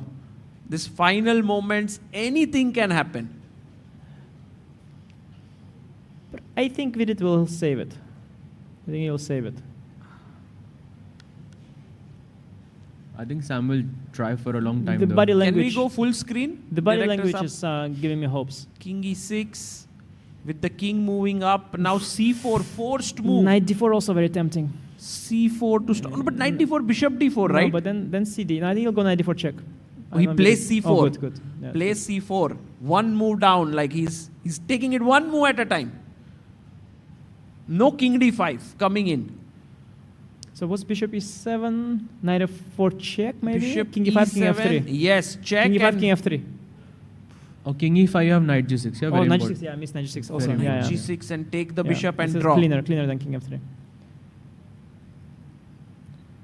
So Sam has now 43 seconds, 18 seconds for Vidit. He goes bishop e7, attacking that pawn. Knight f4 on Yeah. the board. White is now in control. Yeah? I mean, control as in white is now safe. Knight d3, king f3, and you have a draw. But Yeah, can that's a white draw. play for a win here? Yeah, I don't think so, no. And look at Sam. He was not happy. He had to go back there. c5? He wants to go c5? c5 is a blunder, guys. No, knight. it's for c5 for black. Ah, you mean here? Could he want c5? c5.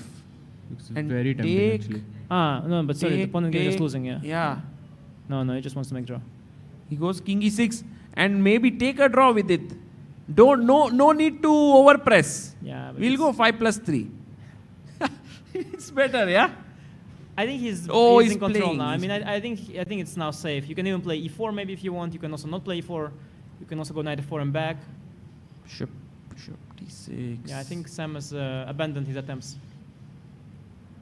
You know what I noticed? That some matches, they have a tendency always to return back to neutral, yeah? Yeah. It's like because both people are focused on not being eliminated. So they always find each other. Because their calculations, because they're similar level, they will calculate similar lines. But it's just basically they focus on not getting knocked out. So when they have a chance to win, it's not a priority to win, it's a priority not to be knocked out. And if both sides are prioritizing not being knocked out, they're basically not being knocked out. Nice. I've seen a lot of these matches in World Cups. Like at some point it becomes a thing that Yeah, they're just they and they're keep stuck. on playing. And they're stuck. And even if one wins, the other will win back. Right. If the other will win, the other will win back. And it's kind of they're just stuck. 15 seconds. Has to be careful here with it. Do By the you way, jump in with knight c5 or not? C5? He pushes c5. Why? And, Why to do that? And then now Why? bg3. This is such a This horrible is idea. this Why is do why it? he had Knight to C5. repeat. He lost the square for the Yeah, knight. yeah. And now these pawns are all weak. This is so bad. But Sam doesn't go in. He stays here. I think Sam is okay with a draw. No, he will go in now. Oh, Vidit is going like knight c4, knight d6. If the king goes like this. But bishop to b4 and king goes to g4. Yeah. It's You very can also- unnecessary. I mean, bishop can go to b4, king can go to g5, h. I just hope they draw this game. I can't handle it anymore, yeah, this ups and downs. Ooh. But if black goes for the b4 pawn, you can always go knight c4, knight d6, Horrible no? idea, wow. C5 is horrible idea. Plays bishop e5 now. Now knight c4 maybe, no? Yeah, Isn't that knight still c4, same? bishop Knight c3. And then knight d6. Bishop Knight b4, d6. And then I bishop take on b4, b7. Knight king b7. g5. I have always, okay, king f. King e5. Oh, it's happening, guys. Whatever you guys king are e5 also. analyzing is happening here. Bishop c3 on the board, knight d6, bishop b4. This is, Vidit has like one narrow path, it seems now, to draw. He has it, but... Yeah, I don't know. I'm going with black to d7, c7, or I'm going with black to g5, h4, and then... Where should the king go? If I go to g5, h4, do you go back to defend, or do you go forward for counterplay? I think you just use your knight, yeah? I guess. Oh, he's going there. Knight d6, only move now. Very tough to find. Very tough. Very tough Crazy to find. tough to find. Crazy tough to find this move. Oh, this is impossible almost. Very, very tough. He'll play king d4, I'm pretty sure. Yeah, I mean, a lot of moves he has, but knight d6 is very, very hard. Yeah, I was thinking king d4, king c4 is... Yeah, oh, king that's d4 what- played. No, It's knight a d6 is blunder. very hard to find. And Vidit is again losing this. It's hopeless almost. King d7. Because basically the a5 pawn is falling. But yeah, king d7 will come. If he can somehow draw this. He has to abandon this pawn before it's too late. Just abandon it. Knight d6, give up the a5 pawn, go after the h pawn, somehow win it. But you can't win it, yeah? He plays h5. Oh, this is... 5 seconds. He goes king c4, bishop jumps to e1. And guys, this is huge edge for Sam. King d3 plus 5 even. Bishop g3 and king c8 and pawn endgame is going to be won. Bishop g3 traps the knight. end, It's Bishop g3 is over. dead. It's over. Oh, just king c7. Oh, look King at Sam. C7, Look at King Sam. C7. He's seen it. He's seen it. Yeah, it's over, yeah. He knows he's winning. Yeah, c5 And was such a he's- slip. Like c5 was like a, you know, it's like a. Oh, he breakdown. plays it. Finds it, No, and Sam Vidit C- is out. It's over. c5 is. He completely lost his concentration there for a moment. c5 was such a horrible slip. Everything was so fine there already.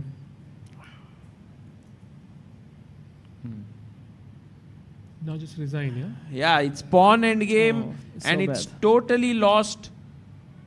Vidit is out. He was maintaining so well this tension for so long. Yeah. It's so unfortunate also, you know, that. But it's how it works. This match, that's how, like, there is sometimes no logic to the match. You just, at some point, somebody wins. It says chess is like that. Yeah. And Sam, by the way, kudos to him, yeah? Like, he just fought brilliantly. And I think... The comeback game was tremendous, of course, Yeah, right? That's yeah. insane. The That was, he comeback played game- it also very well. Also this one, yeah, just to bear the pressure. I think in general, Vidit had so many good, like he played so well to get that advantage, and then Sam just held in and turns it around. I think Sam's... Resigns yeah, there, and he look showed at Sam incredible resilience, Shankland. yeah. He's so happy there. He's also having an incredible event, Sam. Like, I mean, he didn't have, you know, for a while, amazing results. dropped his ratings to 650, but this time he's beat Ivanchuk 2-0. Really not a given. I lost to Ivanchuk in World Cup once in Georgia. Not a given that you beat Ivanchuk at all. And in this match, Sam really showed incredible skills. Yeah. And with this, Vidit actually, I mean, in a way, one could say that Vidit was a small favorite. For sure. Yeah, definite favorite, for sure. But Sam managed to, in the end, turn it around. A very, like this part where Vidit could repeat, knight f4, knight d3, I think Sam would have accepted the draw. You said, yeah, you know, of course, how it is. You're such an experienced commentator. You know when the game should end, yeah? No, I'm not experienced. No, I'm serious. No, I'm serious. No, I'm not joking, actually, Sagar, because I speak to Sagar a lot about chess. He's seen so much chess. He has an extremely good feel for turning like, you just have insane feel for these things. But this was, yeah, like, I mean, if he could have just repeated, I'm pretty sure Sam was ready there. But the main mistake, of course, was, like, the thing about this position is, if nothing happens, like you can, let's say, go like, whatever happens, you always have this knight c5 idea, right? But the point is, Vidit didn't see a move. He thought if he goes with the king back, he's giving space to the... Yes, but even then, okay, first of all, knight so c5. Knight first c5, of all, I think c5, it's very difficult to assess this, right? Okay, sorry, king g5 he was afraid maybe. King g5. Directly, not even take, yeah? But then b7 hanging? Yeah, and then bishop b4, you have similar thing as in the game, yeah.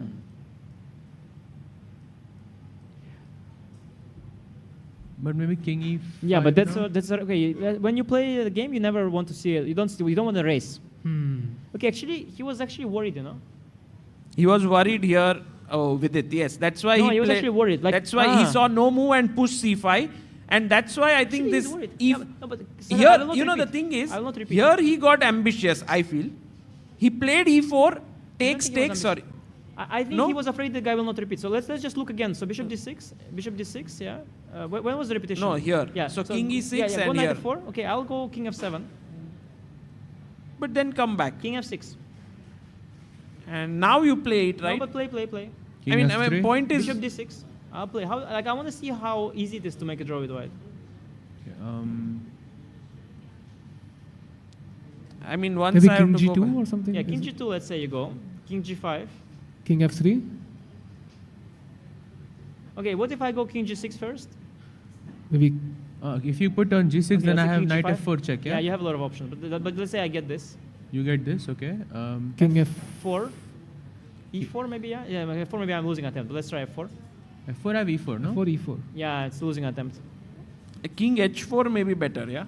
King h4, yes, king h4. But king h4 I have knight c5 now. Only move.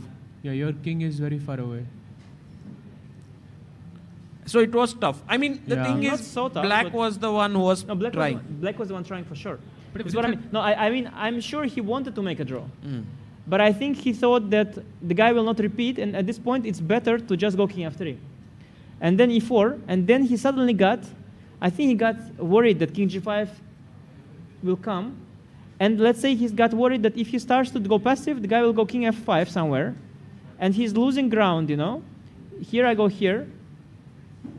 This is already winning, you see. Yeah. This is already winning. Because knight c5, just bishop c5. And then I come back with the king. So I think that actually he was very worried about the endgame. Yeah. And it was not so easy. And that's why he was actually desperate here at when c5, rather desperate. So we see, of course, zeros, but I think that he was under pressure here, actually. We just didn't realize it. Maybe if he had more time on the clock, he could have figured this out. Yeah, I think he was struggling with the clock with as well. time, I think everything is... But I mean, we're playing the tournament with, like, and it's now Blitz portion. True. Yeah, I think Vidit, yes, guys, Vidit is out of the World Cup, also out of the candidates race, right, anymore, because there are no other ways to qualify. He's not up there at the FIDE circuit. Even if Prague wins here and someone else goes through from the FIDE circuit, don't think Vidit gets it there. So, yeah, quite unfortunate. We started this round number 3, with 10 Indian players, and 5 of them got knocked out. 5 have qualified to the next round. That is Prague, Arjun, Harikrishna, Pranav, and Karthik Venkatraman. SL Narayanan and Vidit knocked out today. So a tough day. Any final thoughts, guys? Sahil bhai, maybe. I think it's a much tougher tournament than we thought, yeah. And 5 Indians remaining, and we'll be cheering for them, of course, but they will have to play out of their skin to kind of reach the top. Yeah, now it's every round is super tough. And by the way, Dubo won, right? So Prague Dubo is happening in round 4. That will be an exciting one. Saj, by anything that you would like to share? I don't know. It feels such a topsy-turvy event with so many upsets. And it almost feels kind of random to me. But yeah, hoping for the best. Hoping that the 5 players qualify, and we'll see how it goes. Yeah. Yeah, but I was always saying in general, chess is all about luck, yeah? You have basically... You say that all the time, but I always think you say it with a little bit of like thought that chess is all about luck, but it's not all luck. No. So the point is like this, Sagar. They're basically like 100 great players who, they have talent for the game, they dedicate their whole life to it, and they're really good at it. And then they do everything they can, and then they work very hard from the early age, and they did everything. They got lucky coaching. They got everything was good. They come here, and now it's going to be decided by luck. I mean, after you've been playing chess your whole life, but now it's about luck. You know what I mean? Like it wasn't. It's not. You like, mean the good moves and bad moves, whatever happened at that moment, you call it luck, basically. Yeah, I mean, you try your best. Yeah. The guy also tries his best, and it is kind of a paradox where you end up here because of all the hard work and dedication, right? But you come out on the other side because of luck. And I was saying it just for the record also when I won. Yes. No, you always said that. When you won Grand Swiss, yes. Also you said that it's luck. I was pure lucky. luck. And Yes. I kind of never took it like 100% that you believe in it.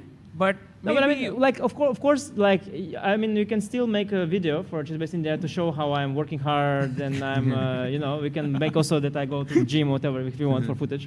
We can make all the nice one. We put nice music, and we can make some reels that it's all, hard work, dedication, and support of my family, of course. And we can do all these things, and it will be all true.